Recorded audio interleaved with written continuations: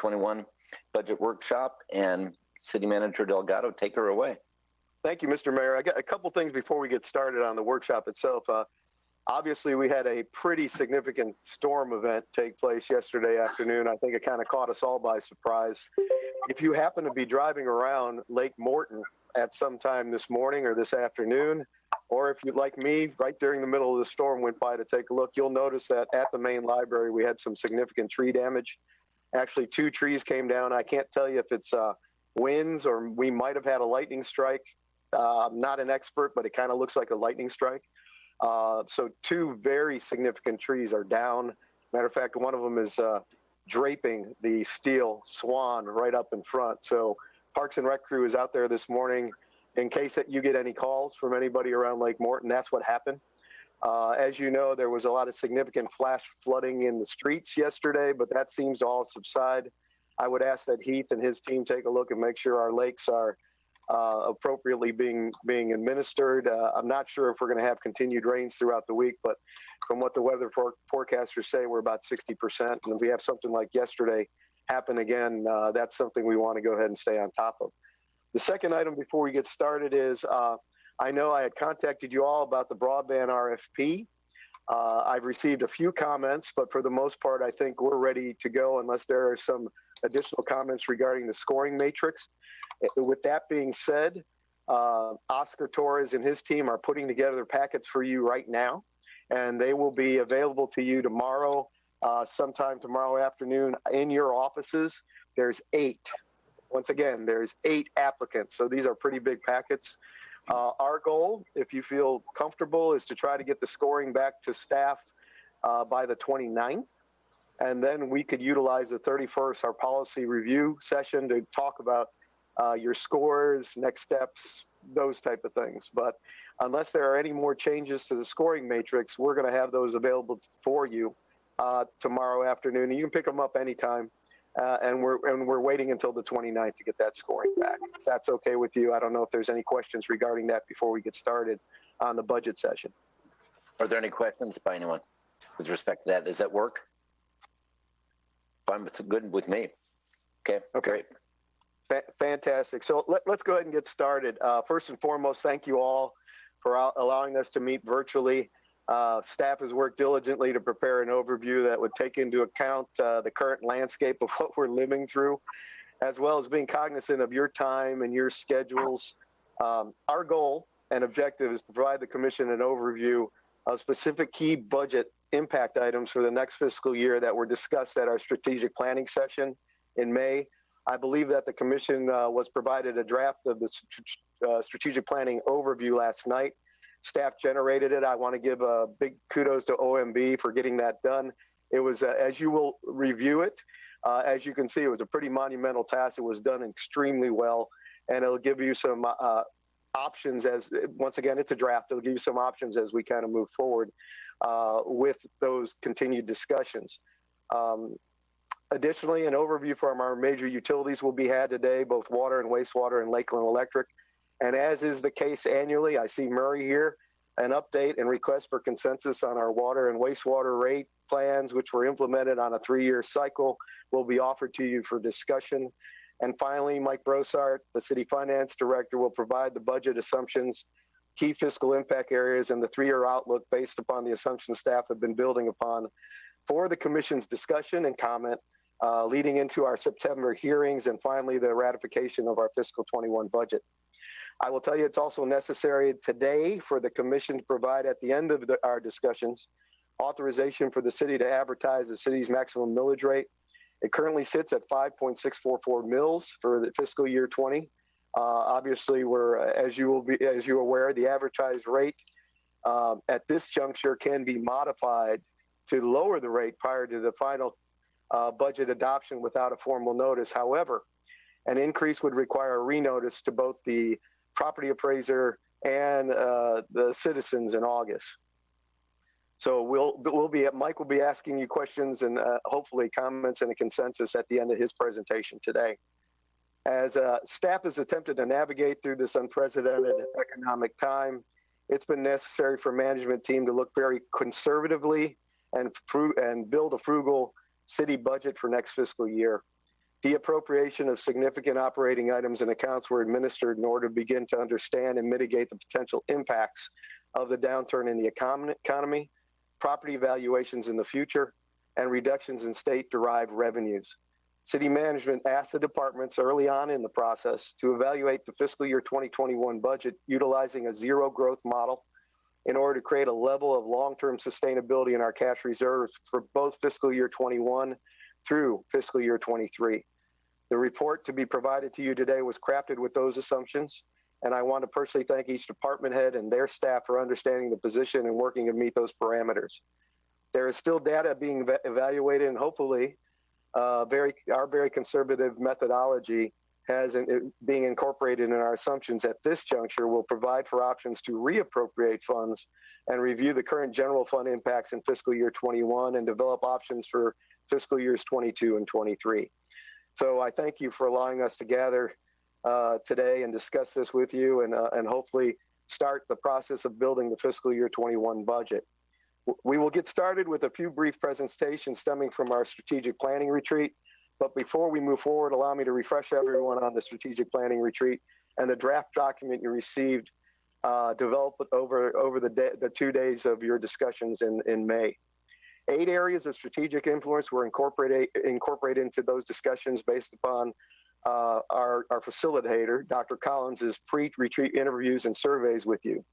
These strategic areas were identified as infrastructure, economic development, affordable housing, City Hall communications, catalyst funding, parks and recreation, resiliency planning, and public safety. Strategic objectives were established for each of these target areas, outlining potential initiatives, suggested outcomes, and a drafting of action plans to be provided by the specific departments associated with those target areas. The draft document provided to you is the start of that dynamic and iterative process that will be researched and drafted by staff throughout the rest of the summer, leading to a regroup of the strategic planning discussions in early fall following the ratification of this upcoming fiscal year budget. The final objectives is to set short and long-term schedules for each of the key areas, along with monitoring and an evaluation plan and performance measures to track the outcomes and the goals moving forward. That being said, there are some key areas within the strategic plan that may have impacts to the fiscal 2021 budget. The areas will be discussed today by staff members who've been directly involved in those strategic discussions. They include infrastructure, economic development, affordable housing, and discussion on catalyst funding, which you'll hear not only from staff, but also during our finance discussions later on this morning. So with that, if there are not any questions, we can kick off and I can ask Chuck Barmby to kind of take the helm and start discussing infrastructure and any potential budget requests stemming from that strategic initiative. So if there are any questions, we can get started. Any questions from commissioners on that overview? Thank you very much. So let's go. Chuck, thank you. Well, good morning, everybody. I'm Chuck Barmby with the Community and Economic Development Department. And really in response to the Commission's direction to provide a sustainable transportation system that's safe and serves all users, we really don't have a budgetary ask this year. Our focus would be on crafting a formal Vision Zero policy that is more in line with what the Public Transportation Planning Organization has and the Florida Department of Transportation, and just really making a statement and aligning current investments with a policy that really just says that no fatality or serious injury on our transportation system is acceptable. We wouldn't accept a fatality at any other public facility that's within our city, and so our transportation system would really should be no different. And so what we would be doing over the next year is working on policy that would be incorporated into the comprehensive plan, as well as a policy that would be formally presented to the City Commission for action that would just really state this target formally and how we're trying to meet that objective and that goal through current and future investments in our transportation system. There's a lot of work that's underway right now, led by Public Works and particularly Angela Rao's group, to use technology, data collection to gauge where we are today in our transportation system, as well as use technology in particular to address issues such as red light running, pedestrian safety with the leading pedestrian interval, signal timings that we have in the downtown area and throughout the city, and other measures that are very low or no cost and that are in place today.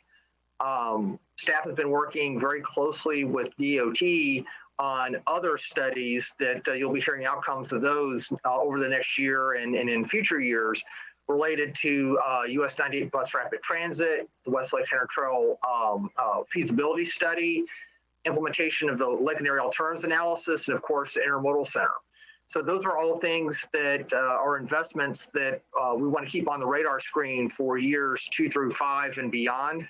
But for this year, really the key is focusing in on Vision Zero and using that as really the basis for our transportation planning efforts in the city. And so Mr. Mayor. Oh, sorry, Chuck. I apologize. Oh no, that's all I have. Mr. Mayor, as you know, we've already expended some dollars. I know Angelo and his team have been working on a number of initiatives, and there's been some dollars expended in fiscal year 20. As Chuck pointed out, while there's no specific ask, there's more than likely a need during this next fiscal year for some minimal expenditures. And we just want to make sure that from a commission standpoint that we're on the right track.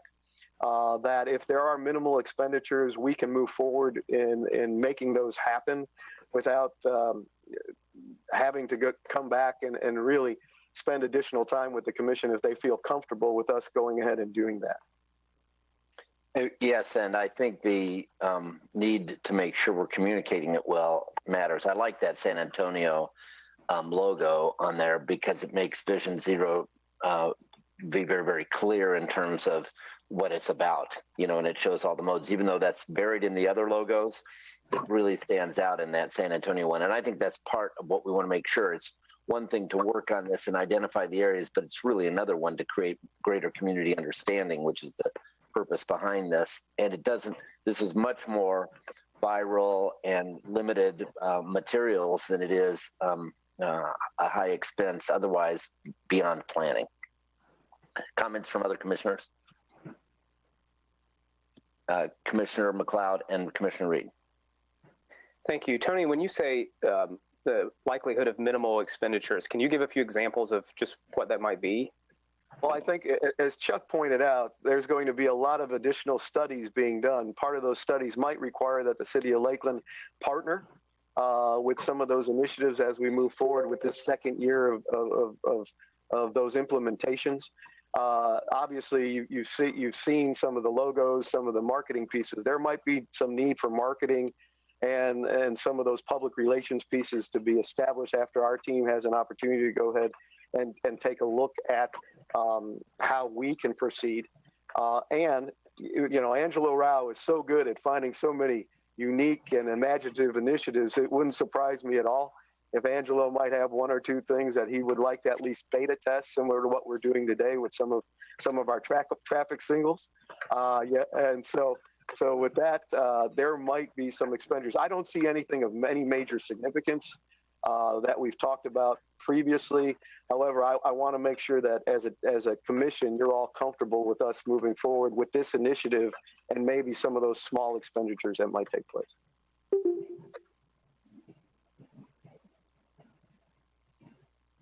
Okay, any other comments? Oh, yes, Commissioner Reed, you were going to say something. Thank you. There again, I guess everybody could hear me.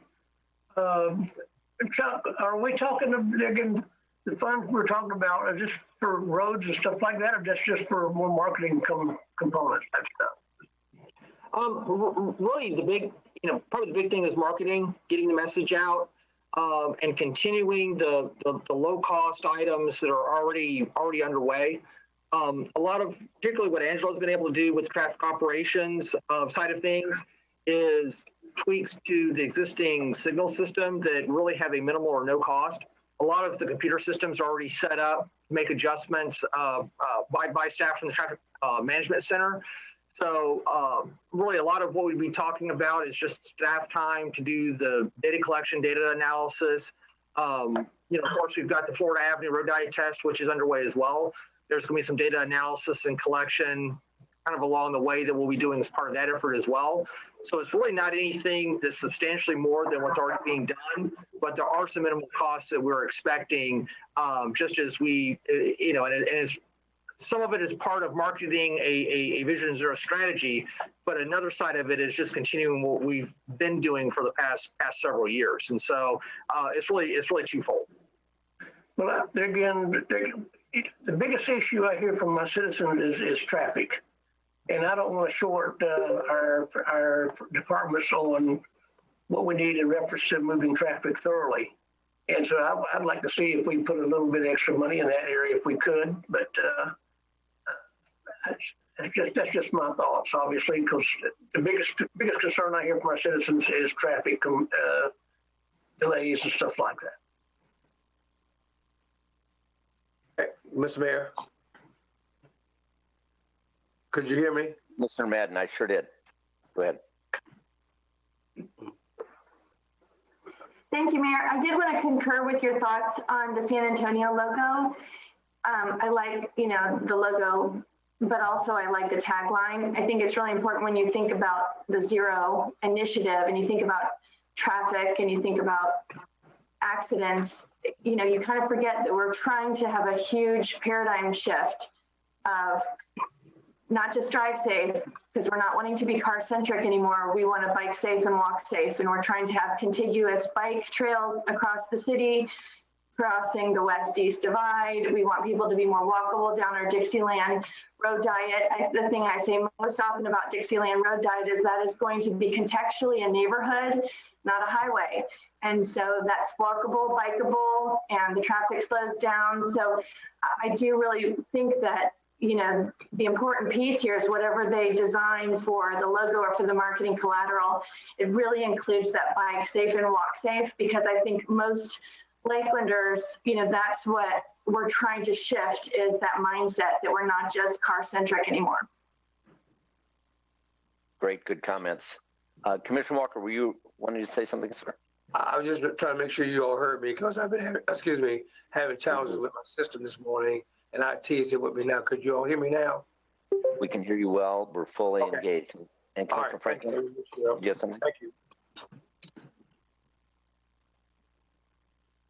Commissioner Franklin, did you have something? I just saw your mic's open. Oh, no, it's actually, I'm using the phone, so it says the computer mic's open. But I would want to echo Commissioner Madden's comments. I think just anecdotally reading the paper and since the time I've been on the commission, it seems like the overwhelming majority of fatalities that we're having involving pedestrians are pedestrians doing things they shouldn't be doing. And I think there's a huge education component there, not just for drivers, but really for cyclists and for pedestrians. Excellent. Okay. I think we are ready if there are no other questions. Who is next? Miss Nicole Travis is going to take over for a while. That would be me. Good morning, commissioners. Can you hear me okay? All right.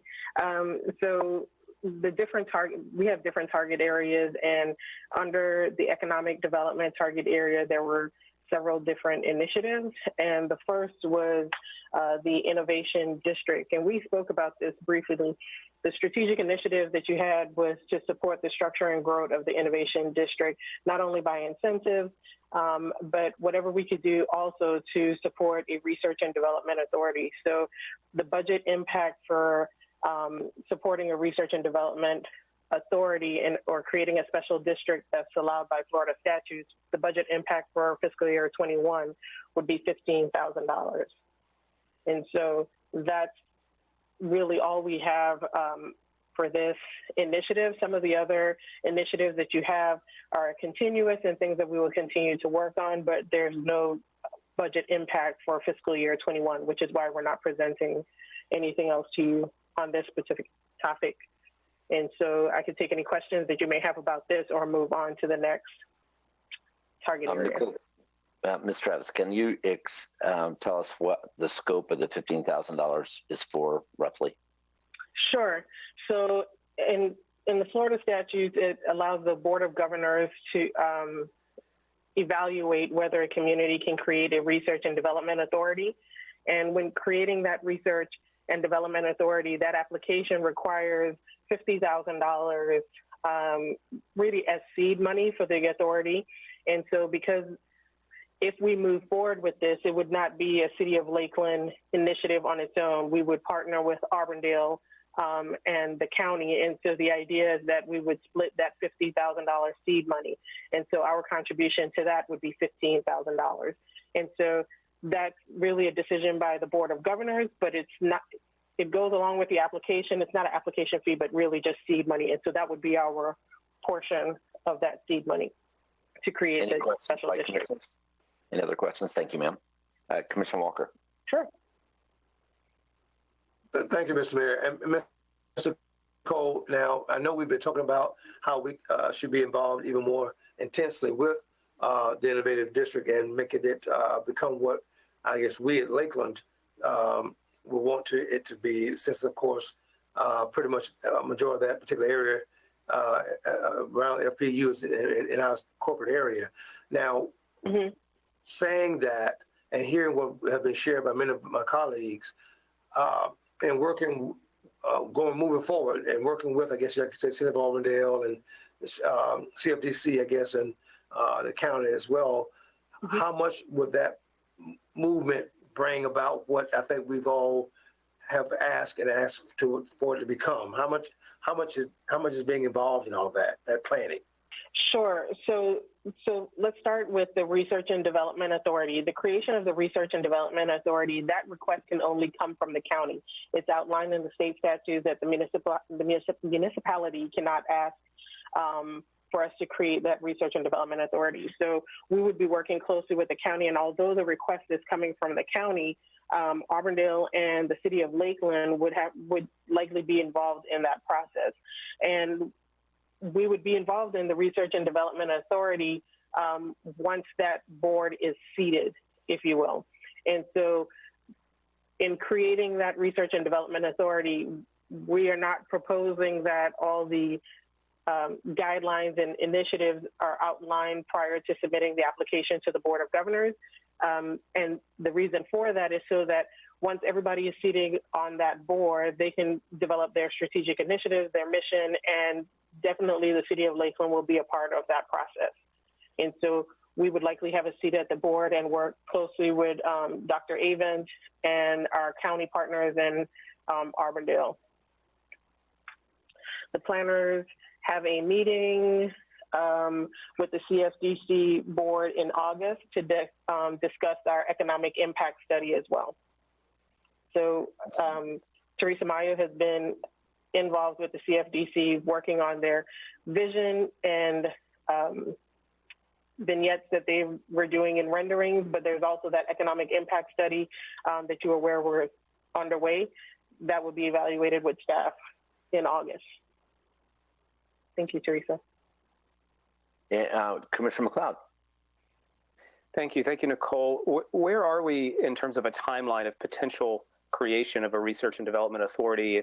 If the ask has to come from the county and go to the Board of Governors, just what does that look like right now? So the Board of Governors, they meet in September and again November.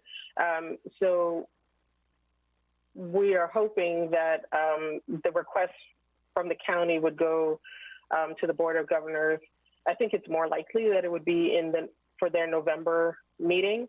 The county commissioners still have to meet on this. There's a lot of other moving parts, and that fleshing out the application as well as some other considerations that I think they would want to keep in mind before they submit that application. But I think it's very likely that it would go to the Board of Governors in November.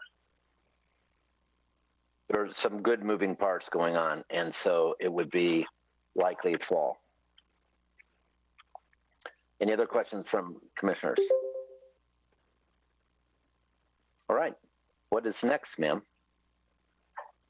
Let's see what's behind door number 2. Okay, so our economic development in target area really is about affordable housing. We had several strategic initiatives with affordable housing and to provide adequate inventory of affordable housing for all segments of our population. Other the strategic initiatives. You've also charged staff with working with our land inventory that we've had. We have programs that are already in place. And so these are specific projects that have a fiscal impact for our budget 2021.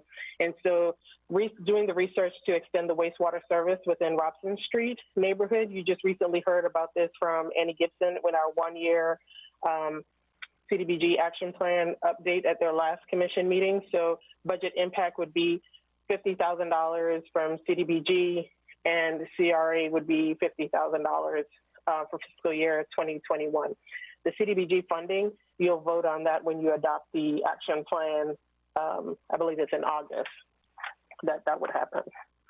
And so this is just, again, looking big picture down the road for how can we provide services and increase the quality of life for all areas of our community, and that starts by extending wastewater service. So this year we would do the study to extend the water services. When the study is complete, what's the timing of that if it were progressing consistently? So that would be a 5-year. Sure, that would be a 5-year project, but we're not sure what the cost is or all of the considerations, and so that's why we're doing this study in this fiscal year, but it is a 5-year project, and we've worked with the water utilities to develop that project scope. Okay, any other questions? Next.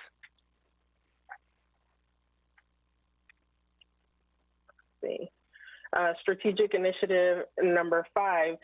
This really is to partner with developers to create affordable housing through incentives, the infrastructure and land, and really to leverage the funds that we have to continue to promote affordable housing. We were able to do that this past year with that $250,000 general fund allocation that you provided us. Also, we're proposing that the CRA does a $250,000 set aside starting in fiscal year 2021 for a period of 10 years. And so the ask for fiscal year 21 is to continue the general fund allocation of $250,000 so that we can continue to leverage these funds as well as the funds that we have with CDBG, which you know are being reduced, to continue to partner on affordable housing. So this is the fiscal year 2021 budget impact. So this is a very strategic need. Comments and questions? Commissioner or City Manager Delgado. I just want to make note for the commission's edification. You know, even with some of the discussions on de-appropriation that'll take place later this afternoon, and Mike Bosar can correct me, this is one of the areas that you felt very strongly about, so we did not put it on our de-appropriation list at the general fund dollars. Correct. Commissioner Walker and then Commissioner Reed.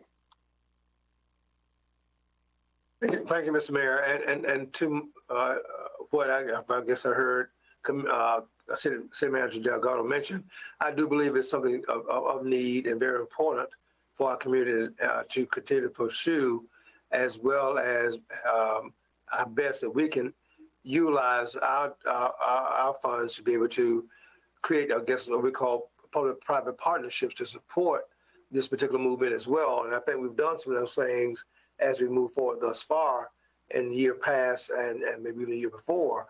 And I'm glad to see how the Community Economic Development Department has under Ms.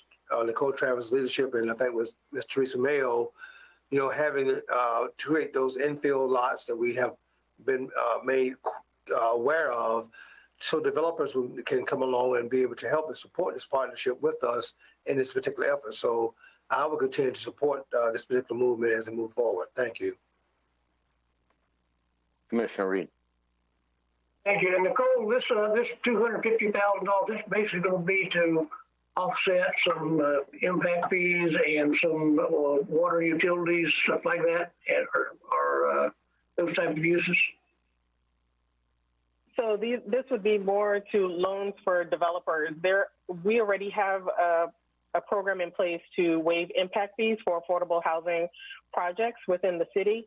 So this would be a loan to developers, and really It is to help them with gap financing, if you will, and to qualify for tax credit deals. Sometimes they require the municipality to have some skin in the game. And so if we're not offering the land, that $250,000 loan would be the municipality's contribution, but it is a loan.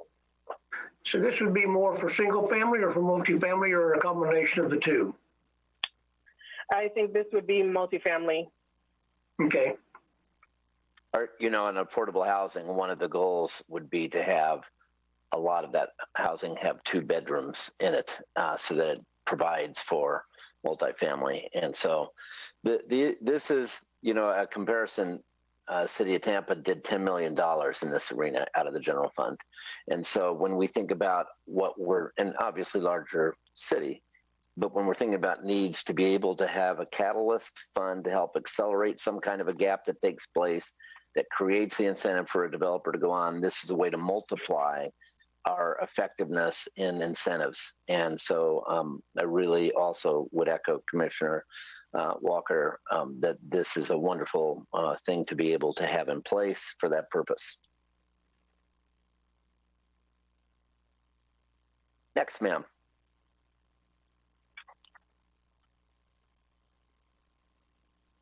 So the last target area that I'm going to speak to you briefly about is about the Catalyst Funds, and you will also hear more about that from Mr. Brozart. One of the things that you had quite a bit of conversation, I think, in your strategic planning retreat, but really was talking about master planning and looking at infrastructure between the Westlake Wire area and Lake Beulah area over by the north of the RP Funding Center and close to Bonnet Springs. And so the project that would come out of this initiative would be to do a master plan and rendering similar to what we did for the Catalyst plans for downtown of that Westlake Wire, Lake Beulah area. And the budget impact for that in fiscal year 21 would be $75,000 to achieve that. And so this is really looking at along Kathleen Road and along Bonnet Springs, and looking at the investment that's taking place to the west of Florida Avenue, and creating some visual interest and also evaluating the infrastructure so that we can get some developers interested in that part of town. So this is really for the plan, not any incentive for development. That's correct, sir. That's correct. That's for us to do the master planning and rendering, and maybe some kind of economic impact analysis. Okay, Commissioner Walker. Thank you, Mr. Mayor. Mr. Cole, now I know and I know I've shared in several comments during our strategic planning time about the area just north of the crosstown, as we call it. Of course, this kind of butts I call the Kathleen Road, Bonnet Springs kind of area, Bonnet Springs Park kind of area. So would this master plan be inclusive of that particular area as well, which is part of I would call a CRA, Midtown CRA area, or what? Yes, it's still within the Midtown CRA. I think it goes as far west as Brunel Parkway. Trying to see if I can pull up a map but yes, it goes to as far west as Brunel Parkway. We're going north. I have to look at the boundaries that we the north boundary is Memorial, isn't it, on this? Well, I thought, and I thought, and my thinking is when we were discussing, and this particular comments were made about this, I was thinking everything pretty much north of what we call downtown, or we call north of the crosstown again, that roadway, all the way up to Memorial, and then of course west from Florida, maybe over to, like you said, Kathleen Road. Because as I continue to share and continue to say, we have some significant projects and things going on in our core area of downtown, which is very good. but then, coming through the mix to get there, we still need, we have this void, which I know need to be taken care of, especially so.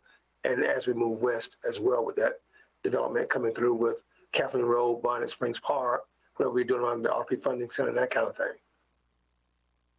Can you see this map, Commissioner Walker, that's on the screen? So Memorial Boulevard would be to the north. Yes, I see that. That's why I mentioned Memorial Boulevard. Yes, I see that. Yeah. And then going east. All right. I think there's enthusiasm for that. No, Commissioner Madden. Thank you, Nicole. I did want to just mention, I know that, with our initiative to be more bike and pedestrian friendly and with work on our bike paths to go from the park, to downtown, one of the things that I, try to just keep emphasizing is, with the new 5-point roundabout at Lake Beulah and that kind of, in your verbiage on the target area that they put in the strategic plan, talking about kind of like the gateway and RP funding, to me, it's a high priority because of crossing that west-east divide is to make it look more walkable. So if you're at, Lake Beulah or the 5 Points and you go up, past where the new chamber building is to get to downtown, whatever is that main thoroughfare that the city just designates as the crossover bridge from both the new hotel and RP Funding Center, also from Lake Beulah, to get those folks, because it's a short walk to get to downtown, but I don't think people feel like it's a short walk or would walk currently, down that road. It seems kind of industrial. So are there any plans, to, in this master plan to kind of incorporate, to show people, in that west area, how you walk from that Lake Beulah, the RP Funding Center and get to downtown and easily go shopping or go have, lunch. Yeah, so absolutely, Commissioner. So as a part of our evaluation for the master planning of this area, looking at the infrastructure, the sidewalks would be a part of that. Looking at infrastructure and looking at connectivity and how we can create comfortable walking environments in that area. So that would include landscaping and making sure that there's buffers and adequate connection points. And we will also evaluate what the development looks like along that corridor, if you will, along Lemon Street, because that's all a part of making it pedestrian friendly and comfortable. But yes, that's certainly something that we will take a look at when we're doing the master planning efforts. And talking about the 5-point roundabout, the cost for that came back significantly higher than what we were planning for. And so we are continuing to evaluate that and seeing if we can leverage any kind of funding with FDOT or with Public Works. But because we are in budget constraints now, we have to be a little creative and see if we can phase that project. But yes, all of that is in consideration, and connectivity is a big portion of that.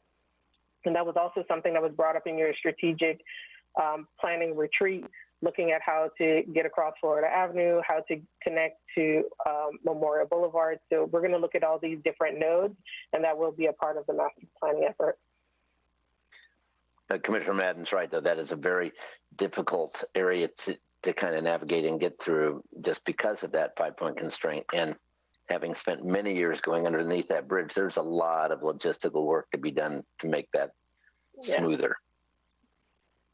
All right, and crossing the track, what are the thoughts about crossing the tracks? Because pedestrians, if they're walking, really can't go through the bridge. Right. We've talked about, I know Chuck and I have talked about pedestrian walkway under the tracks, and there he is, and he magically appears. We've talked about pedestrian connection going under. We've also talked about the intermodal facility and if there was an opportunity to connect over the tracks. Chuck, you want to talk to that a little bit more? Sure. We've actually contacted DOT rail office about seeing if we can get rail enterprise funding for a pathway that would actually run next to Sloan Avenue to connect the roundabout to George Jenkins Boulevard. So that's a standing request that DOT is evaluating as we speak. They provided us with some design concepts for a similar project in Tallahassee, $1.5. But with the gas line that's in that area, certainly there's some issues we would need to work with, but that's absolutely a critical need. We're also working right now with the TPO and DOT. We've got funding for a phase 1 of a Chase Street trail that would use the old Chase Street right-of-way from Bonnet Springs Park over towards Wabash Avenue. The first phase of that would go to Strain Boulevard and is funded in, I think, 2024 or 2025 of DOT's work program. So that work's underway. And Public Works, Ryan Lazenby specifically, has come up with a concept to put a cycle track on Main Street to connect the new intermodal center with the Five Points roundabout. So there's definitely a lot of discussion right now on how we provide better connectivity between the park and the intermodal center in the west side of downtown. And so you'll be seeing more about that as the TPO's long-range plan gets unveiled later on this year and as we update our pathways plan. Yeah, because it's a complicated area, and so appreciate that work being done. Any other questions on this? All right, I think we're ready for the next. Oh, wait, Commissioner Walker. I'm sorry, I missed you. Thank you again, Mr. Mayor. And if I can just share in reference to what I think Commissioner Madden has mentioned, which is vitally important with walkability and that kind of thing. One of the things that was a concern when, and you probably hear more about this from City Manager Delgado, because of the various one-on-ones you've already had as my colleagues and he have discussed regarding the Lakeland History and Culture Center situation. One of the questions we had and concerns that came out of our meetings was how people could be able to get, if we had wanted to have a location such as Bonnet Springs Park for it to land there, and you hear more talk about that, of course, as time moves on, how we'll be able to get people over there, and how could they be able to walk and be able to navigate, to be able to have that walkability kind of a concept, to be able to get over to the BSP, Bonnet Springs Park kind of operation. And when you hear about what we're discussing now, even with a train crossing the train track there by Sloan Avenue and that 5 Points area coming into making sure that's all connected somewhat with downtown and from Kathleen Road area, and then you got CXX Railroad there by Kathleen Road. It begins, having a kind of a conversation as how can you make that even better for people to be able to get to and be able to be exposed, to be able to walking in to get to places they want to get to. Just want to make sure you all heard about that as well, because there's been some discussion with us as that committee was having some thought about landing the LHCC, Lakeland History and Culture Center, versus downtown with our main library to somewhere like Bonnet Springs Park. All right, City Manager Delgado. Thank you, Mr. Mayor, and Commissioner Walker. I appreciate that conversation. I think one of the things that Nicole and her team have been consistently taking a look at, and I hope this study will also prove to provide some additional information, is not just the possibility of the cultural center maybe housing some of their facility there, but also with our intermodal center and what's happening just north of the RP Funding Center. That intermodal center will be very significant to the utilization of Bonnet Springs Park also, and I'm sure Nicole and her team have already taken that into account. Nicole, am I off base there? Yeah. No, sir, you're absolutely correct. Mm-hmm. All right.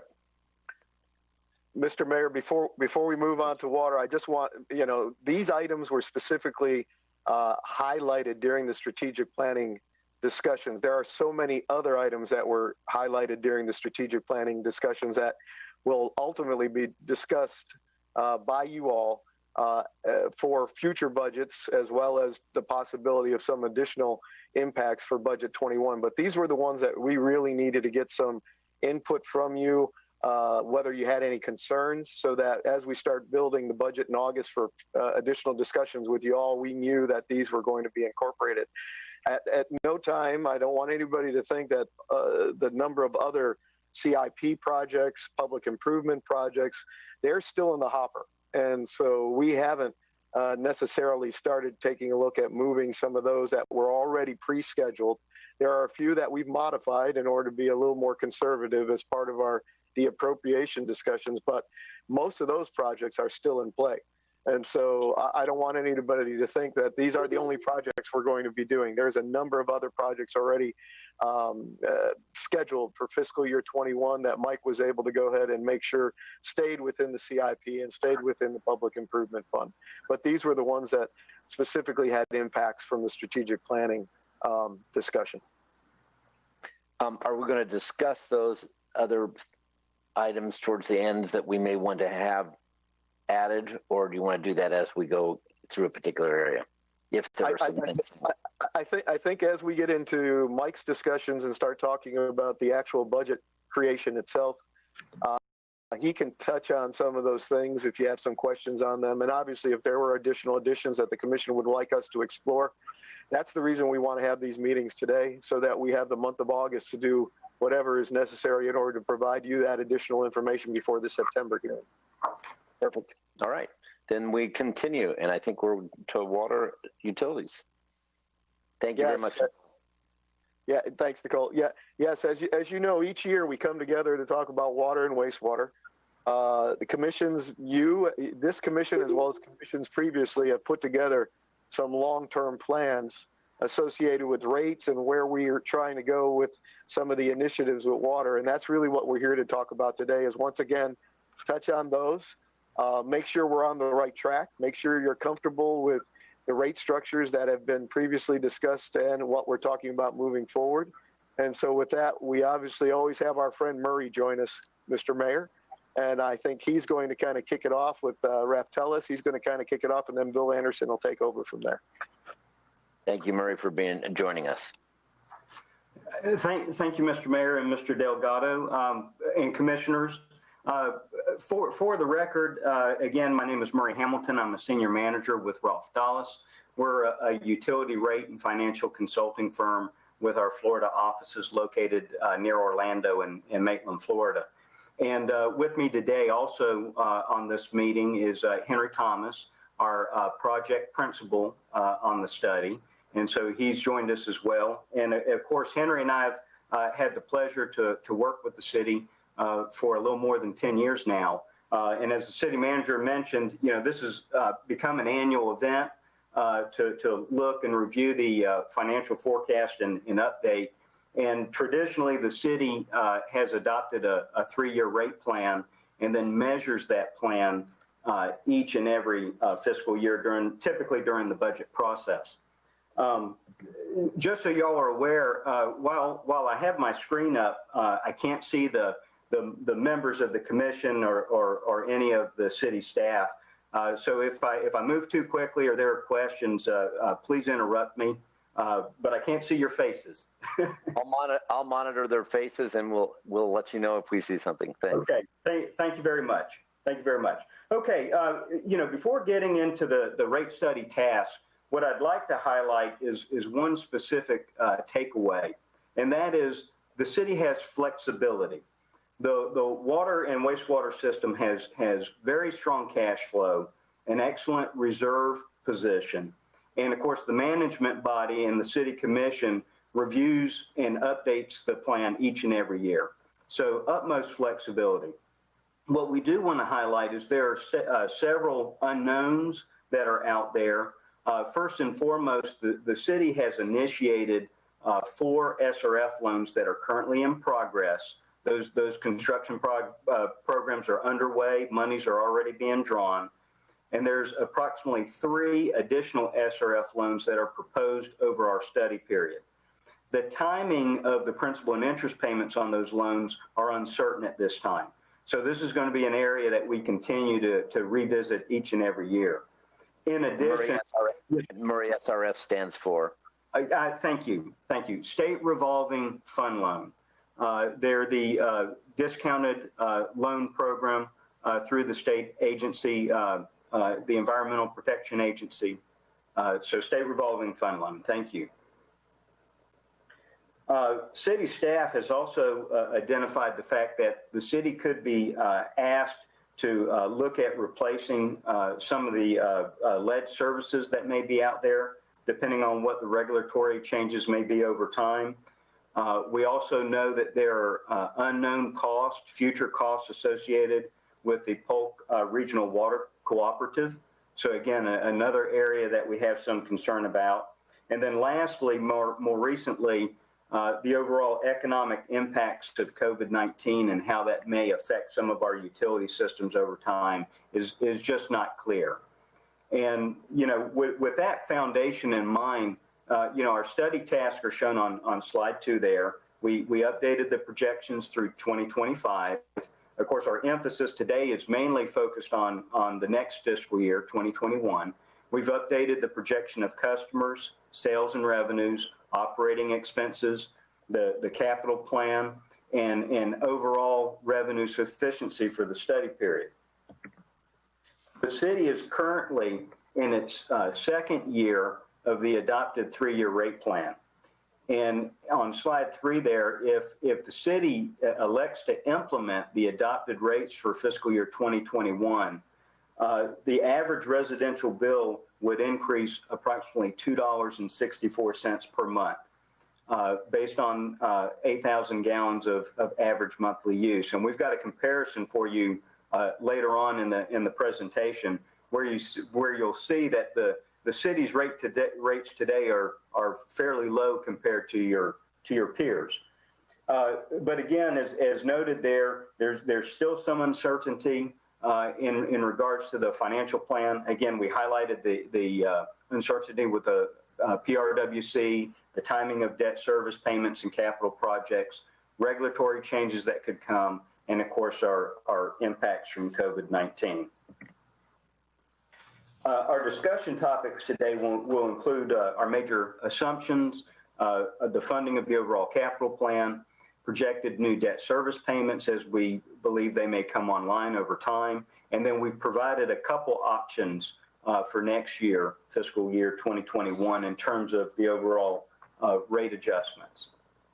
We saw very little change in our overall revenue forecast relative to last year's plan.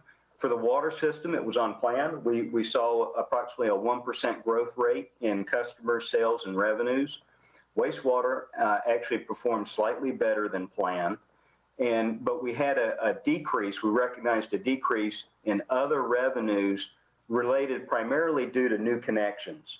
And in my words, this is primarily a catch-up in the budget process. We had a spike in new connections between fiscal year 16 and 17, and they're slightly lower in 18 and 19, but still strong. Again, a 1% growth rate. So just slightly less. With the impacts of COVID-19 not really being able to be measurable at this time, to be a little conservative, we've assumed a customer growth rate of slightly less than 1%. We do anticipate that there'll be new connections throughout the city. Lakeland tends to be an economic hub of Polk County, and even through the most recent recessions that we've had, the community and utility system has continued to grow. Current water and wastewater sales have been stable recently through this COVID period based on our conversations with city staff. So at the moment, we've made no other adjustments or allowances to account for any other short-term or long-term implications of the COVID-19 situation. For our operating expense assumptions, we're basing our projections on the fiscal year 2021 operating budget. It was really close to plan, just slightly higher. When you compare our projections to city staff's presentation that you'll see after this, please note that our projections are just slightly less. Based on recent actual results, we actually assume that the city will spend a little less than the planned budget. Approximately 93% of the projected operating expenses are funded for next year. And again, that's based on your historical trends, where the city typically performs a little bit better than what the budget is in place for the current year. Our future expenses are assumed to increase approximately 3% per year over time, a combination of your customer growth rate as well as inflationary pressure on operating expenses. For the purposes of today's analysis, while they may be preliminary, we've at least tried to demonstrate what the current assumptions related to the Polk Regional Water Cooperative expenses might be. Again, very preliminary numbers, but the information we were provided was a possible increase in operating expenses of between $600,000 starting as early as 2023 and up to $1.2 million by 2025. I'll highlight it's off in the future, but by fiscal year 2032, that current estimate is just shy of $6 million per year. And we recognize that those future costs are still under evaluation. We're not specifically making any rate recommendations at this time, specifically related to the PRWC projections. But again, this is going to be an area where city staff is going to want to continue to address this over the study period. For our capital plan over the forecast period, the total is approximately $197 million. Some of the major projects are right in the middle of slide 7 there, highlighted for your ease. Again, we have a combination of existing SRF loans that are already in progress, as well as future state revolving fund loans over the study period, primarily to fund your Schneider efficiency improvements, English Oaks expansion, the Williams water treatment plant improvements or Clearwell, your Glendale and Fluent pumps, and Northside biosolids. This particular budget year, city staff, I think, did an excellent job of prioritizing the use of impact fees for the purposes of the plant improvements, line upsizing, and other expansion-related projects. And again, by using those impact fees in the manner that they have to fund these projects directly, takes pressure off of the monthly rates for utility service. We did see a slight increase in the contributions to the renewal and replacement fund accounts for water and wastewater. Again, that's really to kind of keep pace with the increased capital needs over time. It was a minor increase. And then our last bullet there, again, highlights the city's flexibility. At the start of the current fiscal year, the utility system had approximately $92 million in total cash and investments that were held in reserves, again, to help address the appropriated projects that weren't quite completed by the end of fiscal year 19, and also to help us maintain our minimum reserve fund targets. Is these reserve balances that really is allowing the city the flexibility to phase in any rate adjustments over the study period. A summary of the proposed funding for the capital projects is shown on slide 8. And while I know it's fairly detailed, and I know that we've talked about future debt, and we're going to talk a little bit more about those debt assumptions, you know, what I think is really strong here on slide 8 is the big takeaway is out of $197 million in projects, approximately 70% of this capital plan is funded from reserves that are in the bank today and rate and fee revenues. And so that's if you want to think of it that way, that's the equity piece of the utility system. The remaining portion of the capital plan, approximately 30%, is what is currently projected to be funded with debt. So if you want to think of it from a fiscal standpoint, we have a debt to equity funding of the overall capital plan of 30 to 70%, which again, I think is a very strong position.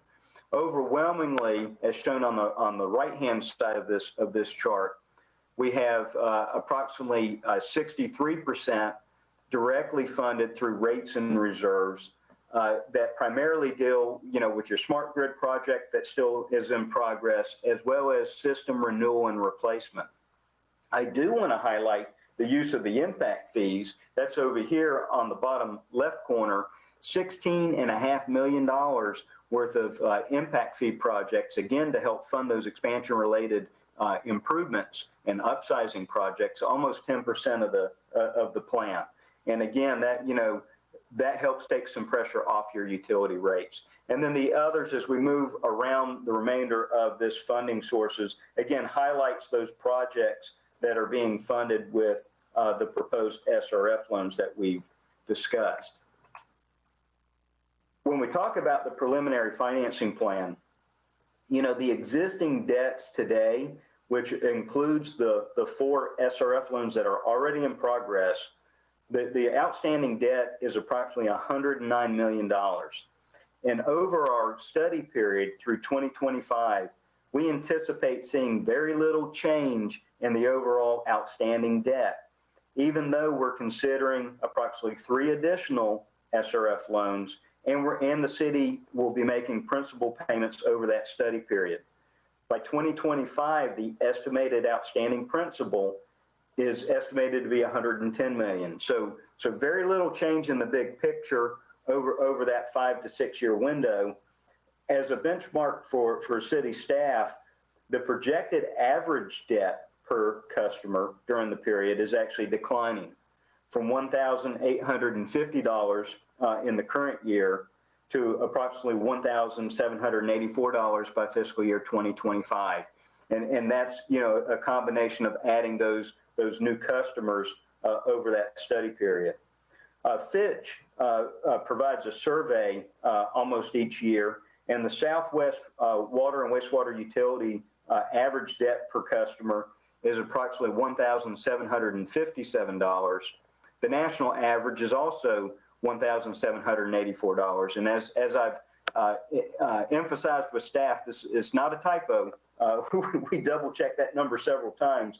But again, I think, you know, while the city is relying on low cost, low interest rate subordinate debt, that's through the state revolving fund loan program. Keep in mind, some of those loans, the interest rates are as low as 0%.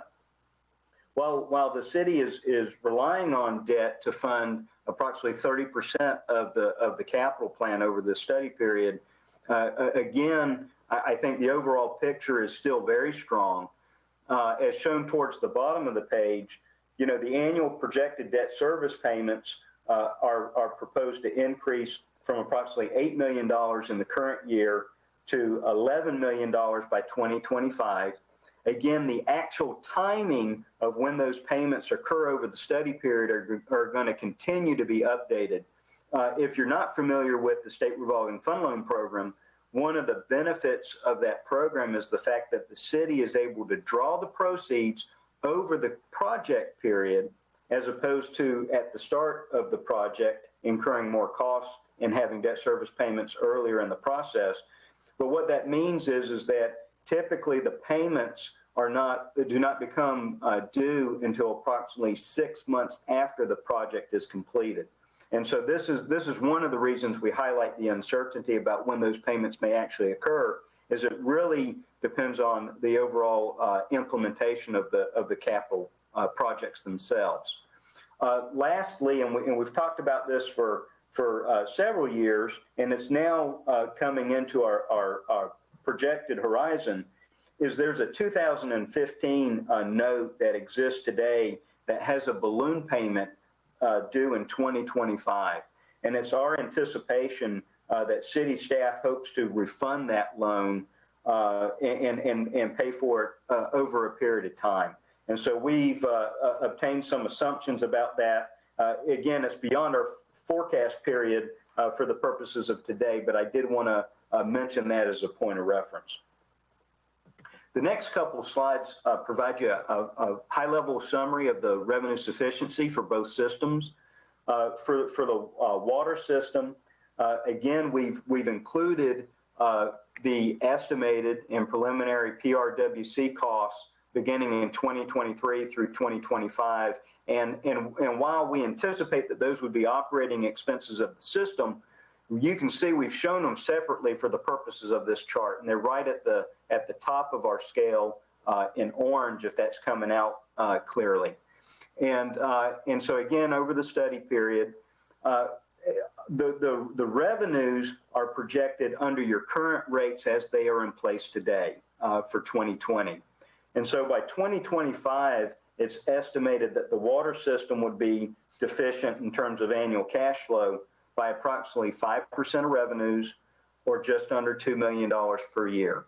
So again, this is the projection of the water system. For the wastewater system, we actually have a decrease in total cost between 2020 and 2021, and that's primarily due to the funding of the Northside Pump Station, a project that was approximately $3 million that was funded in the current year. And obviously that's not going to recur next year. So you see a slight decrease in the overall projections.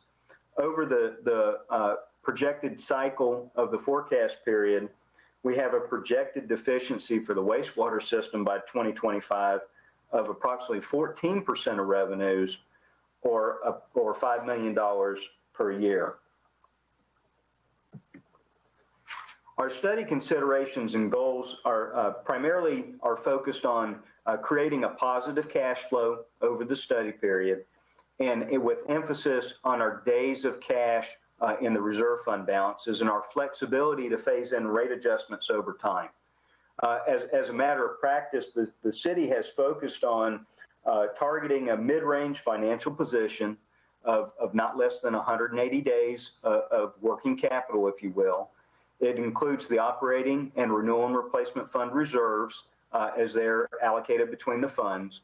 We think that this continues to provide a realistic goal, considering that some of the appropriations in the capital projects are carried forward each year, and that the use of the unrestricted cash and investment accounts will continue to help the city phase in the rate adjustments over time. Slide 13 provides two options that city staff would like to bring forward. The first scenario one, is based on what's already in place today. It would require no action of the city commission. The fiscal year 2021 rates were already adopted and could be implemented October 1st and thereafter. If that were the plan under scenario one, as I mentioned before, for the typical residential bill at 8,000 monthly gallons, water and wastewater service, the increase in that bill would be approximately $2.64. We do recognize that the system is stable, has a strong reserve position, and we could modify the water rate increase under scenario two and reduce it slightly to 2.5%. The bill impact in that example would be $2.10 for the typical bill, or approximately 54 cents less than scenario one. Now, over the study period, I do want to point out that, you know, the difference between scenario one and scenario two over the entire study period is by 2025, scenario two will produce approximately $4 million less in total funding. Again, to address some of those uncertainties that we talked about earlier in the forecast period.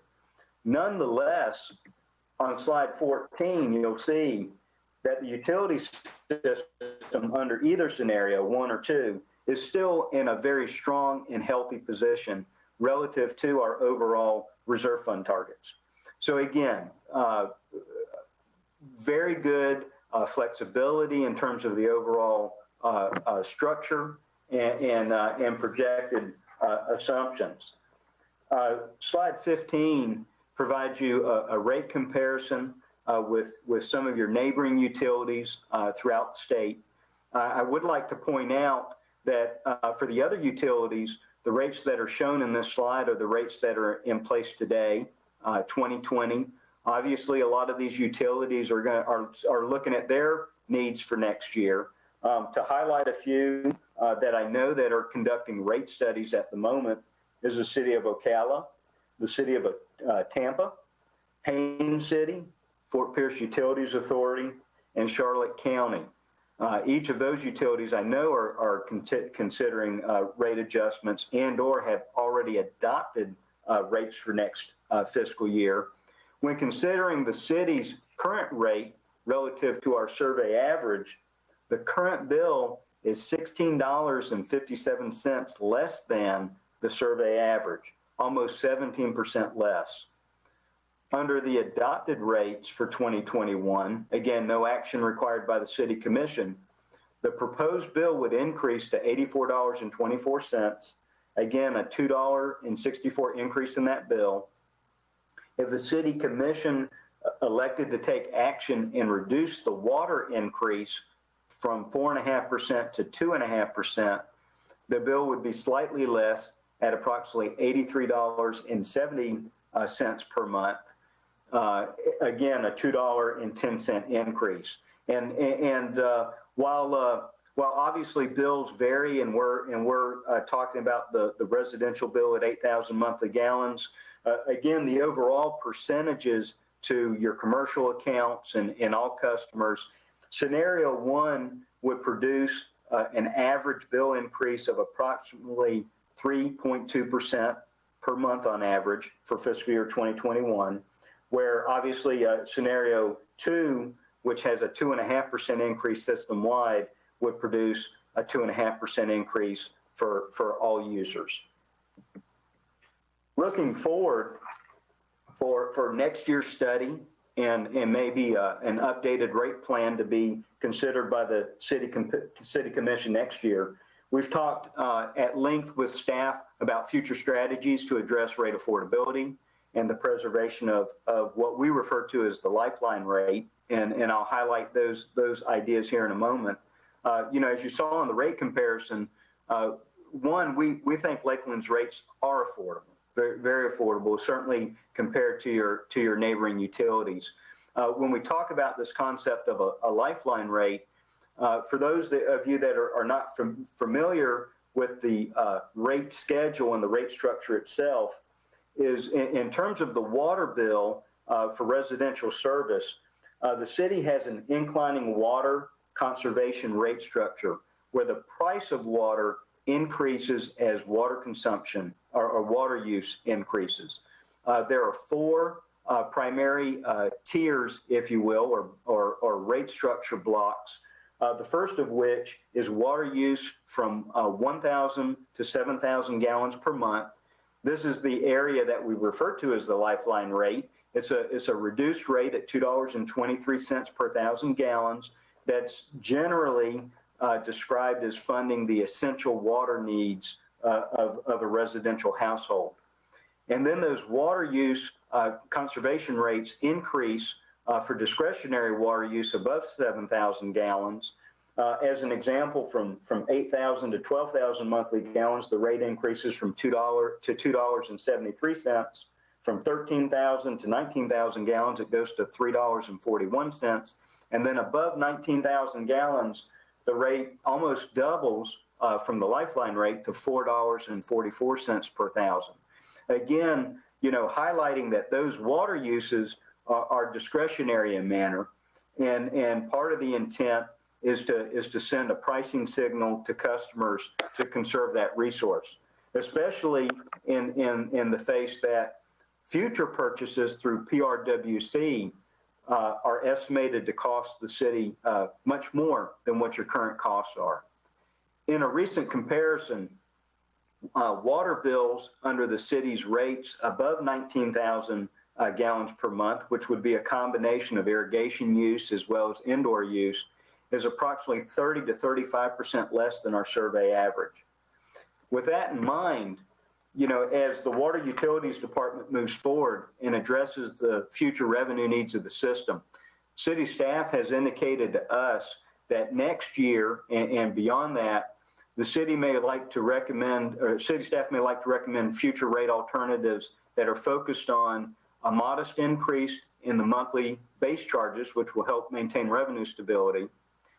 If possible, little to no change in the lifeline rate structure, again, to emphasize the affordability of the overall rate structure. Increases to the water conservation rates to strengthen the pricing signal to use less discretionary water.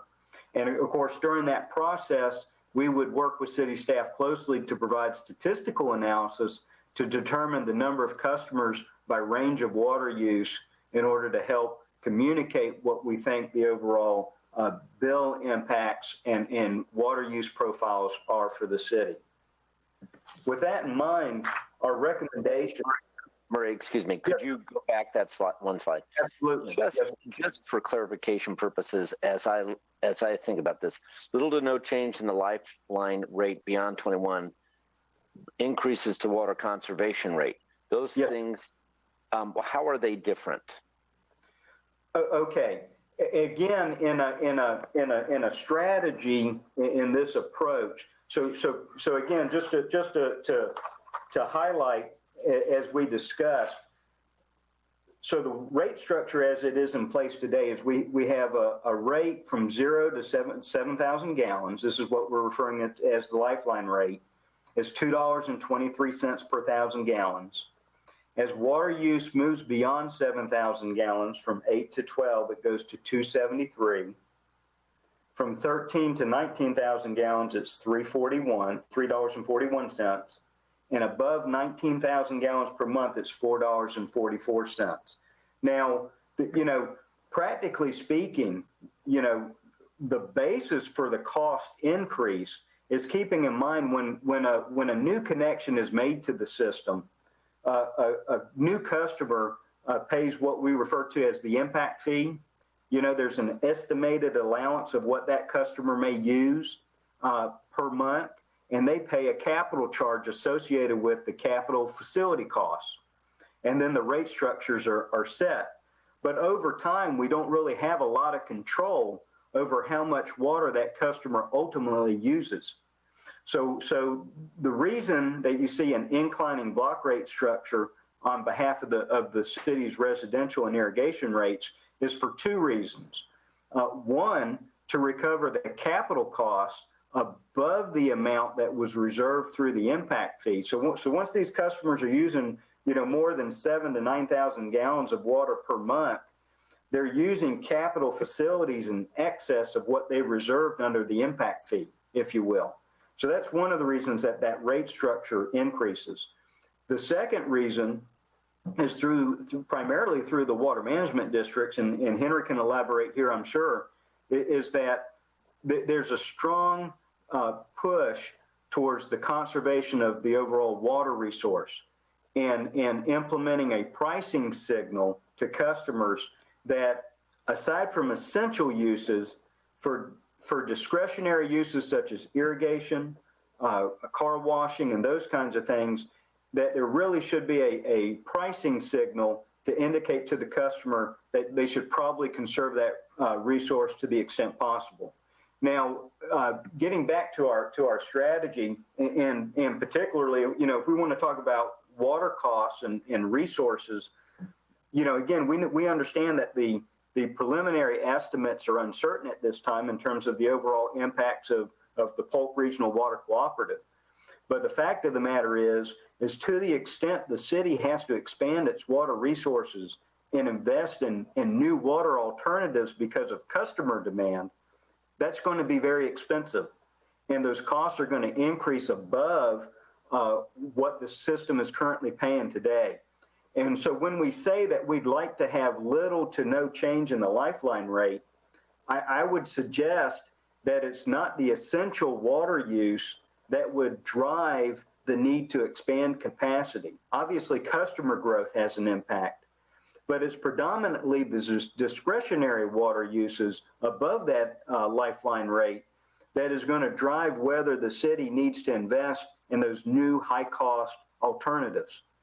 So again, getting back to our rate strategy, one, we don't think it's appropriate that we put all the cost increases only on the usage rate. That would create an unstable revenue stream. So we're probably going to have to make modest increases to the monthly customer base charge. Those are the fixed charges that are due no matter how much the customer uses in each and every month. So we do need to highlight revenue stability. So we would recommend increases in the monthly base charges. To the extent we can afford to do so, we try and limit the amount of increase to pass on to the lifeline rate. Again, we don't think it's the essential water needs that are driving the need for alternative resources, if you will. And then instead, put the emphasis on the upper blocks, the water conservation rates themselves, increasing those overall rates greater than what would be adjusted throughout the system, the overall strategy will hopefully curve water demands to a point where your future capital costs hopefully will be less. And, I know that was a long-winded answer. I hope I at least addressed the area that you wanted to get at. Yeah, no, you did. And I really think the distinction for me was the lifeline rate relates more to the system cost that's in place on a capitalized basis and the allocation therein, whereas conservation allows us to push down the rates as we see the PRWC's impact increase. Yes, sir. Yes, sir. Commissioner Walker has a question. Thank you, Mr. Mayor. And Mr. Murray, in hearing what you're sharing about future strategies to address some of these concerns, my thinking right off the bat is, how well are we going to be able to, should we, in some way, of course, through our water department, water utilities department, to educate the customers about usage or how best to be able to help support their situations where, I guess, cost for them alone can be supported. So I'm sure some of this future planning and strategy that you're doing with our water utilities department will have some kind of education component built in as well. Would you think that would be the case? Yeah, yes, sir. A matter of fact, I'm going off memory here, but I think the next presentation by Mr. Anderson will help address some of the water conservation programming that's going on in your community and how they're trying to address some of this. And I'm sure he can help assist in answering that when he gets to that particular section of his presentation. And not to be cynical here. Commissioner Walker, yes, Murray is correct. We do have a strategy in place to reallocate some of our positions, if you will, to increase that communication effort to our ratepayers along those conservation fronts. Thank you. So we're going to be very interested in hearing that, but nothing drives water conservation like rates. And when they show up, that is what makes us all vote on, oops, we've got to cut that down. And it's unfortunate because we can educate a lot and should and must, because we need to give people those alternatives. But rates are what help us manage water consumption, period. Mr. Mayor, if I can, before Murray closes here, once again, this is just an option we wanted to present to you post fiscal year 2021. And the reason being, there's a number of pinch points. We obviously know that the PRWC and the Central Florida Water Initiative are already working toward trying to delineate the availability of water within Polk County. You've brought this up, and every commissioner, I think, has brought this up at least once, if not during the strategic plan, that this commodity is probably the biggest driver that we have regarding economic development. I mean, without water, we don't build, and that's basically the game in itself. And so, by looking post 21, how can we maintain a lifeline? Meaning, for those residents, those businesses that need to have this in order to survive, and still educate that conservation effort that Ruffin Gray and his team over at Water and Wastewater have been trying to do for years. So, we're not asking to create this for fiscal year 21. We want this to be on your radar, because as we build the rates moving forward, we want to take this into account if you believe this is something that we should. Commissioner Madden and then Commissioner Franklin. Thank you so much. I thought your answer to the mayor, Mr. Murray, was excellent and helped me have some clarity. You know, I think all of us certainly know, like to our city manager's point, that water is essential. You know, we just can't live without water. But using more water than we need is a luxury. And when you think about everything you purchase in life, there is a base model, an economy model, and then you move incrementally up when you want to have something that's more of a luxury item. And I think having that inclining block rate is absolutely something. Every year in our citizen survey, they say that, don't, charge people based on usage, on, pay to play. And most people are more open to that because it makes sense in their mind that if I want to, you certainly want to have an affordability for an essential like water, but you also, I think, need to have those pinch points incrementally. And for people who can afford it, and it's a luxury to them to want to have use of as much water to water their lawns and that they want, then they need to pay for that. So, I mean, I feel like that certainly having that base rate to cover capital expenditures, and give you that stability, your revenue stability is certainly important. But I think that we really, I'm just one of the 7, but I think that looking at those block increments and thinking about using more water than you need is a luxury, and you have to pay for that. Commissioner Franklin, thank you, Commissioner Mann. Can we go back to that one slide that showed the option 1 and 2 and the projections for days cash? Days of cash, yes, sir. Slide 14.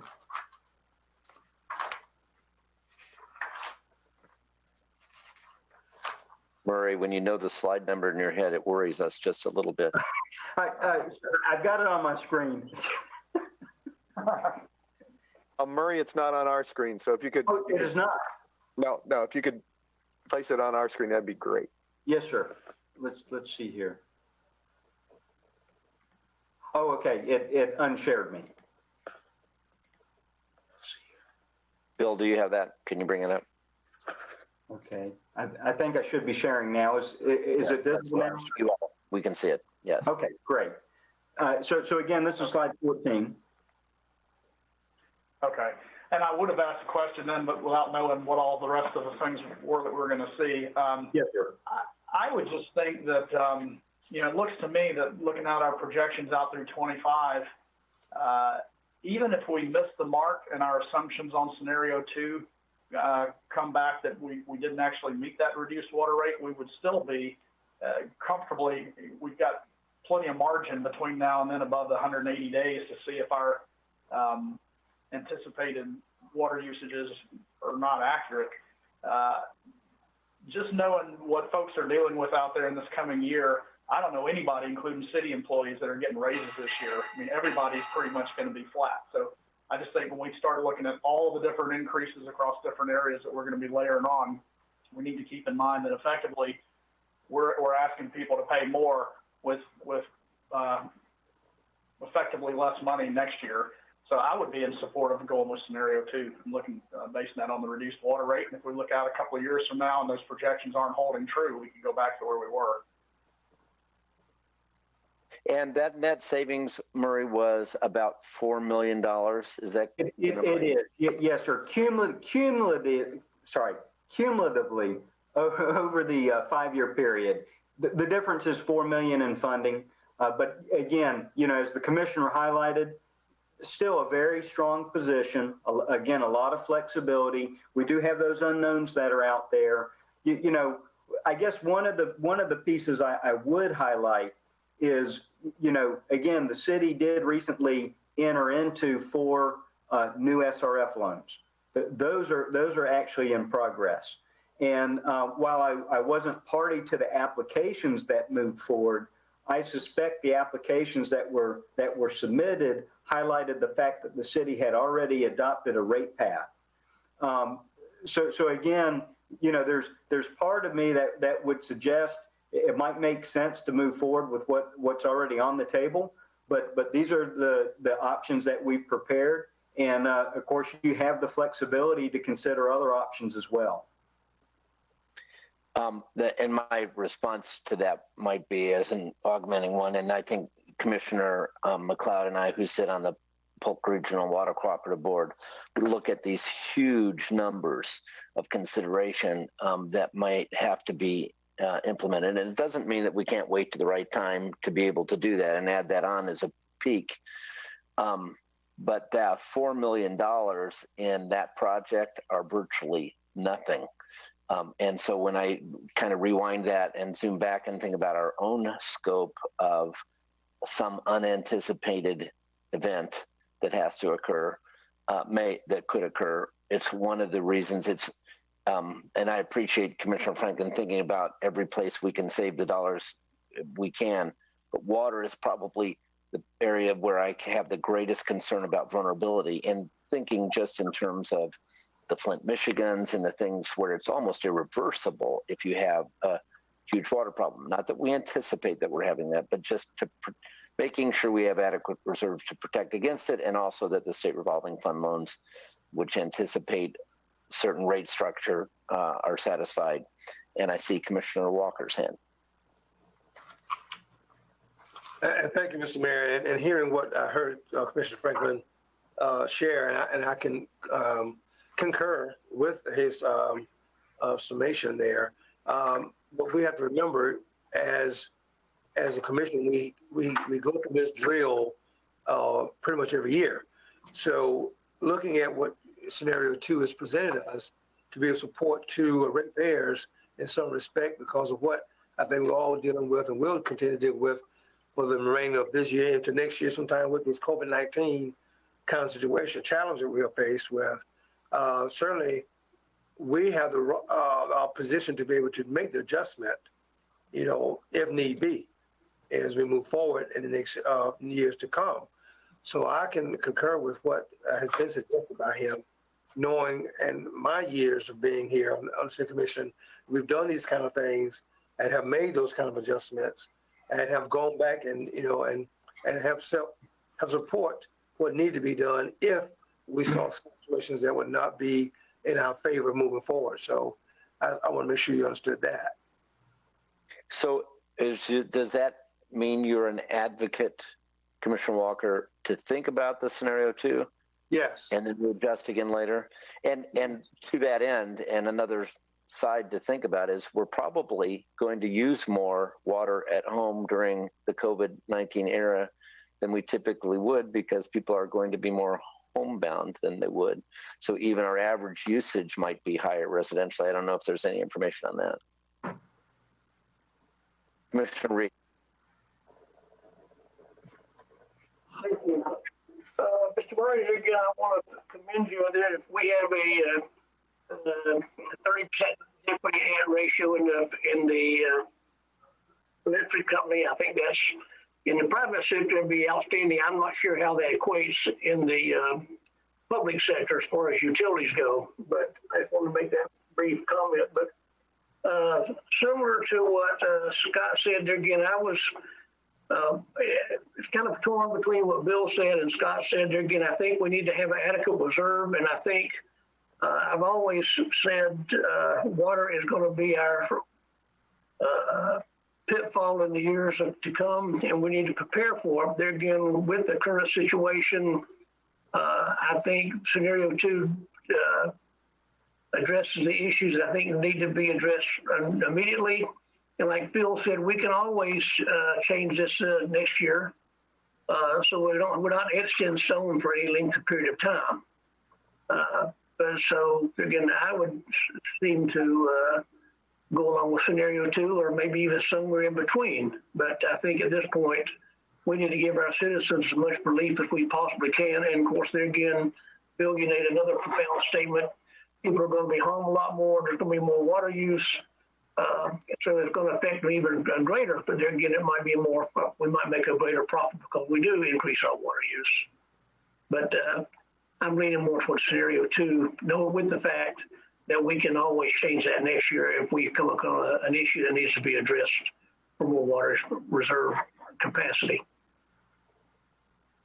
I don't see any other hands in the air. Mr. Anderson, would you like to weigh in on this at all? And then yes, just briefly, please. Thank you, Mr. Mayor.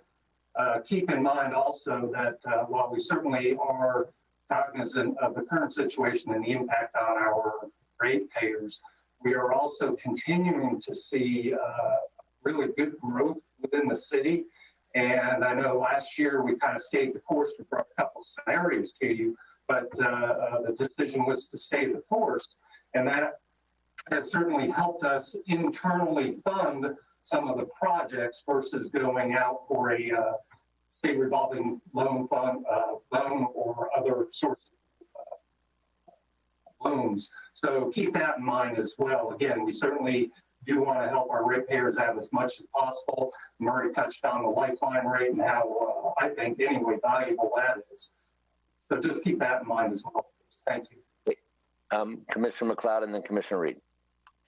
Thank you. Murray, I had a question about our debt position, and it looks like going through to fiscal year 25, we're hovering around that 110 million, right in line with the national average per customer. Is that as a long-term strategy? Is that, do we want to hover there, to be there? Is there any, would it be in our benefit to move that down? Or I'm just curious, just for context, as you know, as we get out past 2025. Right. Well, again, not knowing what your capital projects and needs are going to be beyond 2025. Again, that's slightly beyond the forecast period.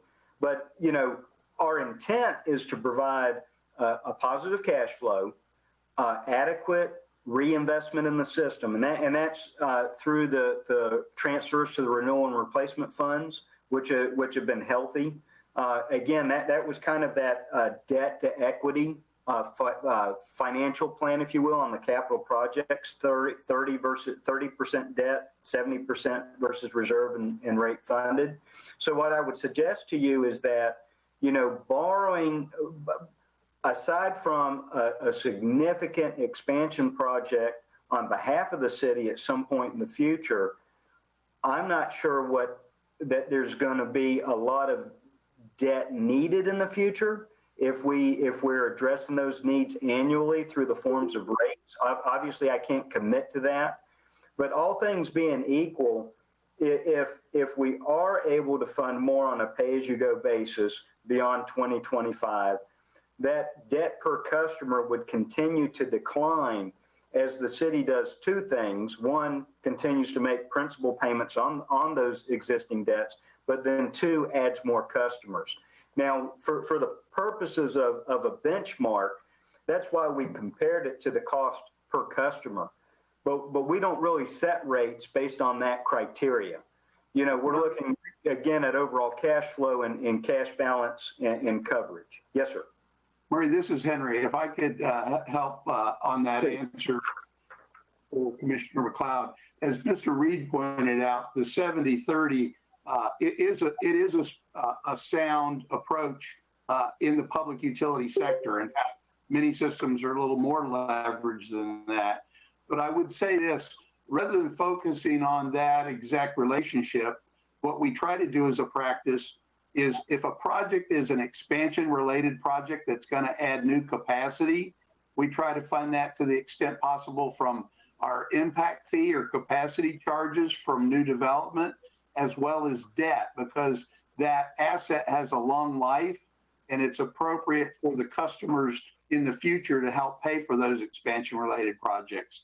When it's a renewal and replacement project, which is a kind of an ongoing thing to maintain existing infrastructure, then the focus needs to be on pay as you go, because you don't want to be borrowing ongoing capital needs that need to be done every single year, because then all of a sudden you would start to build a much greater debt to equity relationship, and it would result in higher costs in the long run. So the best practice isn't necessarily to focus entirely on the ratio, but to look at what the real need is you're trying to fund, whether it's renewal or whether it's expansion related, and tie the funding to that.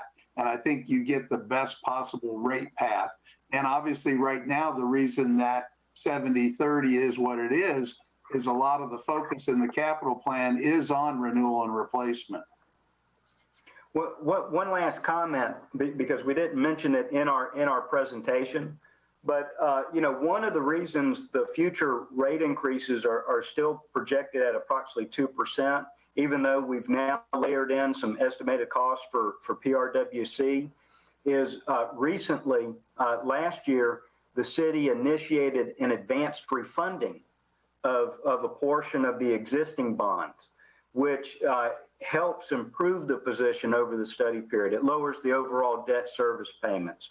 So again, that wasn't specifically addressed in our presentation, but I do want to highlight the fact that not just within the utilities department, but within the finance department, they're constantly looking at ways to lower the system costs. And again, that advanced refunding of those bonds help keep the rate path within that 2% projection. Commissioner Reed.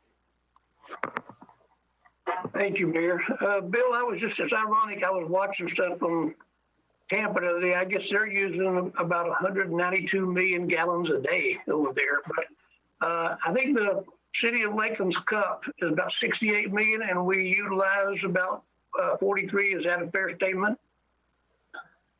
From the water use per day, our current permit right now anyway is 35.03 million gallons per day. That's what's called our consumptive use permit. Of that, though, right now, over the past couple of years, we've been right around 23 to 24 million gallons a day. I do want to advise you, though, that there are some potential new rules coming out. The entire Central Florida region recognizes that in certain areas anyway, there may be cuts to those permits coming. We don't know yet. We're in that process right now. And of course, that will heavily impact Polk Regional Water Cooperative as well. I think what we're question, sir. Yeah, I think what we're going to see if we have any additional rulemaking is even greater constraints as we go along. And some of the concern that drives that as a water district is you want less consumption coming out, and you want about the additional needs as we go forward, and you want to make sure that when you do an increase for what is going to be applied in terms of additional fees in that water management district, that they're absorbable by people at a lower rate of consumption. And it won't be palatable. There's no anticipation of water rates going down over time. It's how much they'll go up over time, especially as we see people move to Florida and as there's increased pressure even by COVID. And I appreciate that we're having a long discussion on this because water's that important. And it's so easy to think, oh, that's just one more click on the budget study, but it isn't. And I concur with the thought that we can look at this annually. So, but it's just that this is an area where we're going to have an increased amount of pressure. Do you want us to consider that option now before we go into Bill's presentation? Because I think it probably would be. Let's get some voices in terms of what you'd like to do on option one or option two. Well, Mr. Mayor, if I may, yes, Murray's last recommendation slide, unfortunately didn't get presented. But from a staff perspective, we'd like you to consider the option so that we could build it into the fiscal year 21 budget today. Obviously, that things can change in August.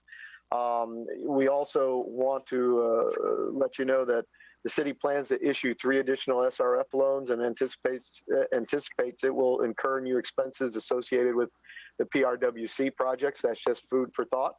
And then finally, if amenable, as we start building our fiscal 22 discussions, to talk about the lifeline rate and the conservation rate. Okay, so we'll take one of those things at a time, and we'll take a look at this. Does any commissioner want to make a recommendation? I guess Commissioner Franklin, you have made one, right? And Commissioner Madden. And I would just.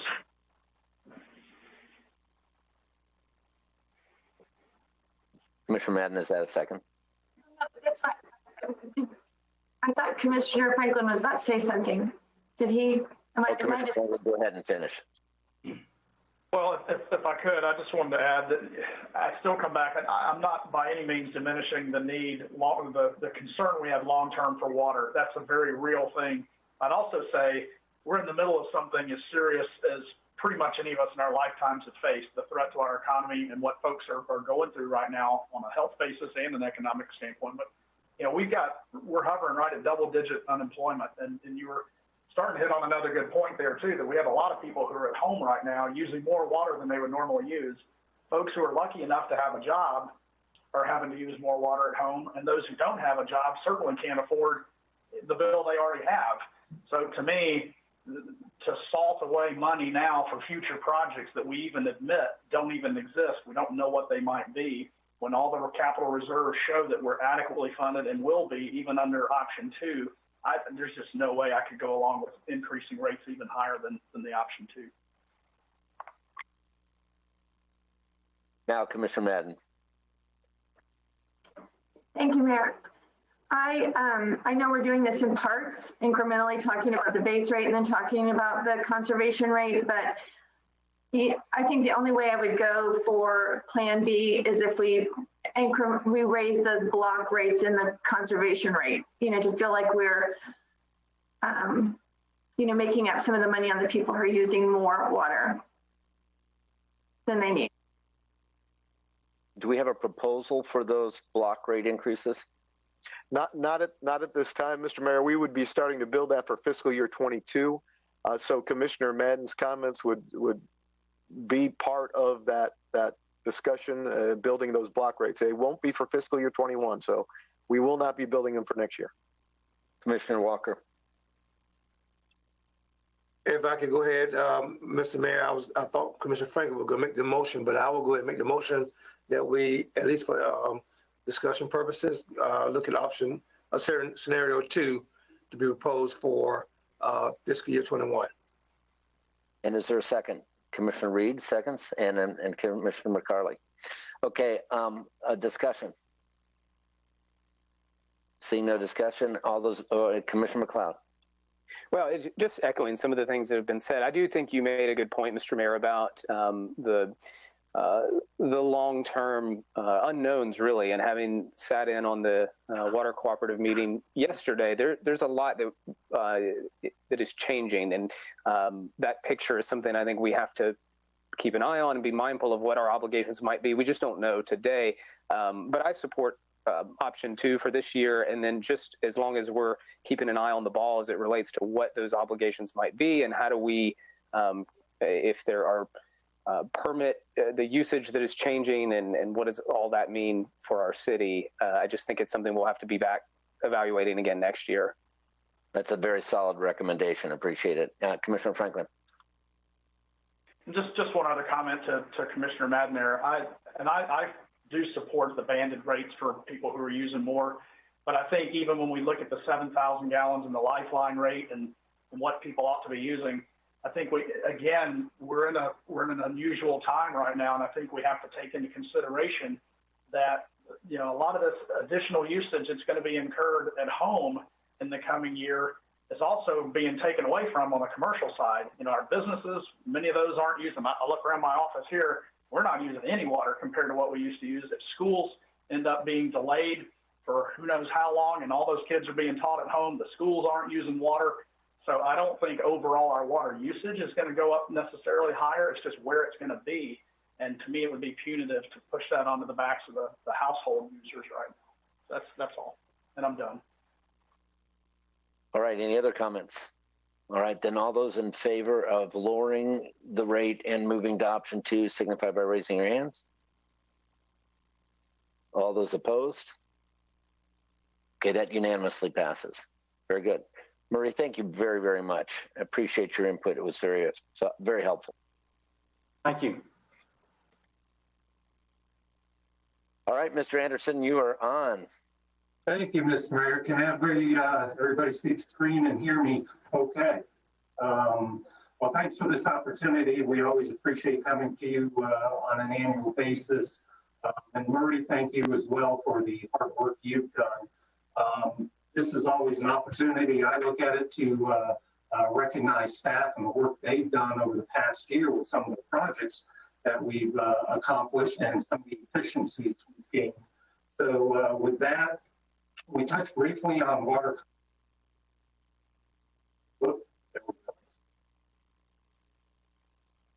Hold on, we're getting there. There we go. Okay. We've talked previously about different conservation programs. One of the things we want to highlight this year is our partnership with some local schools and an organization called Tinker LLC. This is a curriculum that targets late elementary school and early middle school students that meets a Florida Sunshine Standards core curriculum for water conservation.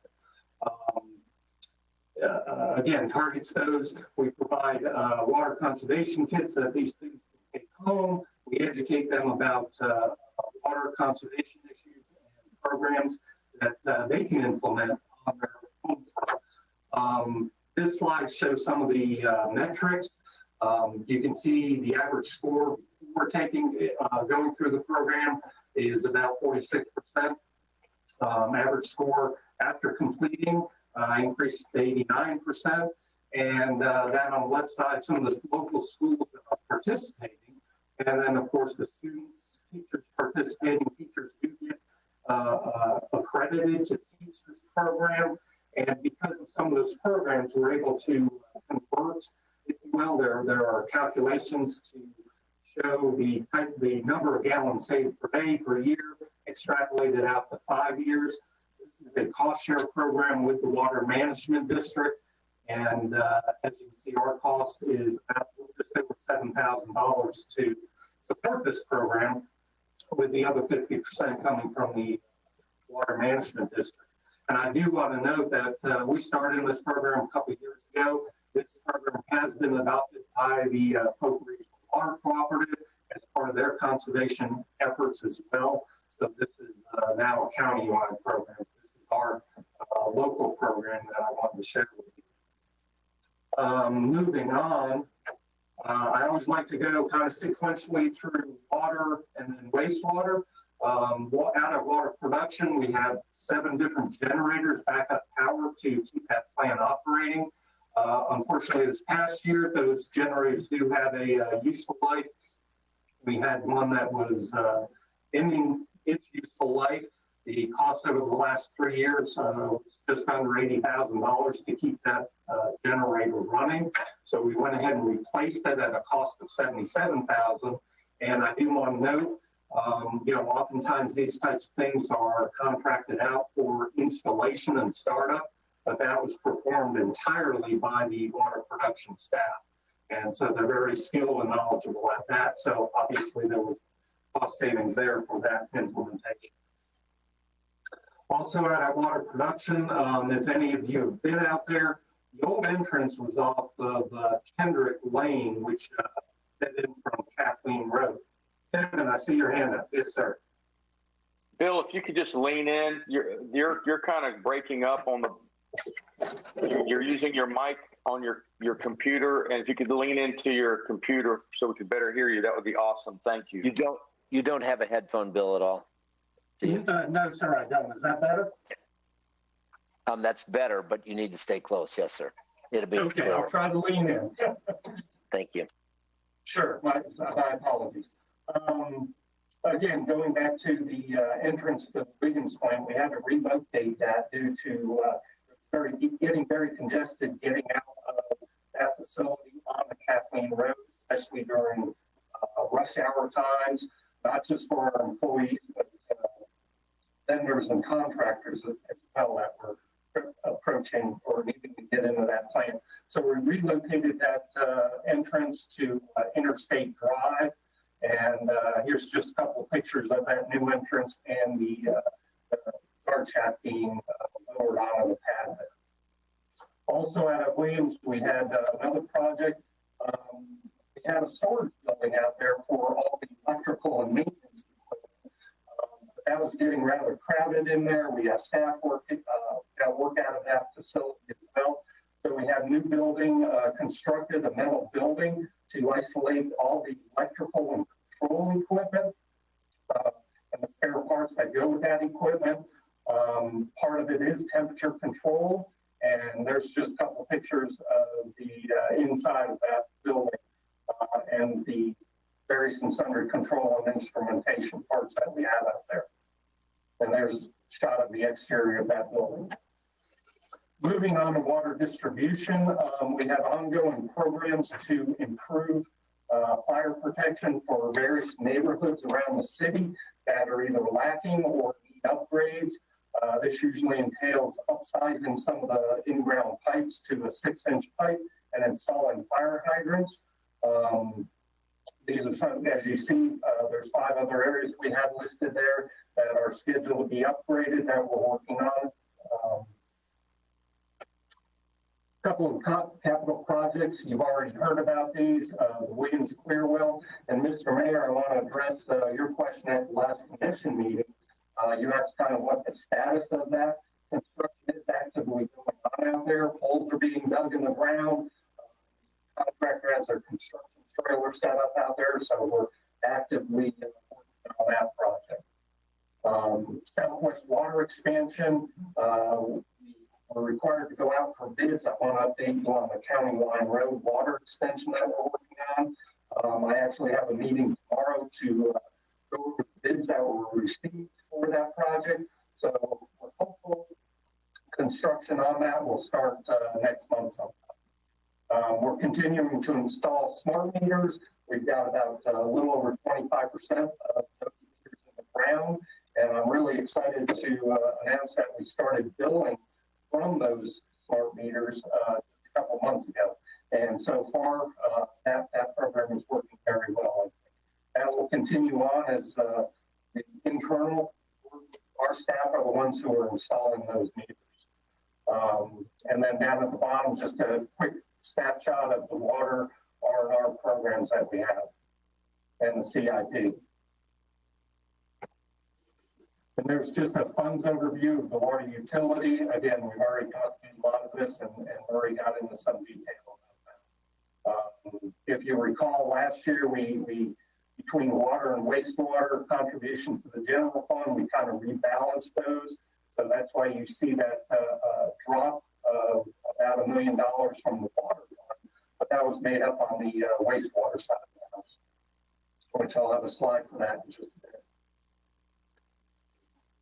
Moving on to wastewater utilities, over at our Glendale wastewater plant, we had to replace what we call a splitter box. This splits the flows coming into the plant to our different primary clarifiers.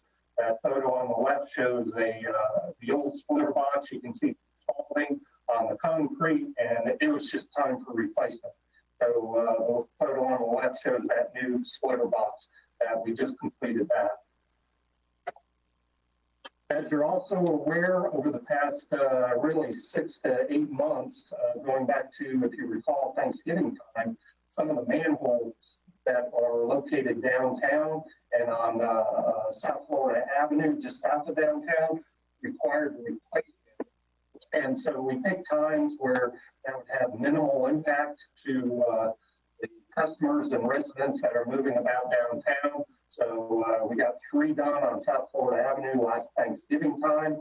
And then we, unfortunately with the COVID, there was the safer at home order. So we, again, took advantage of that low impact to the citizens and replaced a couple right in the downtown area.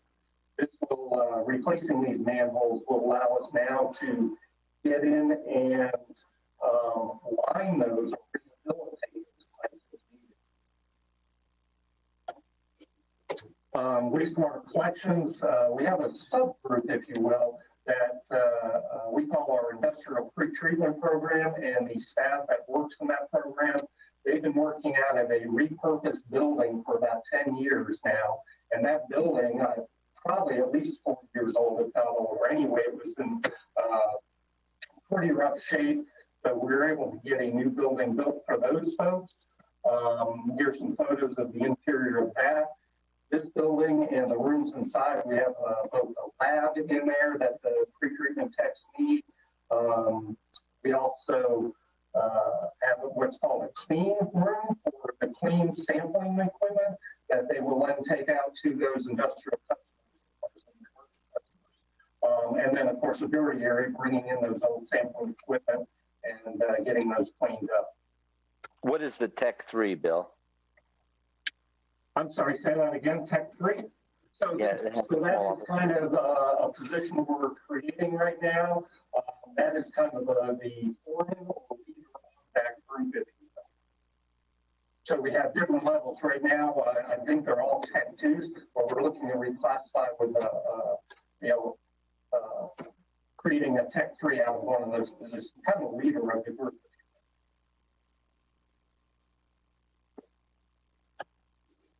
Another thing we're really pleased about, and I would like to thank Kendall Bowden and her staff. We've created a customer service for those wastewater calls that we get, trouble calls that we call. When a citizen calls in, they may have some sort of a problem or issue with the wastewater service. So we will, of course, respond to those customers. And we created a survey. We wanted some feedback from the customers on work that we did, our response time, those types of things. And so the next slide, we have a photo of the dashboard of that. While the response has been somewhat low, I'm pleased to say that most, if not all, of the comments have been very positive. And so we really like getting this feedback from the customers. And again, I'd like to thank Kendall and her staff for creating this and helping us. Also, over at the Glendale wastewater plant, we have a certified lab. They are required to get maintain certification and get recertified periodically. And this past year did see that happen. They did get recertified on all the analytes that they analyze. In addition to those, though, we did get a certification for 2 constituents that we have never done before. That includes E. coli and oil and grease. Prior to this certification, we were having these are required sampling analytes. We were required to send those out to outside labs. We now they do that internally, get much quicker results, and obviously there's cost savings there as well.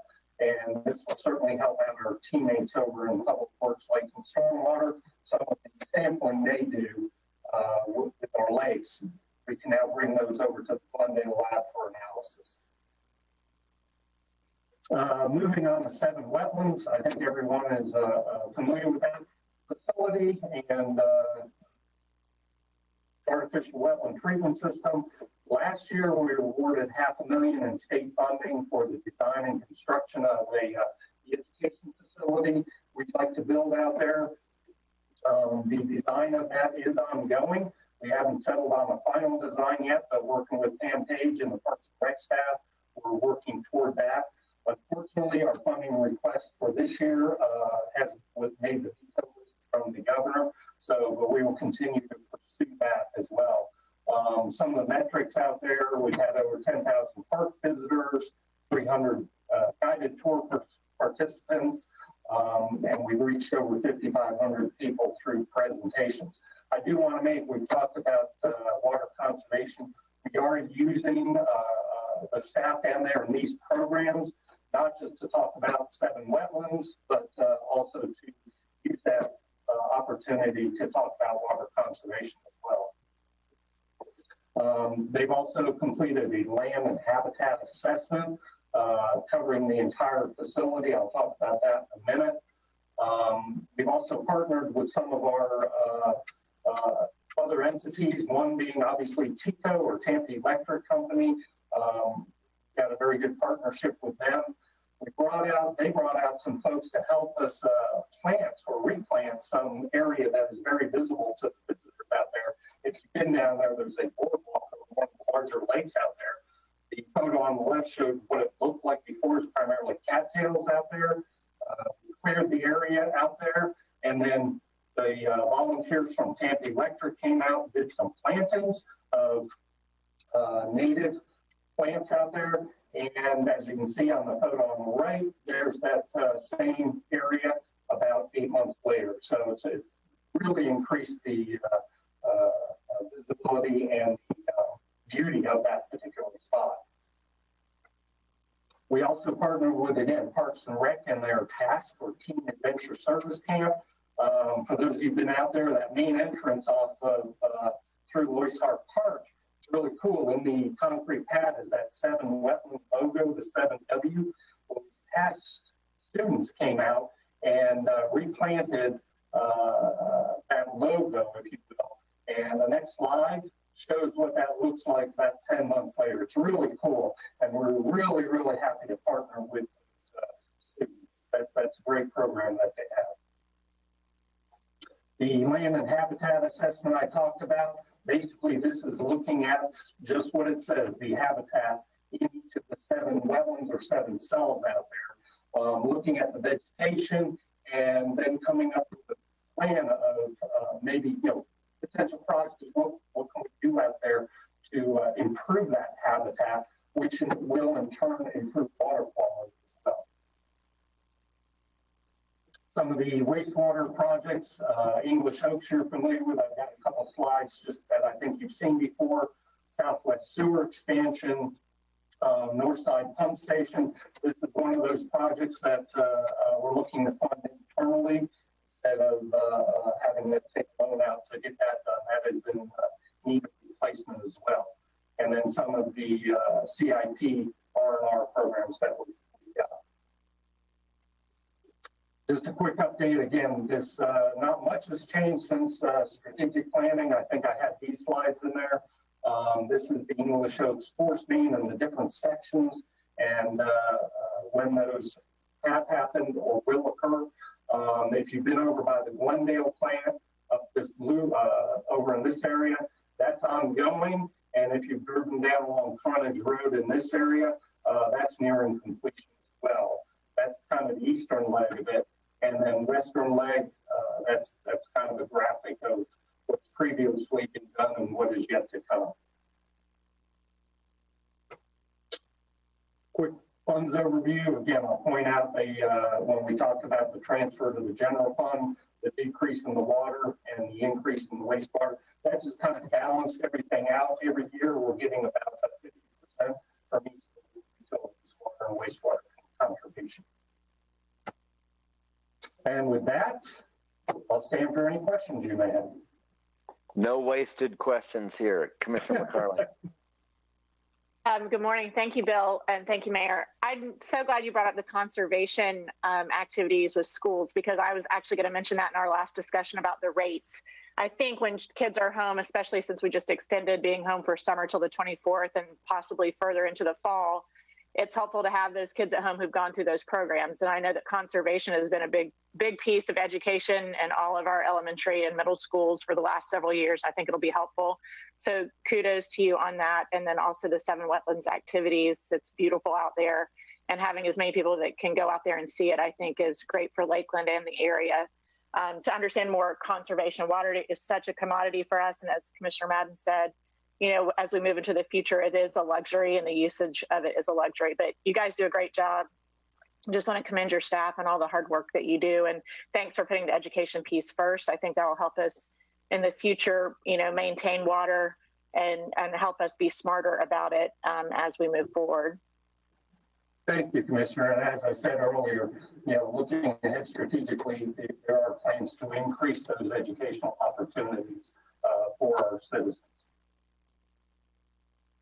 I know path number 1 is now open out at 7 wetlands. I did that on a very hot day recently. Is path 2 being closed for a longer period of time? And when will that be open? Because that's the really pretty one. So no, path 2 or wetland 2 is open. Unless there's some unusual activity, construction, but none that I'm aware of. While technically speaking, wetland 1 and wetland 2 are the only ones open. We have seen folks, visitors out there walking the other paths, and we're certainly open to that. There's no issue. We're just waiting on working with Pam again. For Parks and Rec, we're working on getting some of the signage and trail markers and shade structures put in out there. But really, it's path 1, wetland 1, wetland 2 that are open right now to the public. Oh, good. That's great. Any other questions by commissioners? Thank you so much for your leadership, Mr. Anderson, in these critically important areas and for the update. Thank you, sir. My pleasure. So do we want to do a break, or are we doing breaks as we go? It's up to you, Mr. Mayor. We built in a break. We don't have to break, but that's your all call. We're right on time, so it's up to you. If you don't mind just breaking as we go, since I know you have your earphone with you and you mute it, then why don't we keep moving through? Is that all right? I just want to look at heads nodding. Yes or no? Okay. Okay, Our next presentation will be Lakeland Electric, and you're probably wondering why we don't have additional presentations from some of the other groups and other departments. Obviously, those other departments had opportunities during the strategic planning process to talk to you, but we really wanted to highlight our two utilities because of the impacts associated with COVID, the pandemic, the economy, economic impacts of those, as well as the considerations for rate structures and those type of things as they build into the budget. So in August, if we want to do additional presentations of other departments and some of the projects that they've been working on, more than happy to do that. But we wanted to really concentrate on budget more than anything else during this short session we had today. So with that, Mr. Mayor, Commission, if you're okay, we'll move right into Lakeland Electric.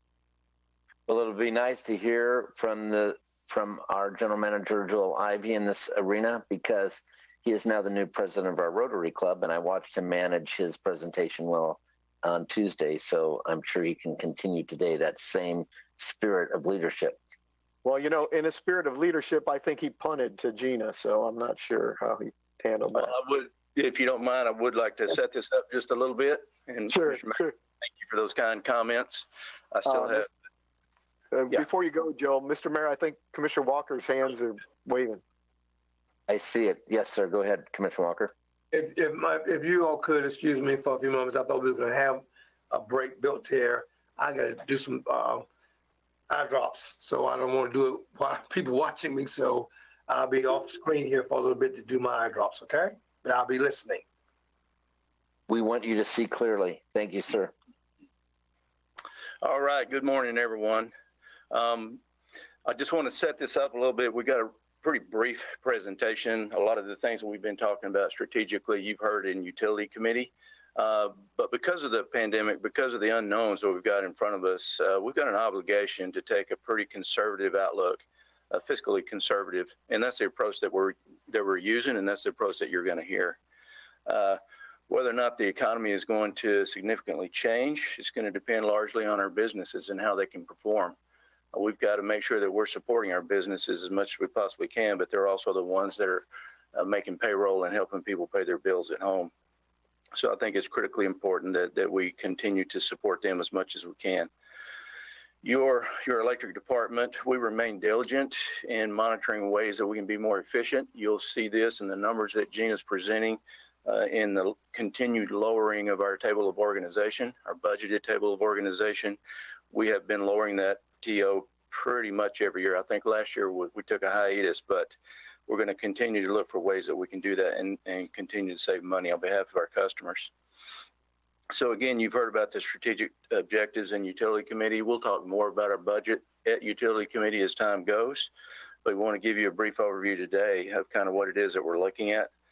And we're really hoping for a strong economy. And I want to remind everybody the dividend that we pay to the city is a kilowatt hour based formula that we have. So if we do well, the city does well and everybody prospers together. And conversely, it goes the other way, unfortunately, as well. So we're hoping for a really strong economy as opposed to what we're actually looking for. And if we do, we're all going to be doing very well. So at this point, Gina is going to step us through just a few slides in the presentation. We look forward to the questions that you guys have. So Gina, take it away, please.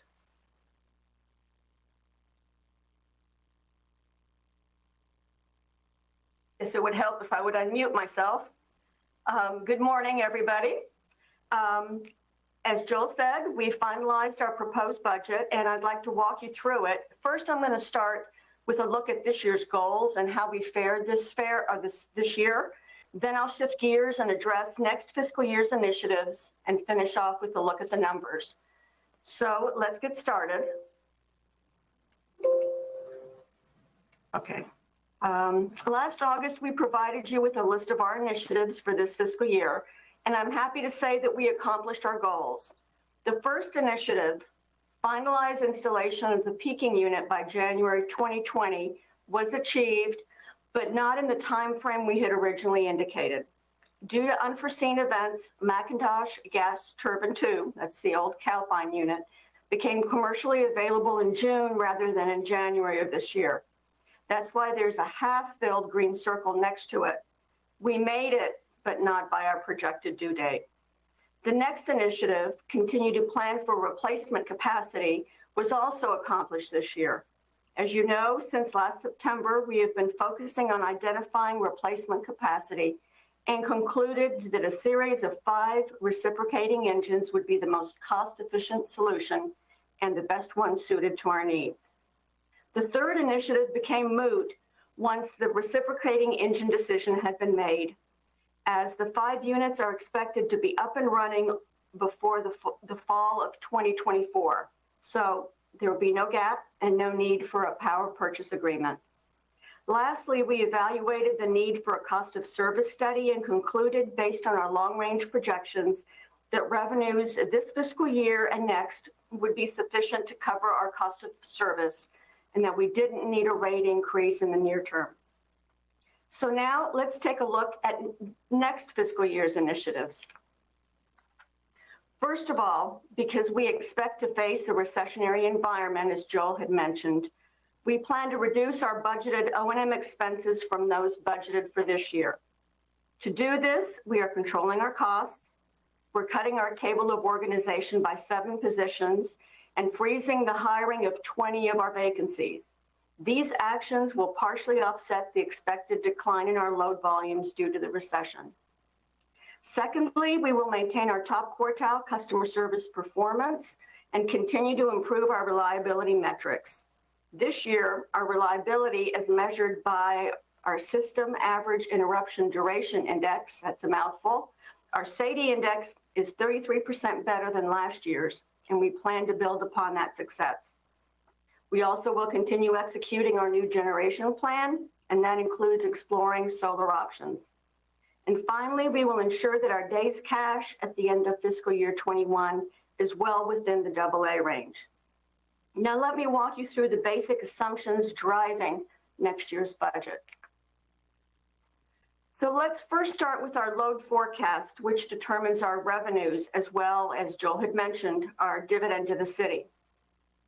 We are projecting a recession, as we said before, based on Moody's latest economic forecast, which factored in the impact of COVID-19. Moody's predicts a W-shaped recession with the full recovery not expected until 2023. They're also projecting our nation's GDP to decline 2.2% in this calendar year and then rebound slightly in 2021. Unemployment, however, is projected to average 6.6% next year, compared to 3.8% that we experienced in the first quarter of this year. And it, furthermore, isn't expected to return close to pre-COVID levels until 2023, so a ways away. As you can see from the graph, prior to this year, our load had been growing at about 1% annually. However, this year, our load has declined 0.6% on a year-to-date basis, and we are projecting further declines in 2021. Now, I do want to point out that these numbers are weather normalized load growth. We've excluded the impact of weather.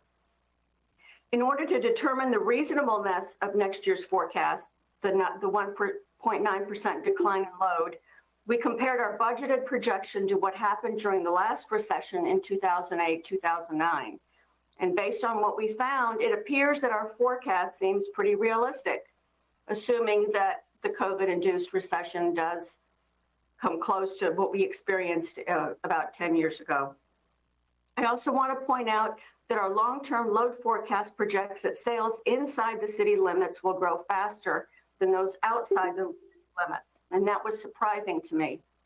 This is because inside city commercial sales are expected to outpace those outside the city limits. On the residential side, however, both inside and outside city limit sales are expected to grow at similar rates. Before we move on, I want to remind you that we are in uncharted waters here with the COVID-induced recession. So we'll be keeping a very close eye on our load over the coming months. And we will want to be ready to act should the economy perform worse than expected. So now that we've set the stage, let's move on to the numbers themselves. Next fiscal year, we are budgeting a cash drawdown of $8.2 million, which is $1.1 million higher than this year's budgeted drawdown of $7.1. The table on the slide depicts the drivers of this unfavorable variance, the largest of which is a decline in projected revenue. Remember, we are forecasting a load decline of 1.9% year over year, and as a result, our budgeted non-fuel retail revenue is expected to decrease by $6.3 million from this year's budget. Partially offsetting the decline in revenue are $3 million worth of cuts in our operating expenses. These are primarily driven by the hiring freeze and the elimination of 7 positions within our table of organization. We'll get into a little bit more detail as to what's happening in our budgeted O&M in just a few minutes, so sit tight. Another favorable variance is lower debt service, which is budgeted to decline $1.2 million next fiscal year. However, this is a risk as our budget does not reflect the financing of our new generation because we have yet to determine how to best fund the construction. Dividends to the city are budgeted to decrease $900,000, reflecting the decline in load. As Joe mentioned, our dividends are a function of our sales, so any decrease in load will result in a lower dividend to the city. Another favorable variance is reduced capital spending, which is budgeted $600,000 lower than this year's budget. And lastly, decreased investment income reflecting the lower interest rate environment is expected to reduce our cash flow by $500,000. So now let's take a deeper dive into what's going on with our budgeted O&M. The slide on the screen depicts the drivers of the $3 million reduction in cash O&M. Now, I'm stressing cash O&M because I've excluded non-cash expenses such as depreciation, because these really aren't relevant when we're looking at our cash flow. By far, the biggest decrease in O&M, as expected, occurs in payroll, where we are eliminating the 7 positions and instituting a hiring freeze. These two account for a $4.1 million drop in O&M. I do want to point out that in some instances, we are replacing retiring employees with contract labor when economic to do so. For example, at the plant, we will be using more contract labor, particularly during maintenance outages. This is because we expect personnel shortages following the retirement of a number of our current plant employees. We're also outsourcing our transformer repair and refurbishing following the retirement of most of our apparatus shop staff as well. We found that most utilities have outsourced these activities because it is less costly to do so than to perform these services in-house. A few other areas where we have reduced our costs are in software and technology and in travel and training. Our total software and technology costs, and this includes charges from the IT department, are budgeted to decline by $400,000, primarily reflecting the savings from outsourcing our billing system. And lastly, our travel and training is down $100,000 or about 15% year over year. So let's move on to capital spending. As you can see from the graph, excluding the expenditures on MGT2, that's a mouthful, that's really the Calpine unit, we've been rather consistent in our spending patterns, averaging about $40 million per year in capital. And as you know, our goal is to invest in our infrastructure at an amount that approximates our depreciation, which is currently running at about $40 million annually. Next fiscal year, we are budgeting to spend $39.2 million, which is down slightly from this year's budget. There also is a major shift in where we are spending our money, and I'll show this to you next as we delve into our major divisions' capital plans. Let's first start with energy production, which is represented by the blue bar. We budgeted $20.5 million last year, and for this year, and for next year, we are budgeting $21 million. This slide depicts energy production's budgeted capital spend for this year and next. And please note that I've excluded spending on MGT2 as these expenditures were bond funded, and if included would skew the comparison. Clearly, you can see the shift in allocation. For example, you can clearly see that the green slice of pie, which reflects spending on Unit 5, is growing considerably between this year and next year. We're spending about $5 million more at Unit 5 and about $5 million less at Unit 3. Now, there are several reasons for this. The Unit 3 outage scheduled for the spring of 2021 is 2 weeks shorter than the outages that we experienced during the last 3 years. So this is driving some of the reduction in spending. Additionally, with all the steam turbine, cooling tower, and scrubber work that was done this year and the completion of the electrical work on the overdutied equipment, capital spending on Unit 3 should be minimal next year. We're also focused on investing in our other other units to keep them reliable for the long term. At Unit 5, in addition to our routine maintenance, we will be inspecting the combustion turbines and replacing the economizer tube. And at Larson, we have scheduled a major inspection of the Unit 8 steam turbine. So moving on to delivery, this slide again compares delivery's budgeted capital for this year versus the budgeted capital for next year. And again, you can see a major shift in allocation. In fiscal year 20, we budgeted to spend a total of $10.6 million on substations, primarily at Bridgewater and Highland City. Both of these areas, particularly Bridgewater, they're growing rapidly and we need to keep up with the development. Next year, however, our substation spending is budgeted to drop considerably to $1.7 million, with a focus on completing the Bridgewater sub and other efforts for overall substation integration. In its place, you can see from the orange pie slices, we're allocating considerably more capital to transmission, and this is for 2 reasons. Number one, the county will be widening West Pipkin Road, and we in turn will need to relocate our transmission lines along that corridor. And number two, CXX is rebuilding their bridge over I-4, which will require us to relocate our transmission lines while they do the construction. Please note that both of these transmission projects are non-discretionary. We have to do them. And finally, we are investing about $500,000 more dollars in technology as we upgrade our design software that is reaching end of life and will no longer be supported by our vendor. So, what are the risks and opportunities that have not been incorporated into our fiscal year 21 budget?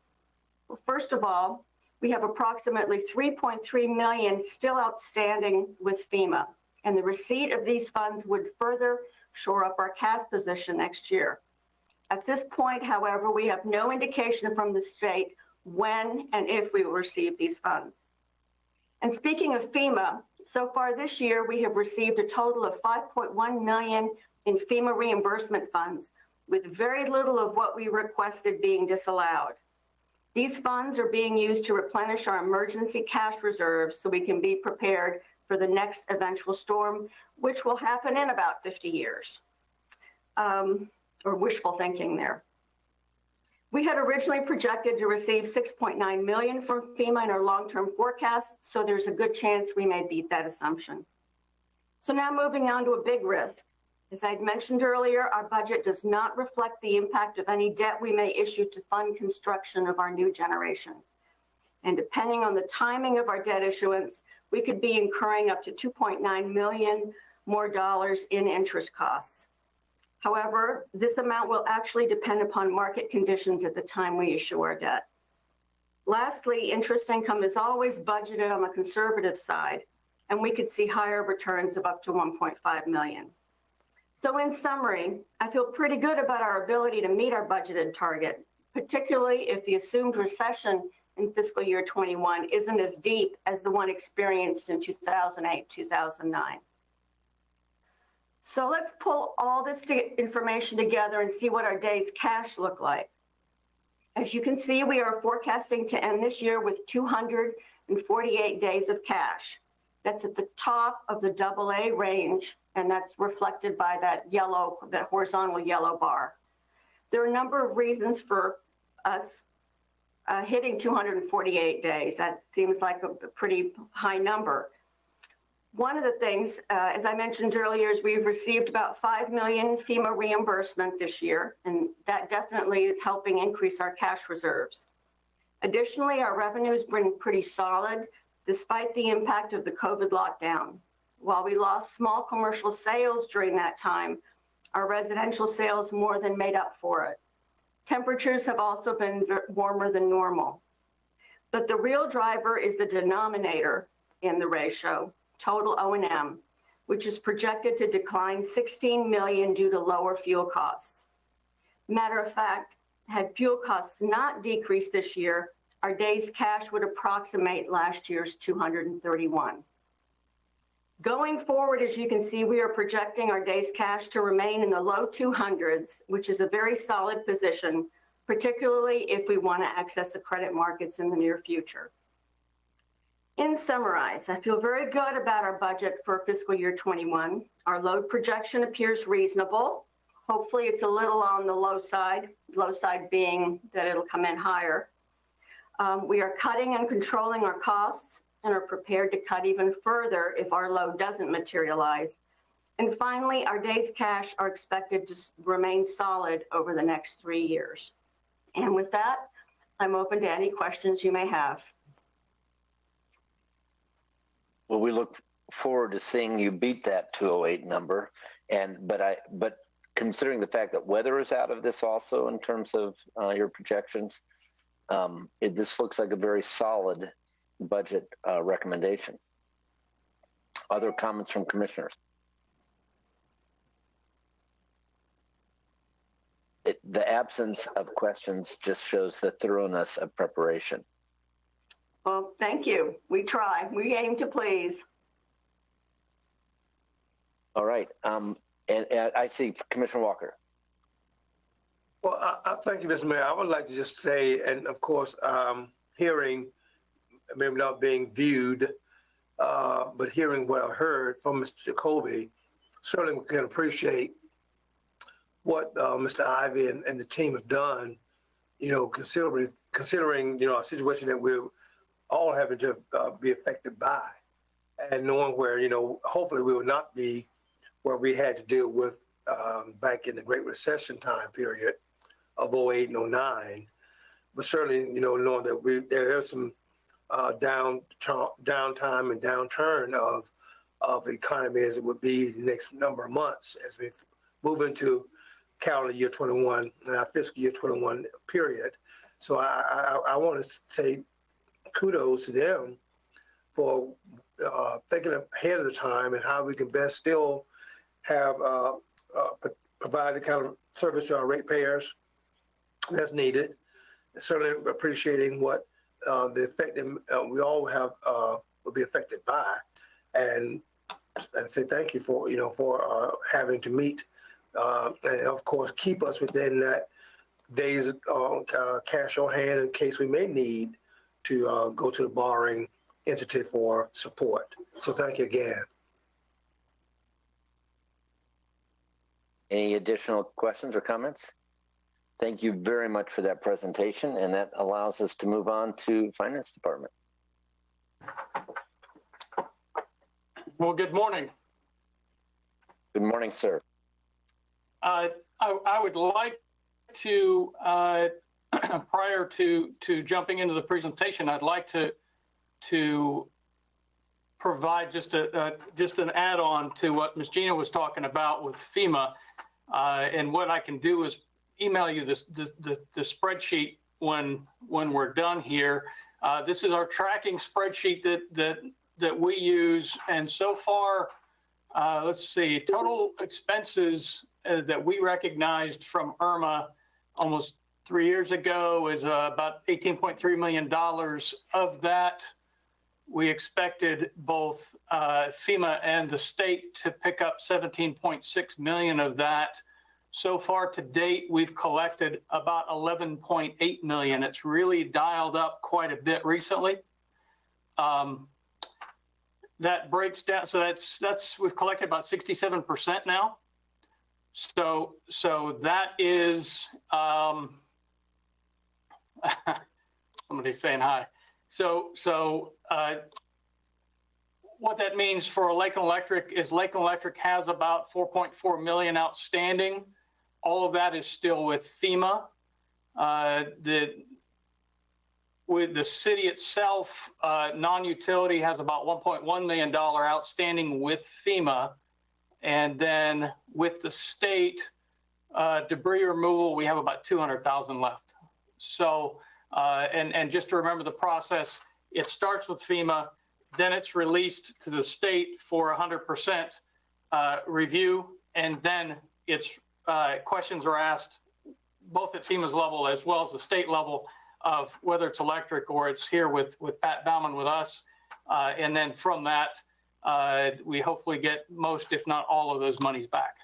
So, and I'll send that to you when we're done. So, which also actually is a compliment to the thoroughness of the GIS, the preparation, the reporting, the submittals. I mean, part of that collection anticipated improvement is our own preparation, is it not? Oh, absolutely. If we the city, the starting at the department level when folks were going out, as well as the folks that you allowed us to hire, Thompson, going out and taking pictures of each individual tree stump and on and all the different projects, they would have immediately been kicked back. So yes, sir, that's huge. That's huge. So I will go ahead and start my presentation. Can you see it? Not yet, sir. We can't. Not yet. You cannot. Okay. You were up earlier. So. All right. Go to meeting screen up earlier. There, you're now the new presenter. Yes, good. Okay. All right. So.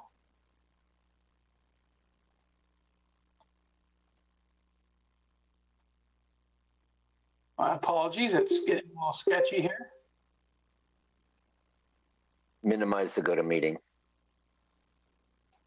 Minimize that one. Yeah.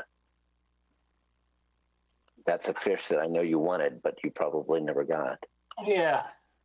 Yep. For some reason, it's frozen. Mike, this is Kevin. Are you using, there you go. If you use a split screen, there's. Yep, because see, can you see it now? Yeah, but we can also see your notes. So if you can take the next slide window off and just show us the budget discussion, that would be best. So the way you're reflecting it doesn't give us. Well, go back. It was better having, there you go. And now if you use the bottom right. What'd you do? I mean, is that what you did? All right.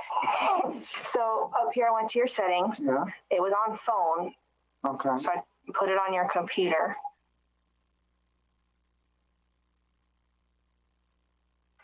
Okay.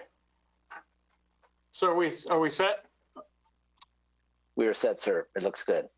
Okay, thank you. You can also see your next slide. You can also see your next slide display, but that's okay. If you can All right. kill that. Well, if somebody knows how to make it go away, I'll be glad to do it.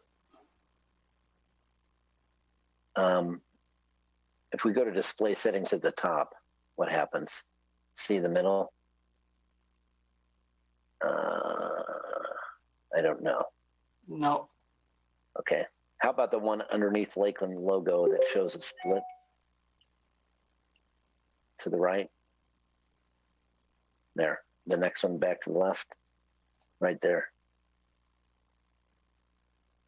No, sir. Apologize. Nope. Okay. Let's just go. We're good. We'll stay focused on the left one. Okay. All right. Can you see it now? Yes, I see it as overview with the frame around it. There. That's fine. Okay. All right. So what we've done is we're going to start out by giving you the budget assumptions that we've used. Very few of these have changed from our initial presentation that we provided during the retreat. At that point, we talked about the fact that we anticipate growth in property values in fiscal year 21. But in 22 and 23, we are mirroring what we recognized as a reduction in revenues during the recession of 08, 09, which is 10% per year. We hope that is overly conservative. We also recognize that the state is going to continue to feel impacts of a lack of tourism. So the sales tax numbers that the state heavily relies on, those flowing to us at the city, fortunately, we're not as reliant as so many other municipalities in the state are on state revenues. But we do anticipate a reduction in half-cent sales tax. We collect about, I think this year we budgeted about $6.8 million. I think we've dialed that back going into next year by about 800,000. And that's working with the state and their best estimates as they can derive. We're going to see a likely reduction in other state revenues, which can range from the 11-cent cigarette tax, which part of that actually comes from sales tax revenues at the state level. We anticipate a reduction in potentially in telecom as well as, of course, gas tax revenues by lowered usage around the community. Gina just mentioned that we anticipate lower revenues in the form of a dividend from Lakeland Electric. That's a little less than $1 million for 21, and that rolls into 22 and 23 as well. And then, of course, we've built in some reduction in charges for services in the general fund. Those are parks and rec fees, rental fees, those types of things.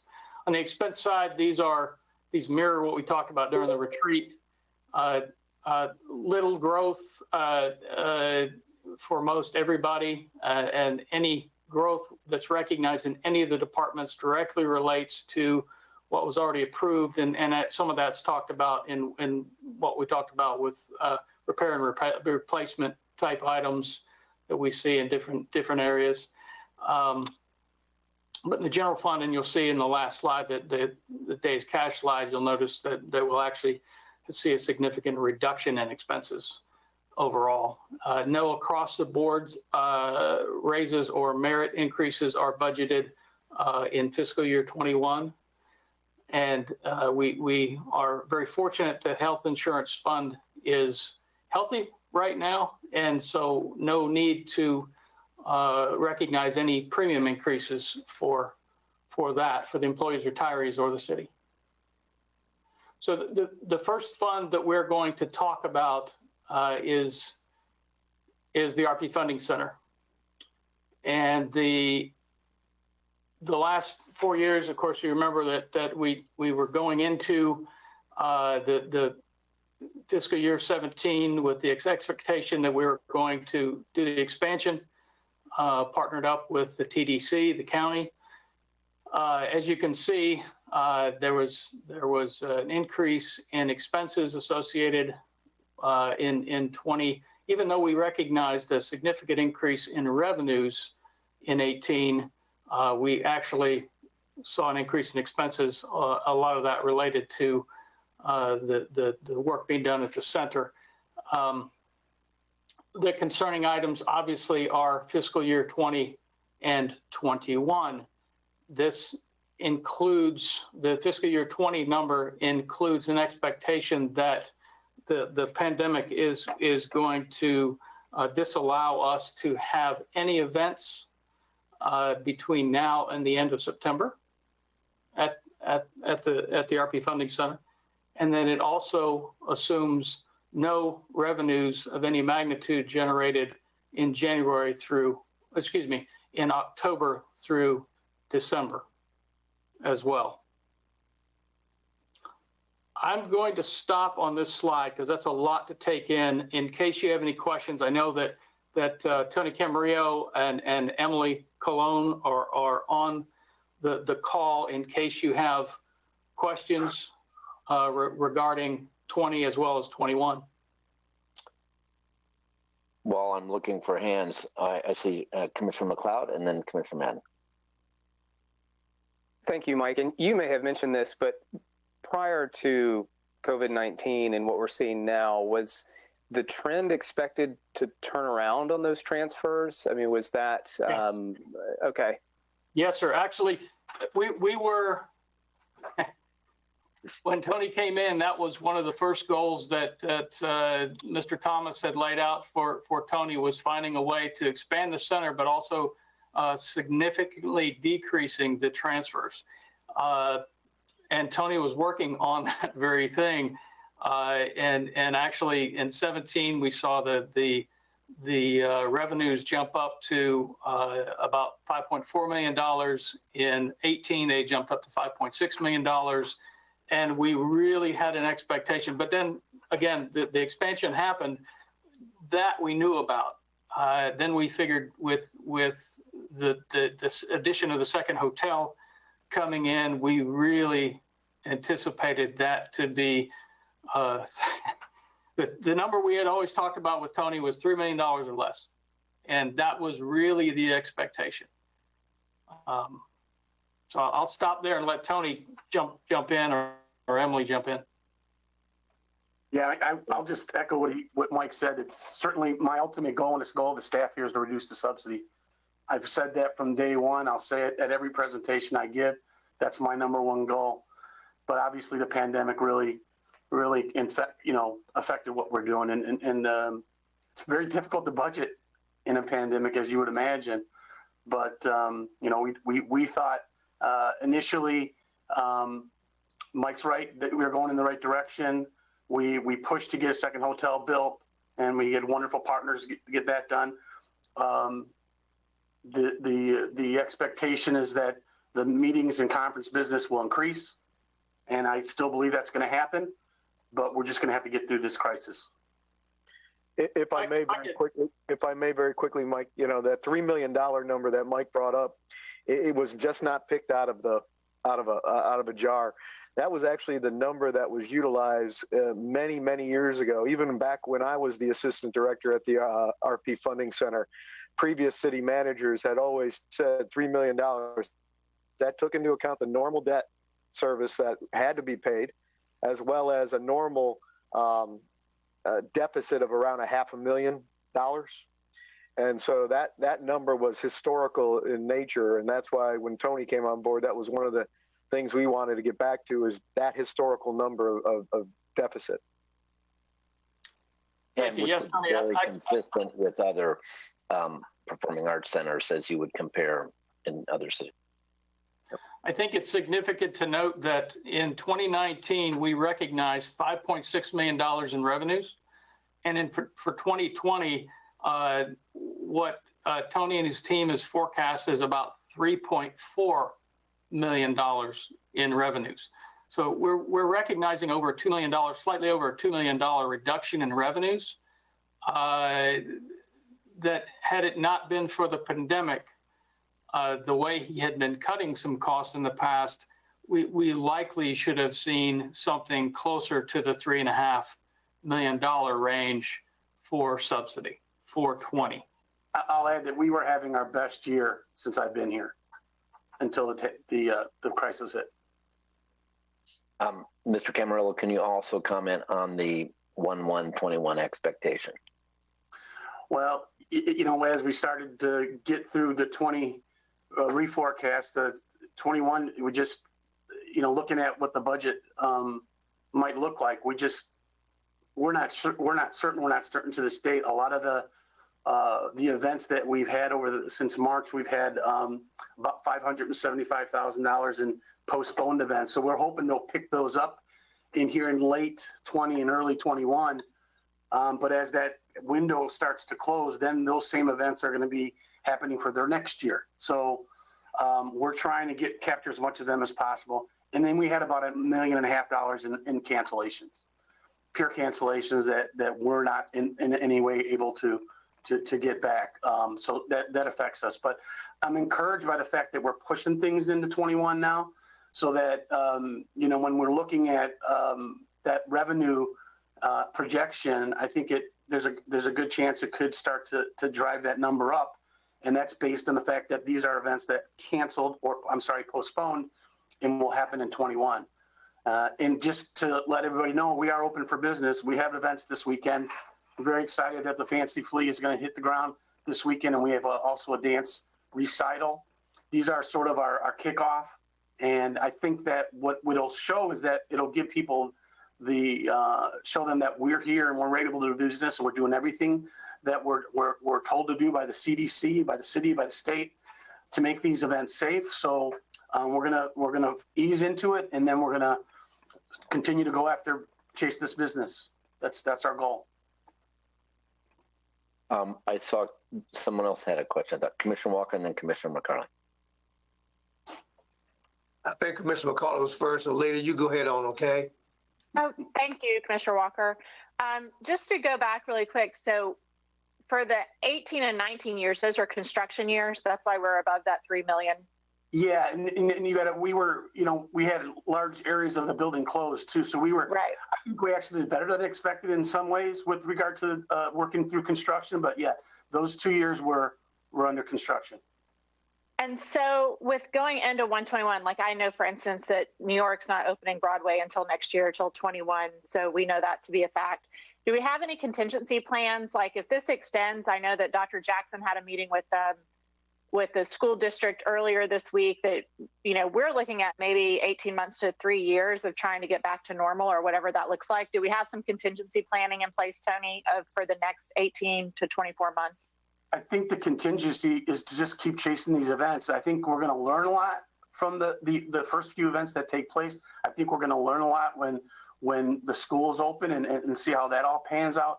But I think the goal here is to work with each of those customers individually, figure out what their needs are, base it around the safest possible event for them.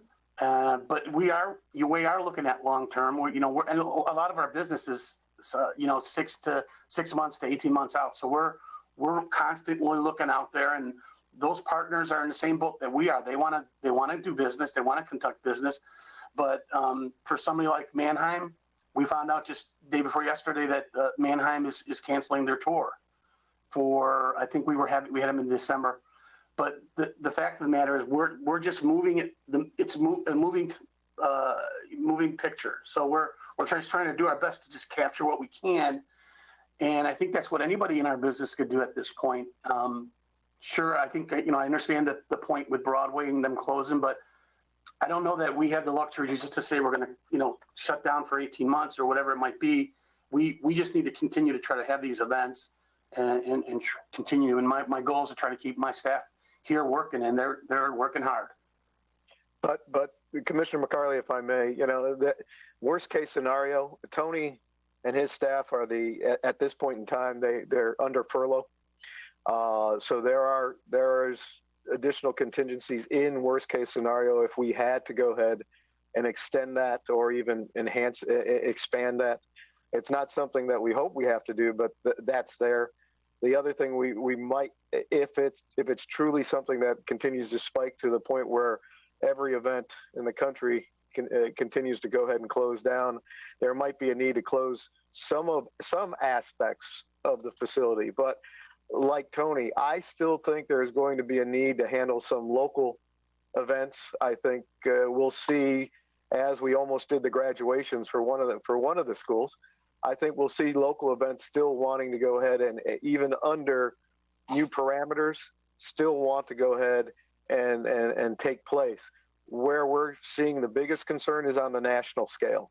So things like Broadway events, entertainment events, or even large meetings from corporations who basically told their staff they can't travel out of state.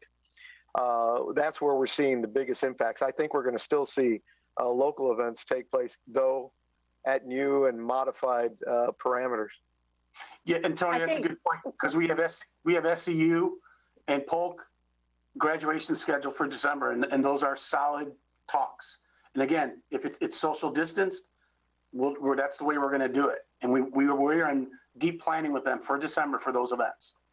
I wasn't really talking about worst case scenario. I was just thinking about pivot points. So how could we best utilize RP funding, in this new realm? And I'm glad that you're searching out new events to hold in the future and understanding the national trends, but also how important RP funding is locally. So not to be doom and gloom, but just to how we're going to pivot and how there might be a better use of that space technologically to make sure that we could still host conferences and stuff. And maybe you have to have some more technology out there to utilize to bring speakers in or different things that it could be broadcast elsewhere, and you could still, reap some benefits of doing events in a different way. So that's kind of where I was going. Sorry, I wasn't more clear. Yeah, if I may, Tony, really quick too. The other thing that we're not anticipating, but trying to hold the RP Funding Center a bit for is any type of emergency considerations. I'm knocking on wood as best I can, but if we have a hurricane, RP Funding Center becomes highly important to the community. There are options to go ahead and get reimbursements from FEMA because of that. Depending upon where COVID goes, there's been a number of talks. It's just not testing, but also the possibility of utilizing the RP Funding Center in the future if the pandemic continues to spike. So we're also trying to take that into account too, that there might be options for them to reap some benefits even in this tough time. And some of that has to have some nimbleness of rate fluctuation in it a little bit, obviously, because you could be taking what would have been a smaller event in a more confined environment and you have a larger facility so that events can still take place because you provide the social distancing, but the budget difference that one organization may have had for that smaller space versus this is dramatically different. And if we're going to attract those things in the interim, I think that's what Commissioner McCarley's trying to point to, is that we want to make certain we're doing everything we can to kind of posture ourselves nimbly in that gap in the best ways possible.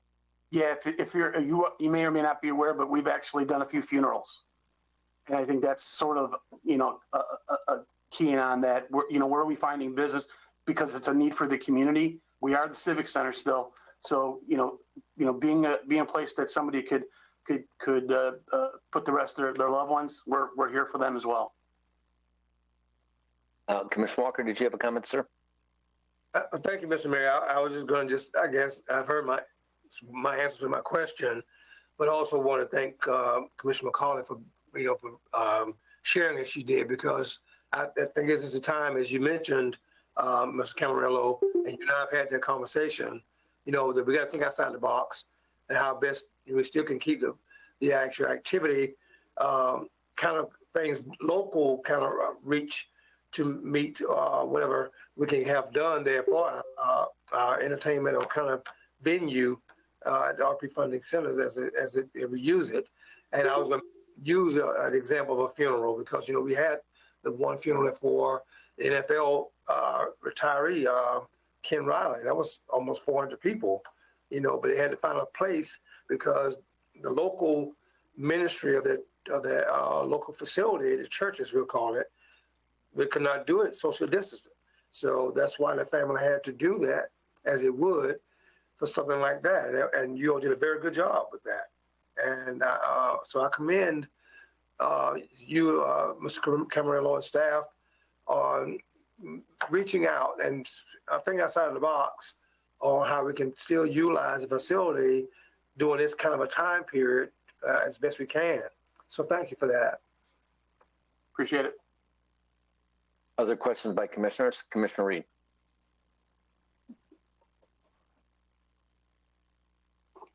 Thank you. And I just wanted to ask Tony Camarillo just briefly,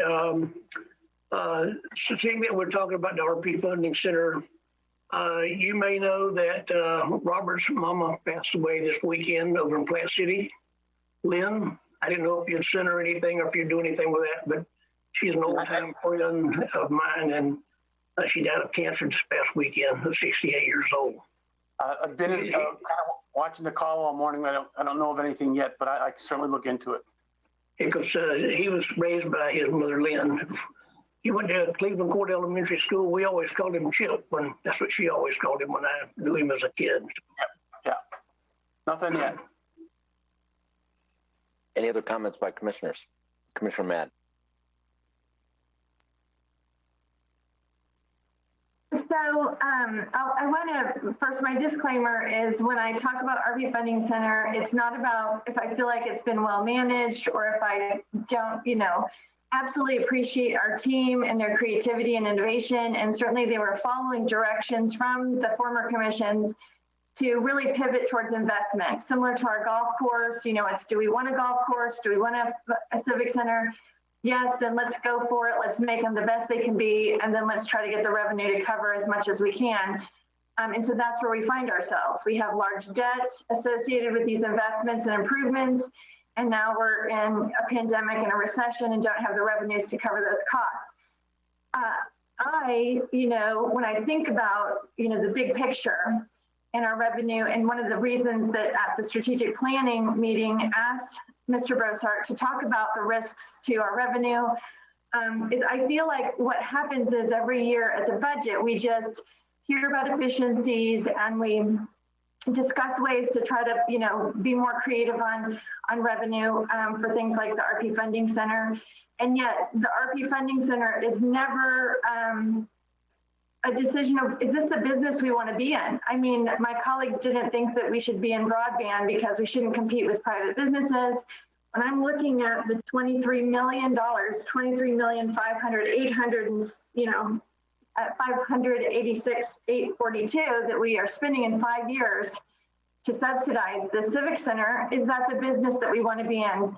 I get that nonprofits can go there and we have community graduations there and that we can have funerals there, but at a price of $24 million. And so that's just a lot of money. And I mean, I feel like we can't even get $250,000 for our cultural center. We can't even, $250,000 is what we can put towards leveraging to get affordable housing, which is a great need. So when I hear that we can barely, scrounge up, $250,000 for a catalyst plan to bring economic impact to our city or to see growth, and yet I know that we just go every year, we just sign off on paying $3, $4, $5 million on our civic center. So, I mean, I don't know. Like, I don't know if it's a matter of having some kind of, a report of other civic centers, kind of like with libraries. Are libraries having to be reimagined now to be able to stay and keep funded? Yes, I think they are. Are civic centers being reimagined in other places? Are there private businesses that take over in this business? Are there sports teams that buy complexes like this with hotels that could still bring the economic activity impact to our city, but not have us pay for the bill every year? It is hard for me to swallow these dollar figures. And I know that, Commissioner Franklin wanted us to save $2 on everyone's bill to be able, but then we lose $4 million as a city in the next several years. And then we get to this, but it's fine to, what does it cost each of those taxpayers to pay this $25 million? And who all goes, do they all go to the RP Funding Center? So I don't know. I feel like that's kind of what I meant when I'm talking about when we have these strategic opportunities, maybe at the end of the day, after we've brainstormed and we've thought about this and talked about things, we will still check off and spend $5 million on the RP Funding Center. But I just think it's important and incumbent upon us as leaders and visionaries to say, is this what we want to be in the business of doing? Is this worth that $25 million investment in these 5 years? And to Commissioner McCarley's point, business owners like me, a small business owner, small potatoes, I closed down my screen printing embroidery. I'm not doing production right now. It doesn't make sense financially to do production. I can have other people do production for me, reduce my staff by 30%. It's the nimble who survive in times of crisis and in economic downturn. And when I look at this, I think this isn't nimble at all to think that we're going to not only be at our projected goal of 3 million, or even at the last couple of years of 4 to 5 million, but inching towards $6 million a year, in the middle of recession. It just gives me great anxiety. So I hear exactly what you're saying in terms of the balance between those two things. And I do think it begs the question, and it is something that we'll have to look at. We are certainly not in a very good position competitively to think about doing anything with a civic center when there aren't events, there's not a market at the present time.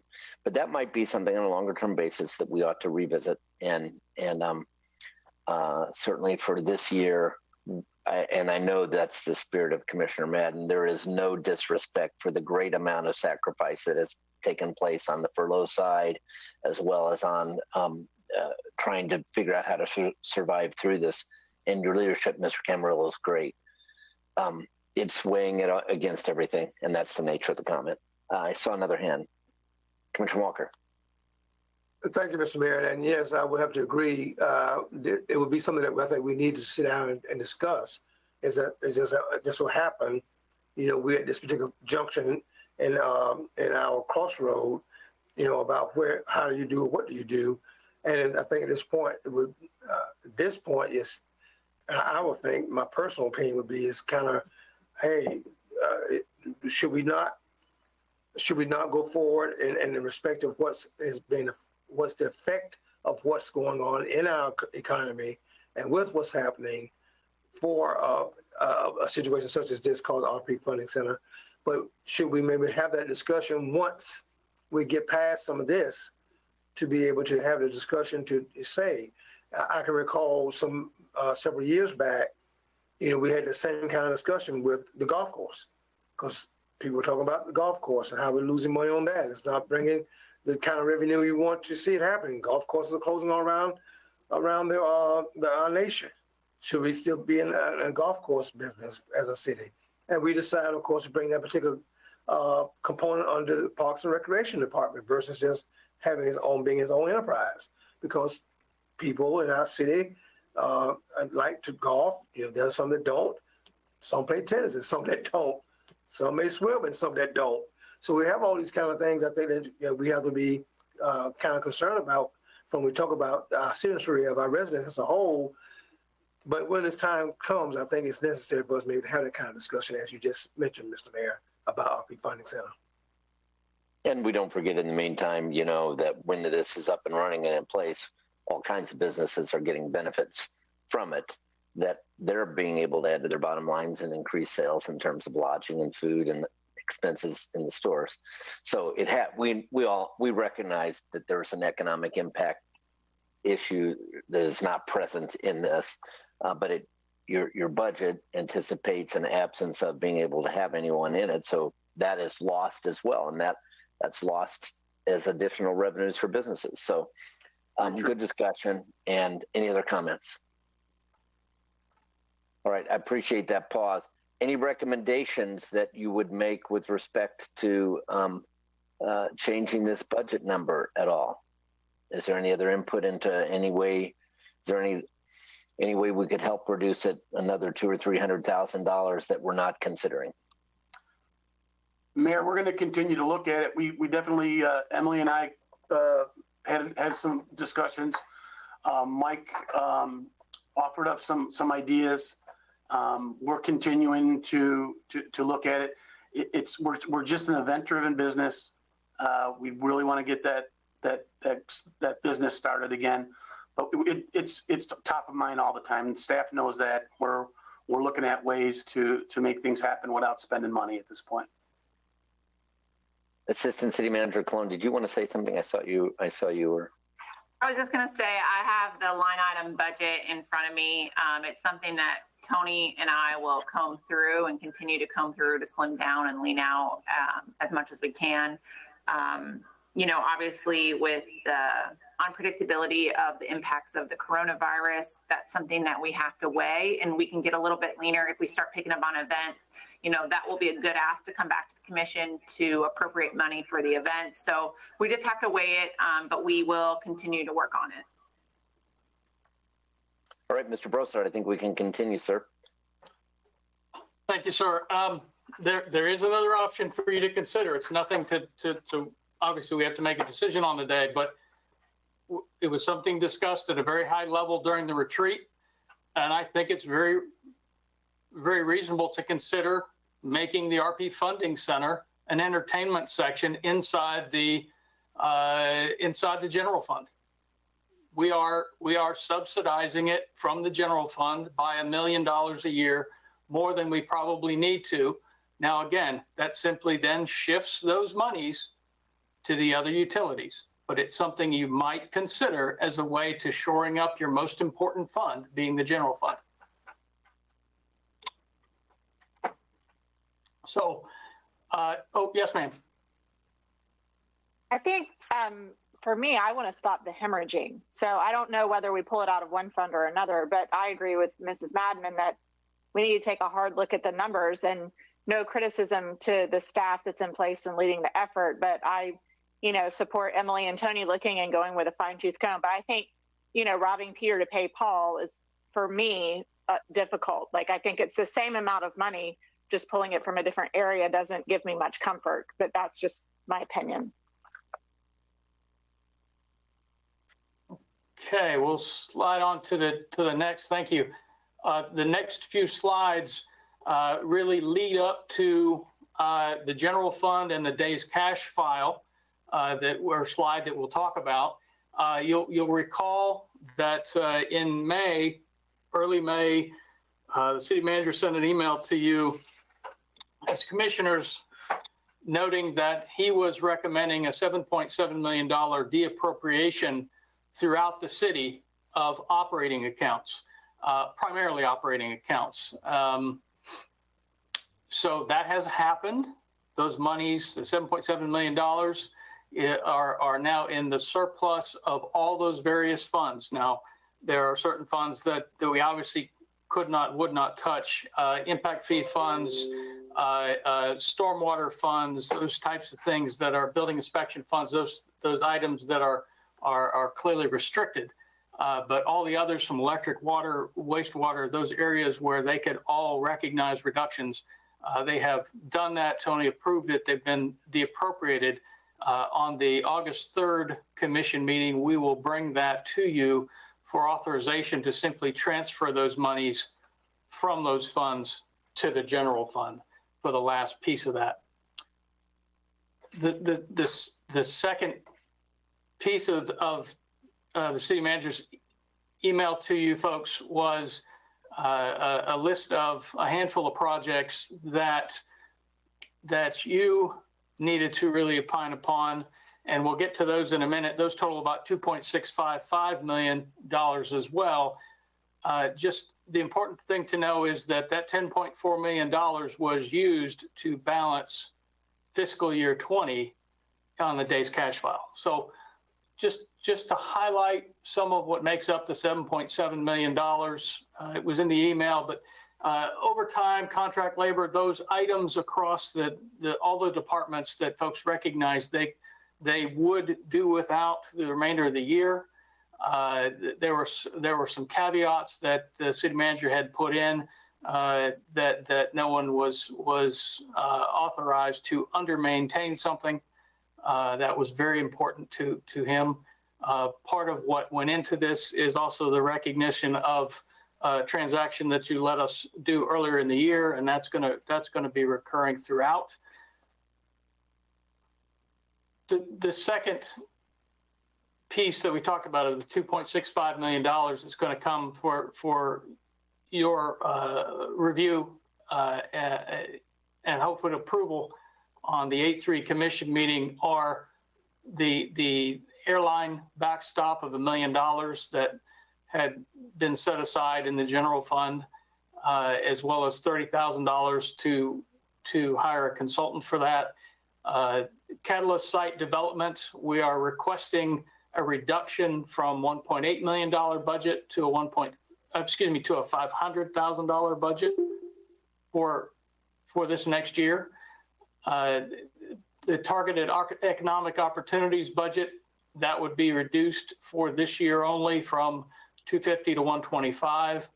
And then the Lakeland History and Cultural Center, that had a line item of $200,000 as well. So we can talk about any of those that may give you heartburn. I can pause right there to know if there's something in particular that you want to discuss. We can talk about it. Well, and I think when we take a look at that, we think about the airline is certainly understandable.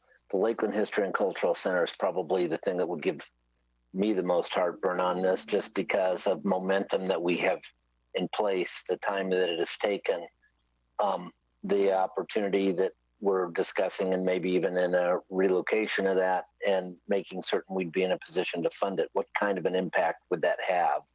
And then I see Commissioner Walker as well. Yes, sir. To answer your question about the impact, a day's cash is approximately $360,000. So depending on, I think, and we'll show you in the next couple slides, but I think the way the conservative nature of the day's cash file is built, it shows by 23, we're at 31 days cash.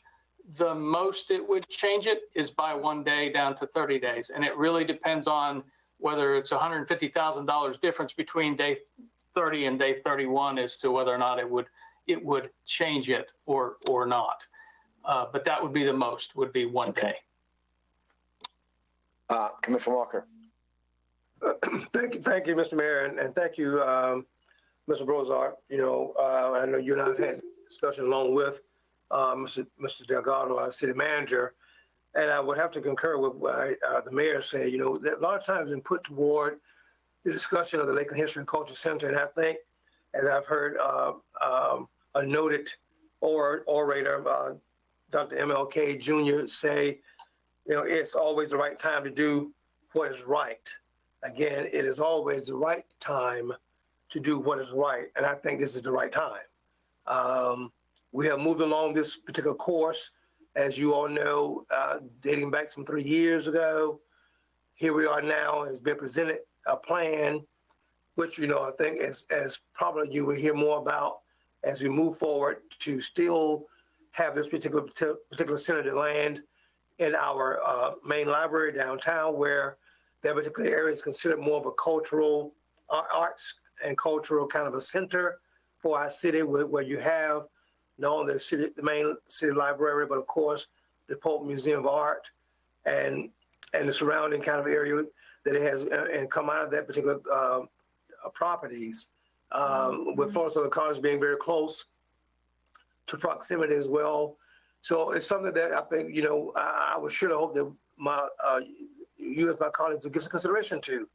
$200,000 to go ahead and do what needs to be done. And of course, the committee itself has already poised itself to get involved with fundraising to support what need to be to make I call the inner makings of that particular center to become reality. And we know we're talking about maybe a fall opening of 21 next fall, even maybe fall or winter, before we see the actual opening of this particular center. But again, I think the time is right.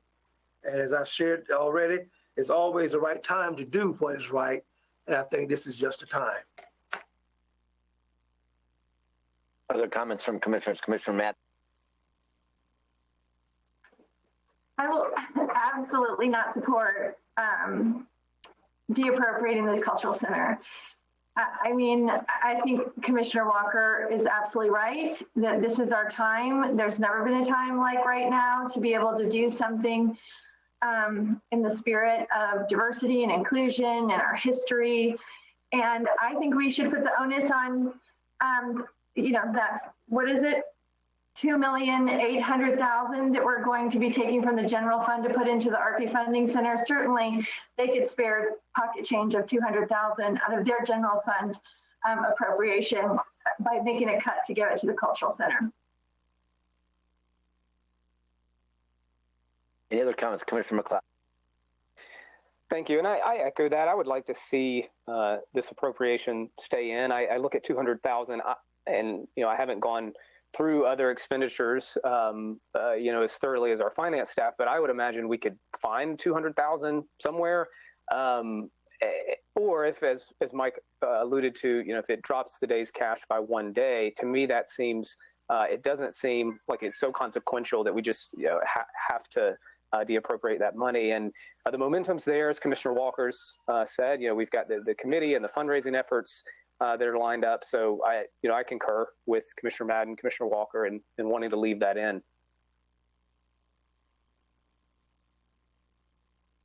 Any other comments, Commissioner Franklin? I hear the arguments that are being made. I do have a lot of concern in watching our days fund or days cash on hand going from 80 in this current year down to 31. And Mike, correct me if I'm wrong, but I mean 30 was our minimum we were targeting. Is that not correct? For this, the pandemic discussion, yes, sir. Our normal, if your question was what's our normal, our normal's 45 to 60 days, but we're not worried about that for the pandemic. 30 days was kind of our comfort level. I understand. Yeah, that's what I meant. In normal peacetime, if you will, it was 45. We've already backed that down to 30, and this would project us at 31. Commissioner Madden, I agree with you. If I think it's a crazy amount of money that we're still continuing to pour into the RP Funding Center right now, especially considering everything that's going on. If we could find the money somewhere to make up for that, I would support, shifting those monies over. But if we can't come up with the $200,000 somewhere else, I just can't bring it myself to support that. This is just a very difficult time for me to be talking about bringing on new spending that we haven't done before. But if we can find it by making cuts elsewhere, then I would be okay with it. Otherwise, I would not. Commissioner Reed. Thank you. Michael, and I'm not sure if it's this year or next year, we're going to recommend that none of our employees get pay raises. Is that correct? Yes, sir. To get to the number that we had of 30 days, we had to cut out across the board and merit increases in fiscal year 21. That's correct. Now that's a tough nut to crack for a cultural center. And of course, with the I've always got to plug in for the golf course and stuff like that. And I know we did switch it to the Parks and Rec, so it kind of I've got to absorb that way and look at an enterprise zone. So that's just kind of hiding it under the bush, in my opinion. But it's going to be a tough call again. I hate just to spend $200,000 on a culture center, and I know all of our employees are not going to get their pay raise. I would encourage us all to look at some of the parameters that Mr. Brossart has set on this budget. They're really conservative. And it doesn't mean that we might not experience that, but I would also expect us, I hope that as we go into this next fiscal year, we'll find that we are a little more robust and can then readdress some of those things as well, that today, for budgeting purposes, we probably should not. Our job is to underpromise and overdeliver if possible, and we do that in our own homes in a time like this. And certainly, we, as a fiscal responsibility, we must do it for the city. Commissioner Walker, then McCarley. If you don't mind, Mr. Mayor, because my comment may be a little off sidebar, so I'd like to hear what Commissioner McCollum may say before I share my second comment about this situation. You do this to me every time. So I just from now on, just know that both of you are up. McCarley's going first. Thank you, Mayor. Thanks, Commissioner Walker. I'd like to see the cultural center stay in. I think in the big scheme of a $630 million budget, that $200,000 we can find somewhere by tightening something up. All of these things on this list we've talked about, and we obviously had a commitment to each of them. So I think the one that's a non-negotiable for me is cutting out the cultural center, and the others, hopefully, as the mayor says, that we're, under promising that we can deliver some of these others later on. But the catalyst site development is still important to me. I hate to see that go down to 500,000, but I will, that can be a sacrificial lamb, unfortunately, in this discussion. But I'd like the cultural center to stay put. The other things, I think Mr. Brossart's really good at being conservative, and maybe we can find ways to fund those. And maybe, our recovery is sooner, I hope, than we think going forward. But just to put my vote in there, I'd like to see the cultural center stay. City Manager Delgado, and then Mr. Walker. No, okay, yeah, Mr. Walker wanted to be last. Thank you, sir. We obviously know that these 5 items are very important to the commission, and that's why we talked about de-appropriation and not complete pulling from the budget. Mike and I have spent many hours, unfortunately, trying to massage the budget, and we understand that we've taken a very highly conservative look at valuations moving forward, not understanding if we're going to see a deep recession or if the economy is going to bounce back a little quicker than we hope. We anticipate and we hope that it will. I believe that as far as the Lakeland History and Cultural Center is concerned, if this commission feels strongly enough about it, we'll work to go ahead and find those $200,000. Additionally, once again, because this is a de-appropriation, as you move into fiscal year 21 and as we start seeing changes as the quarters go by, any and all of these items, including discussions on the impacts of the general fund, everything from the possibility of maybe even helping the employees a little bit more, can be discussed. So I don't want anyone to see this budget as it has to be done in order for us to ratify a balanced budget moving into fiscal year 21. But a lot is still in play, and that's why we talk de-appropriation and not necessarily pulling it out. Excellent comment, sir. And Commissioner Walker. Thank you, Mr. Mayor. And let me conclude by saying and sharing some from the heart. We do so many different things here in our city. I think that's very good and very appropriate to support the betterment of all of our citizens. But I think, when situations confront us when it comes to making sure we have inclusion, it's very much a prevalent kind of a thing. We talk about it all the time. We have it, as one of our columns, as I call it, as far as our mission. And, to have a segment of our community where you don't get very much history or very much information or very much knowledge about different cultural ethnicities, I would say, different ethnicities, culturally speaking, about the makeup of what Lakeland is. And for me to say to my colleagues, $200,000, to use, to be supportive, when you got a committee who's working with private entity or private establishment, as we call it, to make sure this come about to help enhance, help make known, help share, culturally speaking, about what Lakeland is and who Lakeland is. Why can we not do this? I asked that question, and I'm sure with those that may think, well, okay, it's not a good time for it because we can't give our employees maybe what they need. But as our city manager has shared, those things could change as time moves on. And that may be something that can be done for our employees. I will tell you first, as 11 years almost of serving on this particular commission, I've always wanted to make sure our employees are sought after and doing right by right what needs to be done for them and their families. But I think it's just the right time. And I was in it again by saying it's the right time. It's always the right time to do what's right. I think this is the time at this point. And I thank you again for that, Mr. Mayor. Let me share that, please. Thank you. Therefore, I'm going to take that as a motion to leave it in the budget and not de-appropriate it. Is there a second? And I see 2 seconds, and both of our female commissioners. All right. And so discussion on the motion. Question, Mayor, or actually more of a question for Mike is, but this, I know it's probably getting ahead in your slides, but all this is predicated on the budget proposed millage rate of 5.644, holding the current year's millage rate? 5.4644, yes, sir. Yeah, that's what, but yeah, the same rate that we've had for fiscal year 20. Yes, sir.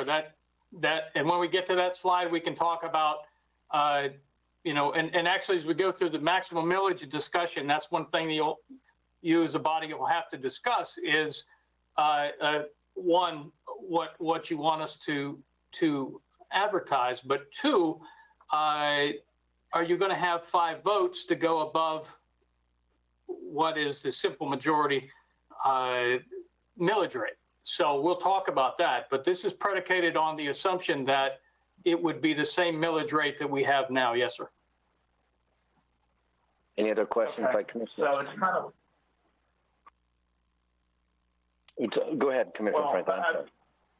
If I could just add that, because I know it is the order in which we're going to do things, but I won't be part of a supermajority to keep the millage rate the same this year. So, I mean, if we're going to figure out how to make that work, if we keep the Cultural and History Center in there, we're going to have to talk about how much we're going to have to go back and relook at this budget if there's not a supermajority.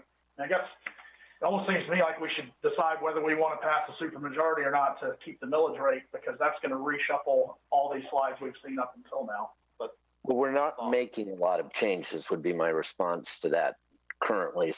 And this one as a line item change is probably much more about the ethic of the commission to pursue this as an alternative and then figure out how to make the rest of it work than I think it is trying to balance that as we go forward. That's my observation. Any other comments? Yes, Commissioner McLeod. I support leaving the line item for the History and Cultural Center, but I do think it makes sense to hear the millage rate discussion before we vote on it, just because that is the big picture. I just think that's an important discussion to have before we take a vote on specific items. That's my perspective. This actually, if I could, this actually is the only item that we would, this and probably the next slide are the only two that you'll be faced with a discussion and a decision at the next commission meeting, which will be 8/3. That's when we'll have to get approval to move forward with this. And at that point, if at the end of our discussion today, we have a majority of you who say, Tony, take out the $200,000 as part of your discussion, we're not going to deappropriate it, then we won't put that on the deappropriation request.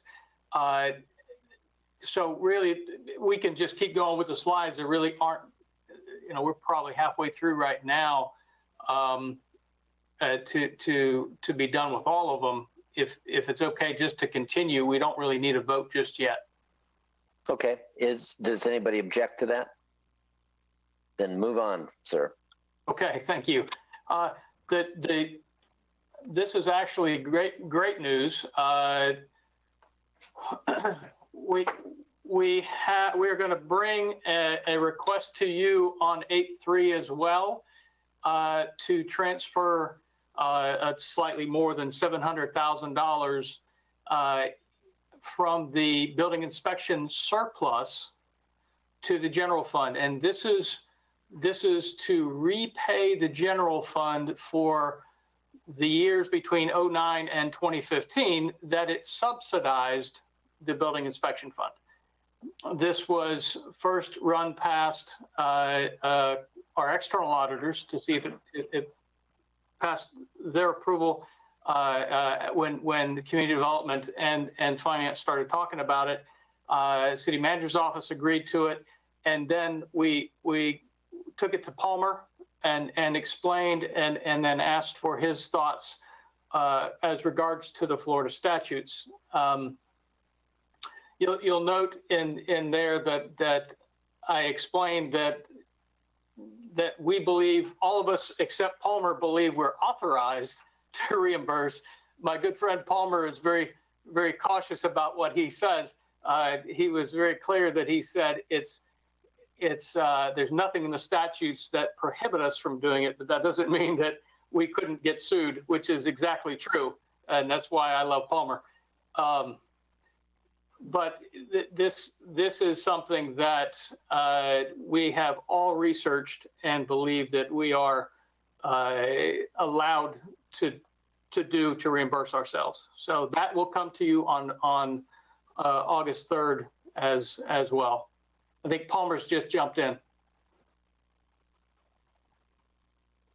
Yeah, I don't have a whole lot to add to what you said. I mean, I think the statute is probably somewhat silent on the matter. I can't guarantee you that you won't get a legal challenge on that, though.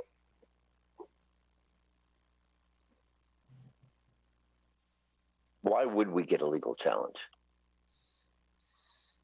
There's just restrictions on how you can use building permit fees. It's just the way the statute is worded. You can make an argument either way. It's just not as clear as I would like it to be. Okay, but no malintent, obviously, in any of that. So it was originally subsidized and it's being replenished. So it's dollar for dollar verifiable. Commissioner Reed. Mike, assuming this were disallowed, we're going to be deeper in the hole. Is that a fair statement? Oh, absolutely. If this was not allowed, if we had a whiff that this was not allowed, it wouldn't have been offered up. But if for some reason we got sued and Palmer felt that it was in our best interest to fight it and we received a judgment, we would end up having to pay back the $700,000 to the building inspection fund. That's what we would end up having to do down the road. But, and I'm sure Palmer can or I or somebody can forward you all the summarized version of the language in the statutes. It does not say you cannot do this. We are simply reimbursing ourselves for subsidizing another fund. But the bottom line is you would be using building permit revenue in order to pay for building division expenses, which is the fundamental purpose of the statute. I think the statute is somewhat silent on whether you can go backwards like we're talking about doing here. But we're only doing it to the extent that we forwarded those funds originally. Right. So there's no question about good faith. I would have no difficulty in wanting to zero those matters, provided there's no statute against.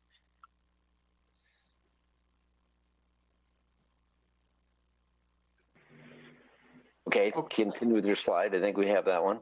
Okay, thank you. So now we're coming to the days cash slide. You will see that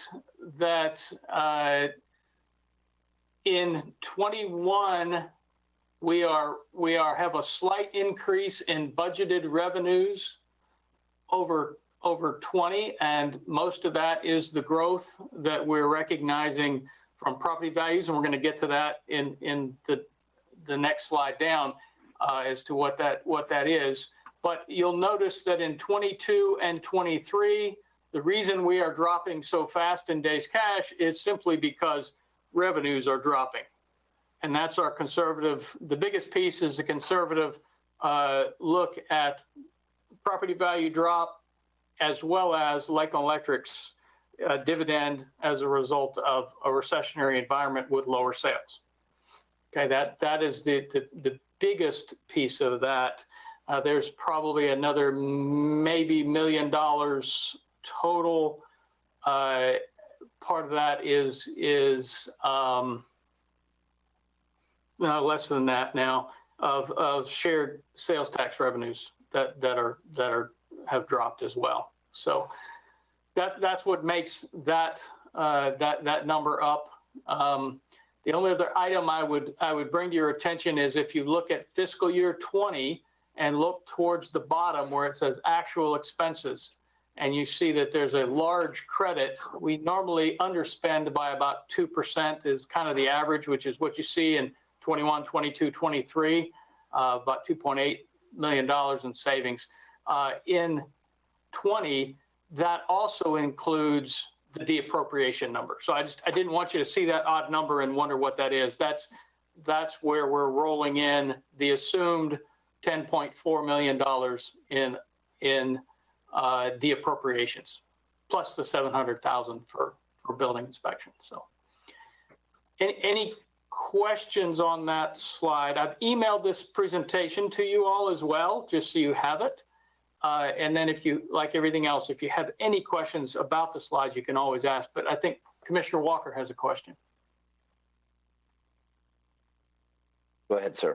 Thank you, Mr. Mayor. Mr. Bozart, I want to make sure I'm looking at what you shared with us for a number of years. And of course, looking at days cash on hand. Moving into fiscal year 21, you talk about 74 days. 22, you talk about 57 days. Of course, 23, we're talking about 31 days now. I want to make sure that because of discussion regarding the LHCC, Lakeland History and Culture Center, $200,000. You said that in fiscal year 23? Am I saying this correct now? Yes, sir. What it would mean is if we just don't de-appropriate those monies, all it would mean is if there is a change, it may mean that 21 may be at 73 days, 22 may be at 56 days, and 23 may be at 30 days. That's all it would mean there. Right. And also it could mean, of course, if our revenues change as well as we hope it would be, it could even make it even a plus to number 73, 56, or 30. Yes, sir. All right. Just want to make sure. Thank you. In fact, I think that's what we all hope to anticipate. Commissioner Reed. Mike, this has got the hospital funded it also. I'm sorry, I didn't understand your question. This has got the dividend from the hospital as well. Well, what it has is it has the normal transfer from the Public Improvement Fund of $5 million a year, which is a direct result of the revenues coming from the hospital. Yes, sir. Because again, I understand they may be asking for another a decrease in some payments. I've not heard that, sir. Yeah, I can comment. I do not know about that, Commissioner Reed. And the $5 million would be our normal transfer anyway, and we would maintain that. I think we certainly want to be empathetic to the hospital's needs, but I think we've done that. And doesn't mean that in a coronavirus environment that something doesn't flare, but I don't know of anything that we're discussing other than at one point in time we had talked about delaying a payment, which they then came back and said they did not need to, but that was just a timing issue. It wasn't a substantive cash issue. And Mike, what if we only use $5 million in the general fund, what's the rest of it go towards? In the Public Improvement Fund? Yeah. Purchase of fire trucks? No. Okay, I guess it is, yeah. Other than we got $14 million approximately. Right. 5 goes to the general fund. What's the balance kind of? The $9 million is spread between the cemeteries. We're spending almost $1 million a year on fire trucks. Now there's other pieces of revenues that are coming in for the next, I think, 3 years for outside protection agreement, which is offsetting that by about $560,000. But we've got parks, recreation, all the 76 or so major general fund buildings that Richard Baker's group is maintaining, from roofs to all of that. That's probably $2 million a year. The subsidy to the RP Funding Center, the $800,000 for the golf course is part of the $5 million that we send over. I'd be glad to. That's good. You've given me what I need to know. Thank you. Okay.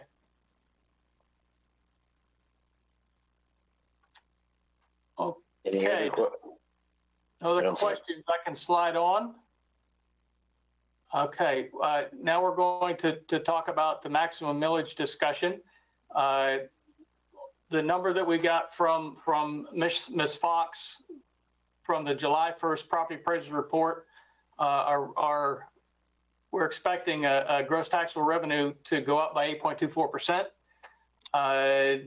You can see what that generates as part of the day's cash numbers contains these amounts: 789,000 in new construction and about 2.31 in new taxable revenues. That's at the 5.4644 mils. we're required to calculate what's considered the rollback rate, which is it's the adjusted prior year ad valorem proceeds divided by what the taxable values are times 1,000. And so to collect the same revenues now that we would have collected this last year, we'd have a millage rate of 5.1909.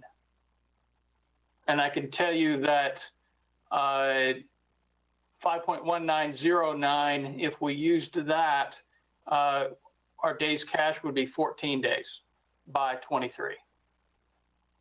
Just for informational. So here's a snapshot of where Lakeland is right now, just comparing to other municipalities in our surrounding area within the county.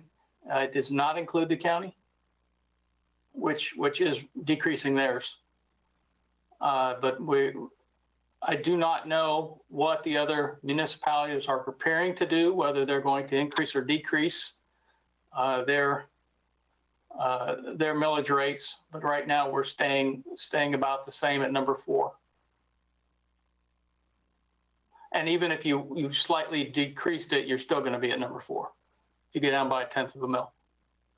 Mike, if I may, I know the county recently, we read the report that they are lowering their millage rate, but are they not? Or did I read it wrong? Are they raising their fire assessment fee? Yes, sir. They're raising the fire assessment fees. They're lowering the property taxes, but raising the fire assessment fees. Yes. And that's normal. I think that there's an offset provision in fire assessment fees that require that. I can't answer their ordinance. I don't, unfortunately, I don't know the answer to that one. Okay. Well, I just know when we were looking at our fire assessment fees, there was something associated with that. Okay. Yeah. So in discussions with Tony, our recommendation for right now is, because I've got to notify the property appraiser's office by August 5th, 35th day after we are provided the July 1st numbers. So we have to provide her our maximum millage that would go out to all of our citizens on their tax documents. Our recommendation is to stay the same, with the caveat that if you keep it the same for right now, in your discussions through August with the city manager or myself, if you decide you want to lower the millage by 1/10 of a mil, as we talked about during the retreat or whatever it was, you can do that, and you don't have to re-advertise with your citizens. Okay. If for some reason you ask us to advertise at something less than 54644, and then prior to the budget adoption, you decide to go back up to something higher, we would have to re-advertise, and we could run into some timing challenges there. It's not doable. There would be some cost associated with it, and I think Ms. Coos would probably come down here screaming at me, but we can do it if necessary, but it's not recommended. The better course is if you adopt the current rate, and if you needed to lower it, you absolutely can. Let's have some discussion on this from commissioners, if we could. Commissioner Walker. Mr. Mayor, I would be in favor of keeping our rate and having the right to reduce if necessary as we move forward. And of course, being in line with what their practice or what their, I guess, your actual guidelines would be in accordance. Am I saying that right, Mike? Because we can do just that. We can advertise as we are now and make the reduction if necessary as we move forward before we finalize our budget come September. Yes, sir. That is correct. At the last public budget hearing on the 17th of September, when you adopt a millage rate, you could choose as a group by majority to lower the millage rate. And then the next slide is going to give you a feel for where the threshold is between simple majority and majority. If you'd like me to slide there, I can, just to further, because this is actually the last slide. This is the rolled back millage. We talked about what that is. How the millage threshold for the simple majority is calculated is the Florida calculates a per capita Florida personal income ratio every year. And this last year, I think it was 3.02%. And so what happens is you just take the 5.1909 times the 1.3202. And that's how we get to what the maximum simple majority is. And that's just the state calculating a CPI and allowing you to go up a CPI if you want just a simple majority, a 4-3 vote for that. So anything above 5.3580 would require a supermajority of 5 votes. Commissioner Franklin and Commissioner Reed.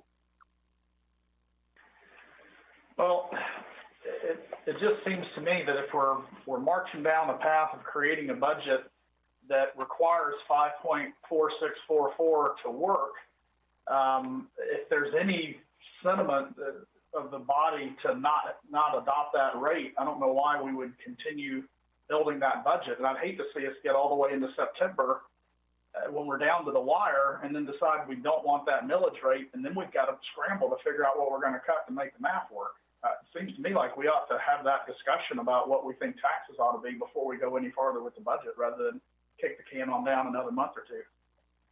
Commissioner Reed. Thank you. Mike, how many days would the 5.35 give us? 24, I believe. Hang on, I can tell you in just a second.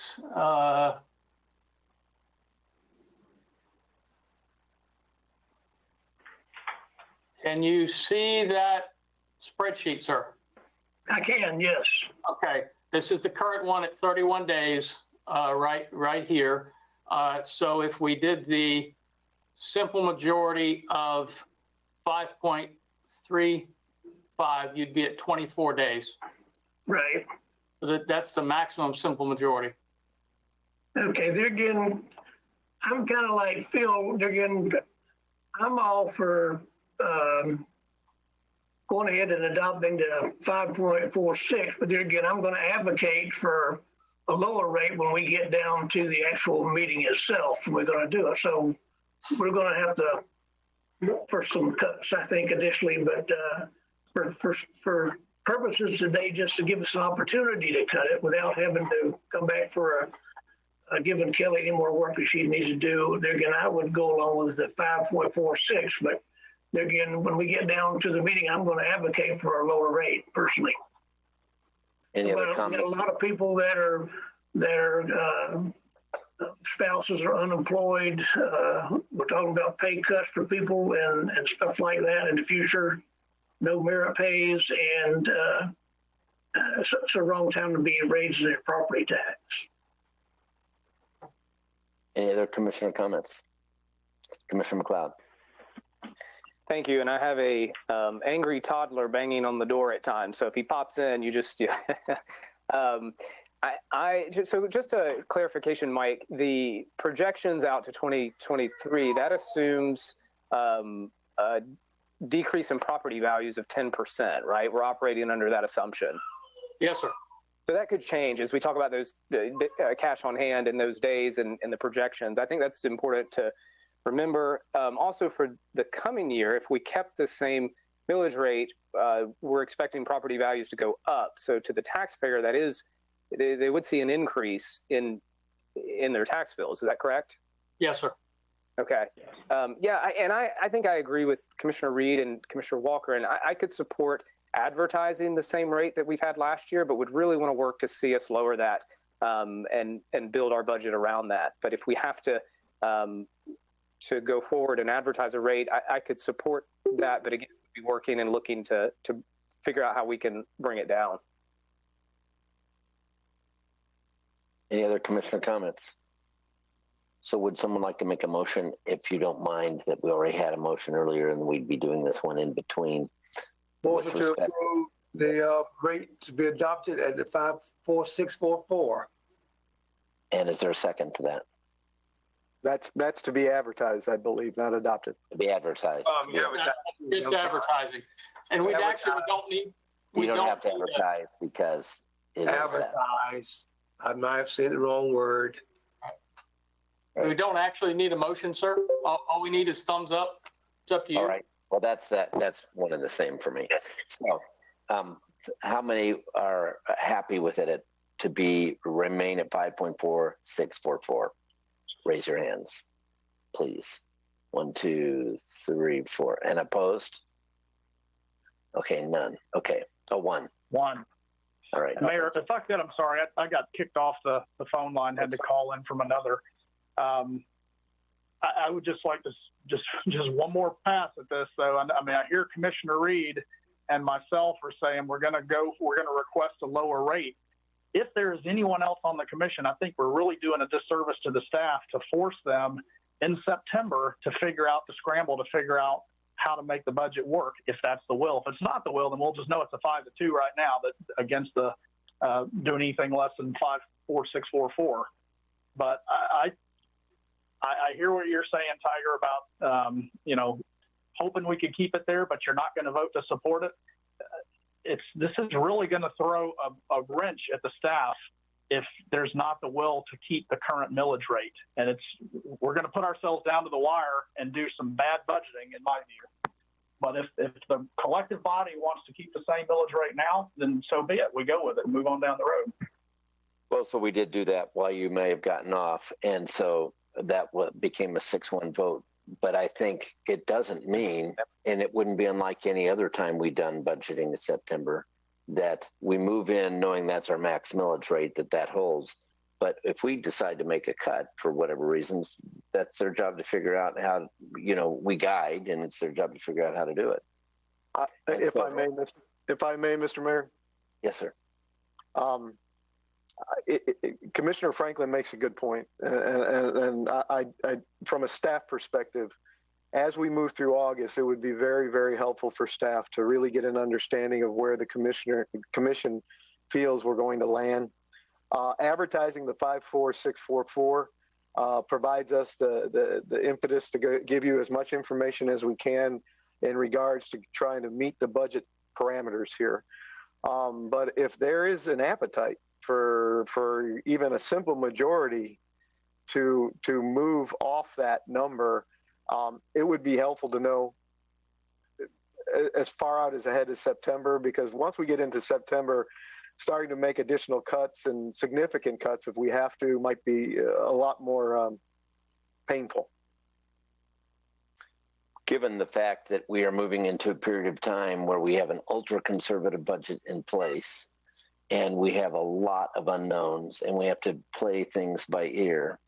And knowing, look, if you just look up on the left side, 2 slides up, where we stand with respect to other cities in terms of our millage rate, and recognizing that we have a dividend that might, like an electric dividend that might be lower, rolling back taxes, in my opinion, for this year's budget would be a huge mistake. Maintaining where we are, I'm an advocate of, but so I hear you, and we've already addressed this, holding the recommended millage. But beyond that, as we would talk about this, I'd really like to hear from the other commissioners if there's a sentiment, a majority sentiment for rolling back a commission for this year's budget. Would you like to have that discussion now? I think we should, Mayor. I do. Go ahead. Kick it off, sir, please. Well, I've kind of shared my thoughts, but the one thing, we don't really know what's going to happen in the out years, but one thing that is certain right now is we are in a recession at a time when people's incomes are either non-existent or flat to shrinking in the recession. We've got property values that have continued to go up. there's a lag in that. But in the immediate pinch, in this current tax year that we're about to go into, there's no doubt that people's property values are going to go up while their financial positions are weaker. So I feel strongly that we shouldn't budget the windfall that we've gotten this year and increased property values when that's not what our constituents are feeling in their pocketbooks. Well, and our de-appropriation doesn't budget it. It shrinks it back so that we're not trying to anticipate the use of it.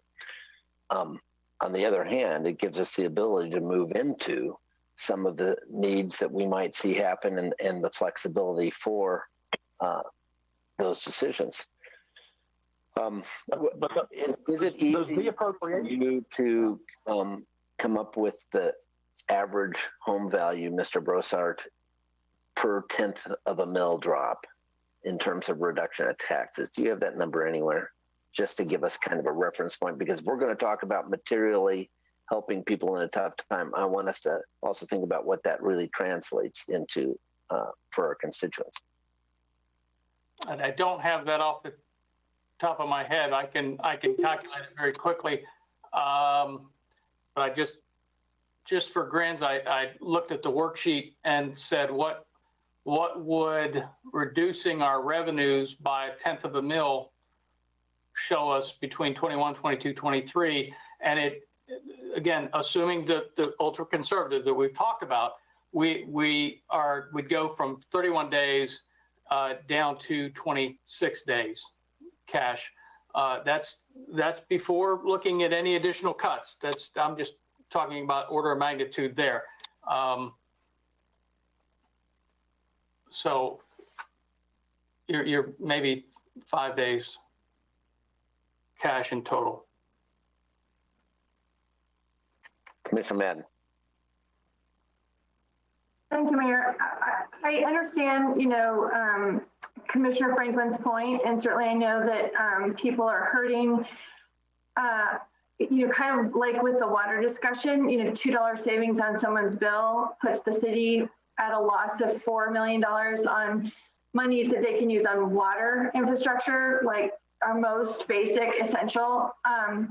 And so, you kind of want to think, well, that $2 savings compared to the $4 million we'll need, plus more if we have to do investments with the Polk County Water Cooperative. I'm using that as an example to say, I do like your question, Mayor, about how much that actually saves people, because when I look at the chart and I see that our local residents pay less than Mulberry, we pay less than Fort Meade.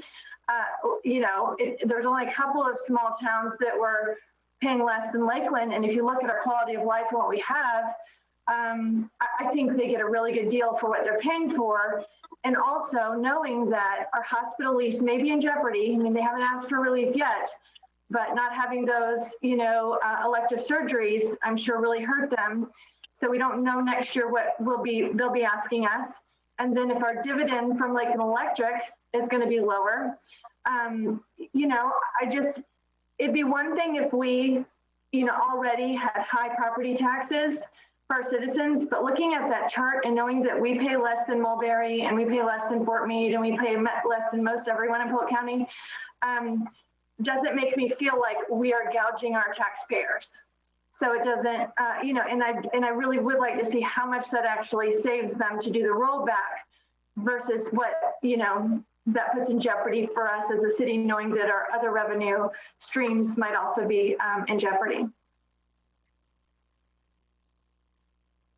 Commissioner McLeod, thank you. Thank you. And remind me again, Mike or Tony, at what point do we have to decide the rate to advertise? I need to hear from you as a body, and this was, we can do it on the 3rd. The property appraiser is not a fan of waiting until August 3rd. For us to then process it through, they like to know ahead of time. So this was the last meeting that you were going to have together for you to give me a thumbs up, because I have to advertise by the 5th. We actually were going to let them know on Monday morning. Yeah, tomorrow Monday morning we were going to let them know. On this, Commissioner McLeod, in Right, September. you can lower it. That's not a problem. Right. Yeah, this is strictly an advertised rate that allows the property appraiser to send out the initials. We've historically done this, Commissioner McLeod, even when we lowered property taxes some years back, or when we raised property taxes some years back. We've historically done it this way. The reason for my question initially is, as we go through the month of August, it would be very helpful to kind of get a feeling for the commission, especially from a staff perspective, if we had to start doing a lot of legwork and trying to find additional reductions. Thank you. Yeah, that's helpful. I think if it makes sense for us to move forward with the advertised rate of what it has been, as long as that is, if I'm hearing you correctly, Tony, if we're going to work toward a lower rate, from staff's perspective, that would be helpful to know by August. So there's still that time to work toward that. I think that's a valuable exercise for us to go through every year to see, can we lower the millage rate? We may land back on, hey, given what we're in and where we are as it relates to other cities, we want to keep the same rate. But for our citizens, going through the exercise to see, can we lower their property taxes? I think that's a great thing to do every year. If we are one of the lowest in Polk County, maybe that means that we are as efficient as we can possibly be with resources. And so I would look to keep moving through that over the next month and see, can we roll it back some, whatever, however that may be, whatever savings we can give to people in the time that they're in with high unemployment and many people in a financial pinch. If I could, Mr. Mayor, to answer your question, I have not been able to jump onto the property appraiser's website to find out what our average taxable value is, but I'm just right now, I think I'm a little high, but I'm just going to assume it's $80,000 taxable, okay? That's after people have done their homestead exemptions and everything. $80,000 taxable at 54644, they're paying us $437 a year, okay? If we went down to the 5.358, which is a simple majority, they would save $8.51 a year. If we went all the way down to the rollback rate, they would save $21.88 a year. Okay, that's for somebody with after all the homestead exemptions, they are paying taxes on $80,000. We have many, many folks that are paying much less than that. Mm-hmm. Or nothing. Or nothing. But just order of magnitude to your question, Mr. Mayor, that's what you're looking at. To Commissioner McLeod's point, please don't forget the fact that we are heavily subsidized by the dividends coming from our utilities. And that's the only reason that we can have a millage rate as low as what we have. That is the exact reason. Okay. Always a good exercise to look at what we can to lower. And I think that just like it did with the recession, I think this pandemic has done a great job of forcing departments to look at ways to become more efficient. It's small potatoes, but we just saved $450 over a 3-month period here because we weren't printing deposit advices for employees, and that's just what we would be paying in overage charges on the warranty for the printer. So there are savings that people are recognizing throughout the organization that are going to help us in the future. But know that we are heavily subsidizing that low millage rate. And we applaud that work, and you do a great job, and we applaud the budgeting work. And as city manager, I think, Tony, you have done a marvelous job of pressing down on expense controls. It's important for us to consider, though, that sometimes what we talk about as having some kind of a major impact is a minor benefit, very minor benefit, and it puts in jeopardy some of the other things that we want to support for quality of life that people then expect, and then forget about the $8 they may have saved. Let's not forget too, and I'm not trying to make a suggestion or sway anyone here at all. Let's not forget that we did lower property taxes 1/10 of a mil just recently during good times when we were seeing an increase in valuations and when we were seeing stronger revenues to the city, we took that opportunity because we were seeing the strength to go ahead and lower those property taxes at a tenth of a mil just recently too. So I just want to leave that as food for thought as you're thinking about this on an overall scale. Commissioner McCarley, sorry. I just want to, I completely understand Commissioner Franklin's point and Commissioner McLeod's point that we should look at that lower millage rate to see what we can provide. I also agree with Commissioner Madden, and I've said this since I came on the commission a couple of years ago, is that we get a great deal of service for a very minimal cost as taxpayers in the city of Lakeland. When you do look at that matrix of across the county, and that Lake Hamilton, I think, pays more than we do, and they don't have a stoplight, you know, that's a big inequity. So we, because of these dividends, because of the hospital, we do provide a lot of service. And I think part of the onus on us as commissioners is to explain to the general public what a deal they kind of get to live in Lakeland and have parks and have this beautification and a high quality standard of living. But I also think we do need to look at that lower millage and help staff. And I think that was Commissioner Franklin's original point was, I'd like Mr. Brossart and his team look at that lower millage rate just in case, and that those numbers are already prepped and ready to go come September. If we see a downturn, if we see more unemployment numbers increase, I think it's, you know, really on us to have that ability to be lower if we need to be. I think right now we know what it'll look like at 5.4644. And I think staff's done a good job at cutting and being frugal. But let's step it down a little bit, go ahead and advertise this millage rate. This is what we need to do. But also prep at the lower level just to be sure we have our options on the table for contingency and planning purposes. I just feel like in this realm of COVID, the more plan A through Z we have, instead of just the plan A that we're focusing on, the better off we'll be as a city and as a commission, as residents, to be prepared in case anything else goes awry. There's just so much we don't know at the moment. So the more options we have on the table with numbers, the better. Yeah, and I think we're probably in sync on that, Mr. Brossart. Yes, sir. And thank you, Commissioner McCarley. That will help us a lot. I will dial it up and say, I really need to know in July. I need to know soon how far you want to cut, because we asked the departments to cut, and I didn't dwell on that days cash slide for very long, but if you look at what the days cash expenses dropped because of, and that's just in the general fund, they cut almost $1 million out of their expenses for this year.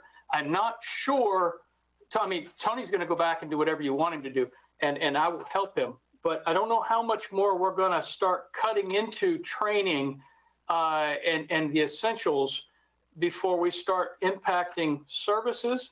We may end up having to start looking at other items in the non-departmental general fund, which is contributions to other agencies. It's the arts, it's those things. All of those things have to now come onto the table if you want us to start cutting, and we will, but we need to put them all out there. And what we need to do is, just like we've done many times in the past, it's an exercise where Tony will sit in here and he'll just start going down through and say, okay, put this, and we need to dial into departments, we will. And then we bring it back to you soon and say, tell us what you think, what your appetite is, and we'll solve for whatever millage rate you want us to solve for.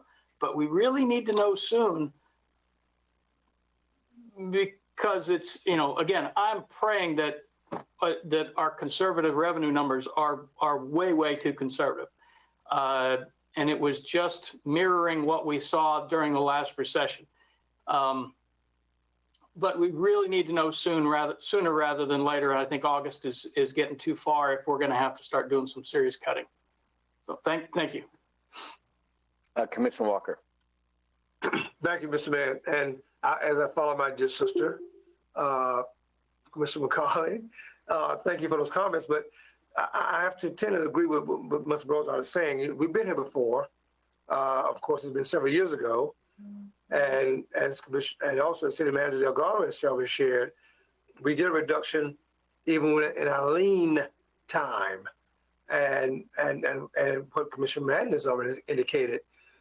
You know, we have a citizenry. We have residents who expect certain things and look for certain things here in the city of Lakeland, and if we're going to provide those kind of things and not have to do the things that we had discussed even back in 2008, 2009 with furloughs and maybe having to buy pink slips, and you don't want to do that. We didn't want to do all that kind of stuff. We didn't want to even have to deal with that. Parks was another thing that came about, closing parks at certain times and couldn't go to parks on certain days. Those services like that will be affected. So it's good that for those of us that may want to do that and have the reduction, to understand what kind of cost, certainly what kind of effect, I should say, it would have on our city operations as a whole.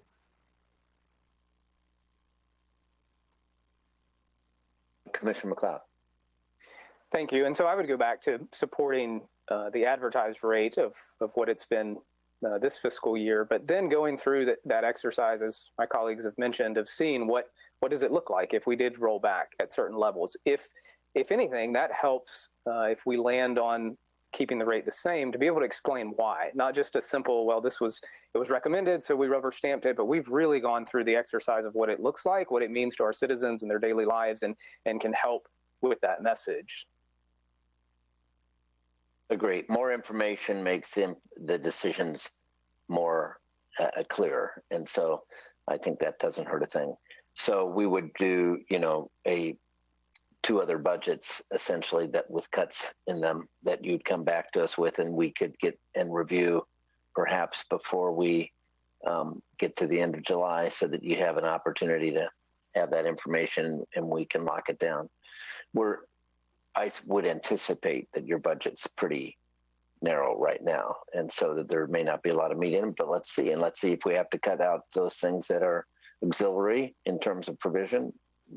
Do we want to really live without those? The other thing too, Mr. Mayor, and I think it's vitally important, this is just staff providing this to you as the policymakers, is that any additional expenditures beyond this point, we know we've heard from a lot of people in our community wanting you to expend dollars in different areas, as it relates to policing, as it relates to community and economic development, as it relates to other areas. Any additional expenditures, any additional initiatives that we add on will impact ultimately this general fund budget, because many of those asks are coming into areas of the general fund. And so I just want you to keep that in mind too. Commissioner Reed. Thank you. Mike, if we were to go to like a 5.4 versus a 5.46, can you come up with something? Again, I come down and visit you one day and we look at that, but somewhere in between it, or is it mandatory that we have to go to the 5.35? No, sir. Well, what you have to do is if the commission decides that they're going to adopt anything greater than the 53580, it will take 5 votes. Okay, that's anything above that is required to take 5 votes. So it can be in that range. It can be yes, any sir. number in that range.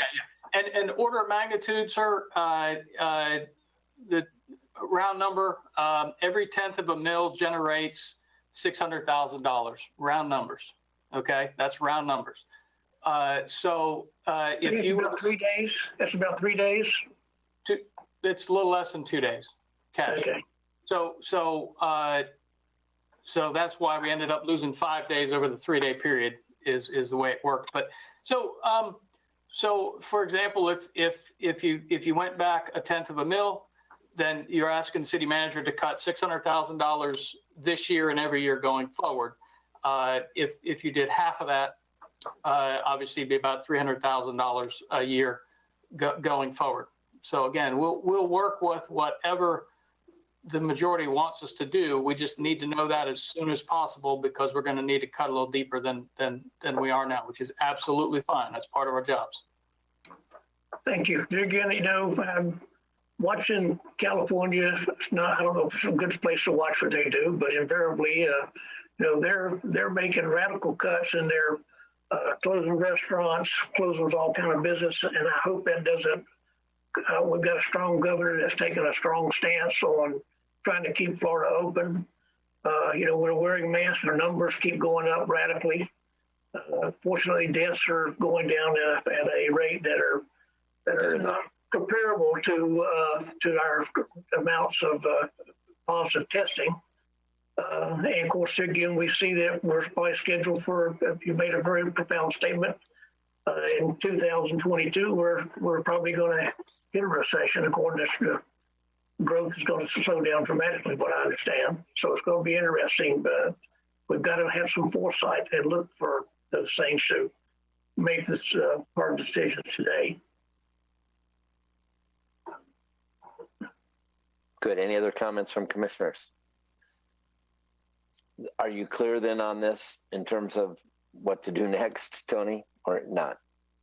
We are clear. We're gonna take a look at a lot of options, and we'll try to get something to you, even it's via email, as soon as we can. Okay, and based on that, we really need to go back and revisit the appropriation of the cultural center. So, conversation on that. We had a motion. Do you want to just work off that motion and say, okay, so we've reactivated that motion? Comments by commissioner.